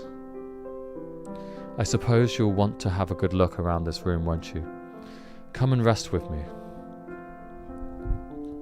Next time, okay? Why can't we rest together right now? I'll probably stream until 1:30, which is in 20 minutes time. So we'll see if we can end the game before then. And also my AirPods are going to run out of battery really soon. So, okay, I'll suppose you want to have a good look around this room, won't you? Come and rest with me. Next time, okay? You were always so nice to lay up against. Don't flirt with me. A hint of a blush creeps up your ears as Mona tries and fails to stifle a big yawn. Oh, let me know if you find anything interesting, sweetheart. I won't be long. She's calling me sweetheart. Mona's body betrays her words, as her eyes already begin to close of their own accord. You lean down to pull the thin blanket up over her body as she quickly drifts off to sleep. I would like to do a sleep story on the Calm app if they want to sponsor me. Sponsor me. With Mona now fast asleep, you stop to take a good and proper look around this room. Oh, that was sudden. The walls are still dingy in their appearance, the dark bricks unflattering and dull, but the sterile lighting is still just as present as it was when you first entered. There is no sounds to be heard aside from Mona's soft breathing. Hi Bri, hi Wilco, Mect Marcio, everybody else who is in the chat. There is no sounds to be heard aside from Mona's soft breathing. You look down at your wounded arm. You're amazed that you've survived this far, and your thoughts soon drift to the well-being of Elisa, Arietta, and Serenade. You hope that they're all okay. But you know you have no time to dwell on what could be happening to each of them. You have to have faith in their abilities of survival, but that doesn't stop a pool of anxiety swirling in your stomach. You are currently residing in what Arietta referred to as the belly of the beast. You are in the resting ward. It is evident from the other beds next to this one that they belong to individuals that reside in this place, and 2 of the 3 bedsides are full of character, and you would surmise probably important information about them or this place. The most intriguing points of this room are definitely the areas around the beds themselves, as well as the large desk in the back of the room, accompanied only by the battered-looking recliner. You walk against the carpet softly, folding your arms as you do so, and stand looking at the row of beds before you. You also notice the scent of something damp and mouldy coming in from somewhere you can't pinpoint. You decide to push it to the back of your mind for now. Vicar Sterling's bed is obvious, as you saw earlier. The accoutrements of the crosses laden around her wall make it plain just whose domain that is. You see the same large leather-clad books resting on her bedside table, undisturbed from earlier on. And you also see the piles of notes poking out of her desk drawers. Her sheets are messy, and there are bottles beside her bed. You can tell from this distance, you can't tell whether they're alcohol or not from this distance. You turn your attention to the bed next to this one, and you begin to work out that it must be long to some kind of chef. We remember the chef. Chef key. The adornments above the bed. Only true besties know about chef key. The adornments above the bed consist of pictures of beautiful food works, fluffy pink cakes, steaming bowls of noodles, all scribbled over in red felt tip. There are some stuffed toys next to the bed, as well as packets of unopened cooking utensils. You feel a strange sadness float over your heart. Alike to Vicar Sterling, the resident of this bed has a bedside table with many sheets of paper strewn over the top. You turn to look at the last bed, which you know rather well now, thanks to Mona, and you feel instantly calmer at seeing her sleeping face. You can see that this is the neatest bed of them all, but even at this one there is a bedside table and a picture hung above the bed of the phrenology bust. You peer up at the colours of the brain's dissected emotions and reactions, and you wonder just why this is hung above someone's bed. You have the option now to explore any of the areas. Okay. This game really is not winding down. Where will I look? I'm mostly interested by the unknown person's bed. With a sense of hesitation and apprehension that you just can't seem to wave away, you begin to approach the unknown person's bed, and also where the sleeping body of Mona still remains, safely buried beneath the sheets. Besides the person you care for laying inside it, there's nothing that speaks to you from the bed sheets or table about just who it was who once owned it. Did anyone? It is sterile, empty, devoid of any of character or personality, almost as though nobody had been here in a very long time. You wonder why this bed was kept around instead of just outright removed. You decide to take a look inside the only thing you cannot immediately see of this side of the room, inside the desk drawer. Gently pulling it out, your eyes are met with a surprising sight. This drawer is full of things. You see a photograph frame turned downwards, a golden locket, shaped like an oval, and a large, bulky tape recorder. You can also see pieces of paper, but you know that checking them would be pointless, as you can see from here that they were written in another language without pictures. What will you examine? Locket. As you root around in the desk drawer, you see a glimmer of gold that glints up into your eyes. You notice that there is a golden locket with an oval-shaped pendant laying before you. You can see just barely that there is a clasp holding it together. You lift it gently in your hands. It is delicate to the touch, almost brittle, as though it has been resting here for a number of years. The gold looks unpolished and without any fingerprints besides your own. You decide to try and pry open the locket's oval compartment, and with a few fiddles of the clasp you manage to undo it. Onto the floor falls a small curled lock of hair. You kneel down, gently picking it up between your thumb and index finger. As you bring it to your eyes, you can see that the hair colour is almost raven black with how dark it is. It is tied into a small circle, banded at the edge, with a tiny red ribbon. You wonder who this lock of hair belongs to, and just who is the true owner of this locket. What will you examine next? The photo frame. Reaching inside the desk drawer and slipping your hands underneath the tape recorder, you gently try to shuffle the bits and pieces out of the way in order to lift the frame out gently. You cannot see what is inside the frame from this angle, but with the decorative border being as elaborate as it is, you begin to get the sensation that it is something incredibly important to the owner of this bed. You manage to lift the frame gently out, and as you turn it over, you see the person you presume to be the owner of this bed. A woman with as much of a guilty expression as an exhausted one.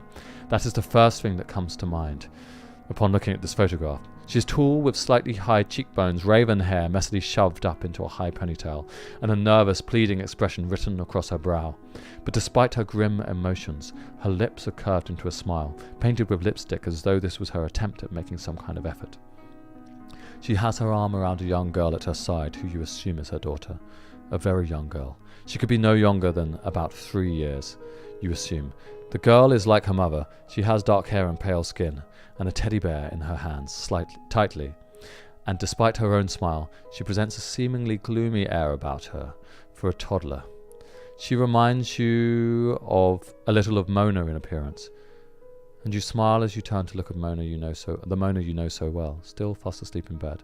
The woman in the photograph is wearing what looks like a scientist's coat, and they are stood before what looks like an interior home's kitchen, resting back against the table. There's a soft glimmer of sunlight that shines in from behind them, even in the monochrome of the picture. Let's examine the tape recorder. You decide to listen to the tape left next to the tape recorder at the low volume, and after wrestling with it out of the desk, as quietly as you can manage, with only a few sniffles from Mona as she sleeps, you walk swiftly over to the desk at the back of the room. Slipping yourself into the chair that rests idly behind the desk, you look at the unlabeled tape in your hands and place it into the tape recorder with a satisfying click. There is nothing but static for a few moments. Suddenly a voice, a French accent, reaches your ears. Testing, testing. Oh, this damnable light. I'll never know to check when it's already recording, so I can't stop having these annoying introductions. This is Francesca Tenebre, checking in with patient number 052. I am recording this to be a medical record of the procedure number 009. Recording this seems pointless to me, but here we go. Tenebre. Honestly, I've said it before, Agostini, but I really don't know why you have us using these recorders. It's not like you don't see the results for yourself. The army is long in the past, you know. The grainy voice mutters to herself. Oh, whatever. Where to start? Well, for this patient, it was almost a success. The procedures were followed to the letter of protocol, much like patients 49 and 50. The surgical... Oh my god. I'm going to continue to next. The surgical changing of the inner ear structure was a success. No brain damage, no brain tissue removed during the operation. No injuries to the eyes, nose, or teeth. However, as expected, the risk of the procedure has left her with an incredibly sensitive case of paranoia of all things. Every sound alerts her to the potential of danger. It seems as though nerve endings have been too heightened. Francesca takes a breath into her grainy recording. You can hear her sparking up a cigarette even as she records. Upon playing the requested song, it was almost as though she was plunged into a frenzy. Hands almost tore up her face with how it drove her mad. And soon she quickly went lucid. This song, she begins before pausing to take a drag of her cigarette. You can almost picture her perfectly in your head, from her husky-sounding voice and the appearance of Mona's handsome, gloomy face. If this truly was her mother, the song developed by you, Agostini, well, this time it was a resounding failure. Probably from the operation, it seems as though expanding the air canals within the parameters is pointless. A pointless death, this one. She pauses again. If you think you misheard, you didn't. Though knowing you, I doubt you care. 2 days of recovery later, the patient was found hanging from a noose tied to the upper bars of a holding cell, made with a torn piece of cloth from sheets. Her voice trails off, and you find your hand covering your mouth in horror. You think you can hear her anguish, even through the static fills silence. Over and out. There is a click. The tape goes off. You sit in stunned silence. So that was oh god. Okay, my AirPods have run out of battery now, and we're 10 minutes away from the ending. Let me take my AirPods out, and hopefully it doesn't like stop anything. Anyway, yeah, someone says, yo, I didn't know you were multilingual. Yes, I am multilingual. As you can tell, I'm extremely multilingual. Okay. Does the end bed belong to Mona Tenebra's missing mother? You feel as though you have examined the mysterious bed back to front, and decide to step away to look elsewhere. Let's look on the chef's bed. You decide to look at what you assume is a chef's bed. The bed before you is unkempt. The sheets are unmade and messy. You look at the surrounding area. There appears to be the sharp new utensils and the small stuffed toys that you noticed before. And like Vicar Sterling's, well, let me just put my AirPods onto charge for a little bit. Let's do this. Just do that. The small stuffed toys that you noticed before. And like Vicar Sterling's resting area, you can see that the chef's desk is bursting with papers and documents, shoved into the drawer. You assume that this is probably one of the only areas they were able to keep personal possessions safe and away from prying eyes. Yeah, I can either do accent or emotion. And for that past little thing, I chose accent, even though it was a horrific, terrifying thing. We just had to talk like this, and what is the problem? On top of the desk, there are 2 large recipe books. One that is completely destroyed with ripped pages hanging out from the inner spine, and another that looks almost in the same way, but is probably at least readable. You also see beneath the cooking books... Oh, okay. Has something... maybe the music stopped right now. Dum dum dum dum dum de dum. I think the music has stopped for you guys, but it should not be doing this. I think once my AirPods have charged a bit, then it'll come back. Okay, so recipe books. One that is completely destroyed with ripped pages hanging out from the inner spine, and another that looks almost in the same way, but is probably at least readable. You also see beneath the cooking books that there is a small unlabeled green book. Above you can see the destroyed pictures that hang over the place where the chef would rest their head. Green book, always the green book. Without a label, you're unsure what to expect from this book. You slip it out from underneath the larger books that rest atop it. You begin to see that this is a diary. Will you read it? Of course. You decide to peek inside the diary properly. After all, there's no way she could have known you've read it, right? Dear Diary. Okay, first of all, if you are anyone who isn't me, then stop looking. I mean it. I will find you and kill you and turn you into a pie. Second of all, the mistress said I needed to find a healthy way to respect my feelings, so she gave me this diary. She kind. Today was a lot of fun. I spent time with Sterling and I surprised her with making her chicken a la king. That's her most favorite food ever. I try not to serve her anything. I try to refine it into my own taste because I know she doesn't like it. She told me off before I even served her it, and asked me if it was a lost lamb. I told her to pay attention.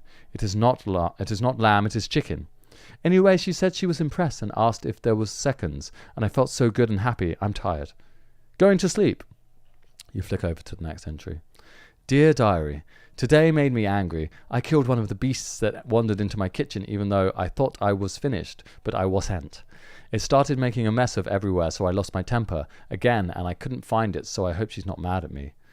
Maybe I can try it this time. You turn the page once again. It appears as though the chef acquired this diary somewhat recently, as the remaining pages are empty.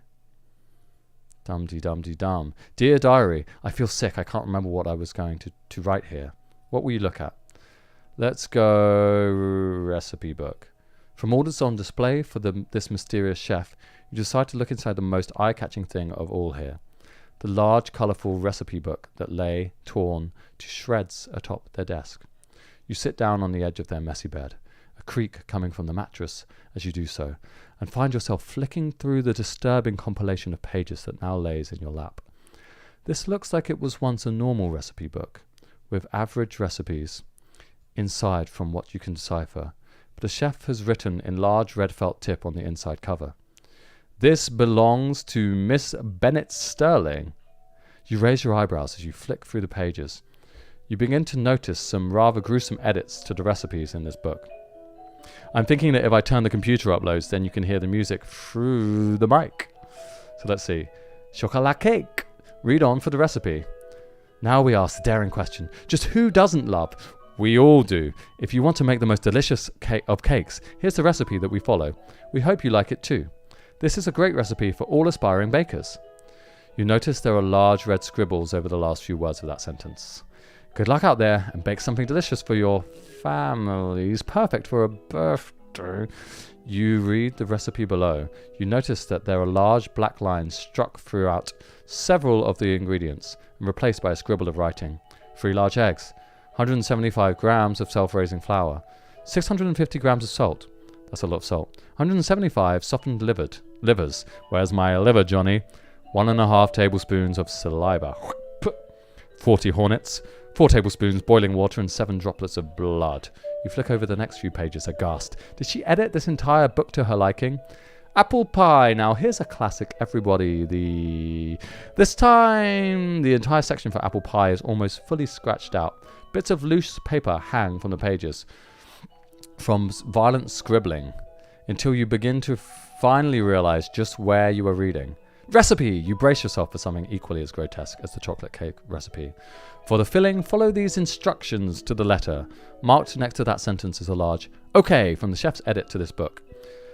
5 bags of almonds and thorns. 1 teaspoon ground index finger. Important. 2 tablespoons of cooking apples, rotten is fine, peeled cord sliced. 1 bottle of vinegar for extra bite. You wrinkle your nose as you continue reading. For the pastry, use plain flour plus extra rolling. Broken limbs from rolling pin, added flavouring. 2 tablespoons of brown sugar.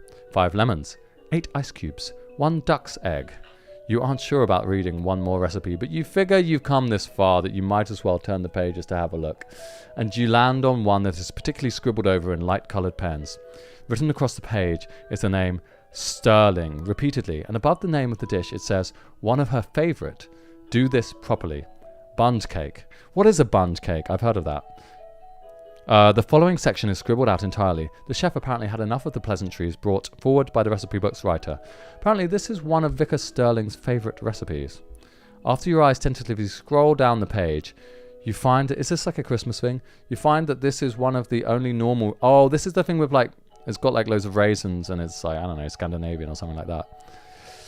You find that this is one of the only normal recipes held within its pages. Apparently the chef did not want to mess with any additions to this one. You close the recipe book and find that it has done a wonderful job of curbing any hunger pangs you might have felt yourself feeling. What will you look at? The drawers. You decide to look inside the drawers next to the chef's bed. As you rifle through all of the pieces of paper and scribbled drawings, you find nothing of any significance. There are many drawings of food that you would guess she had concocted. Cakes drawn with obscure colours, drinks that look unnatural to the eye. But the attention to detail is impeccable. The talent is, for lack of a better word, breathtaking. You find yourself staring at the immaculate pictures of dishes for a few moments, before you realise there is nothing in here to help you on your journey. You take one last glance at the bizarre, hodgepodge of items you find around the supposed chef's bed. You can't help but wonder if you'll end up meeting this unusual individual somewhere in the symphony hall.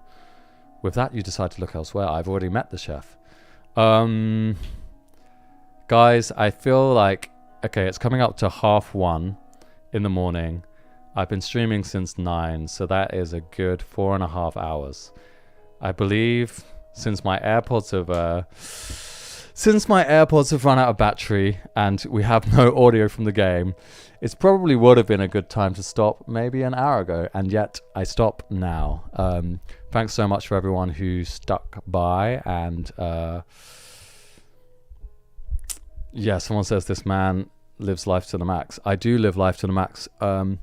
And now I'm going to go to sleep. Yeah, thanks so much, everyone. Let's go to the campfire to say goodbye. It was a lovely time, and I can't believe this game is still not over. Like, Jesus, it's so long. But we're going to have to do a part 3, where we will finish this goddamn game. So, good night, everybody. Thanks so much. And, oh yeah, I'm going to check out that drawing that somebody in the chat did, that I'm sure I'll see somewhere. So, thanks a lot, and see you guys soon. Goodbye. Goodbye. Good night. Goodbye.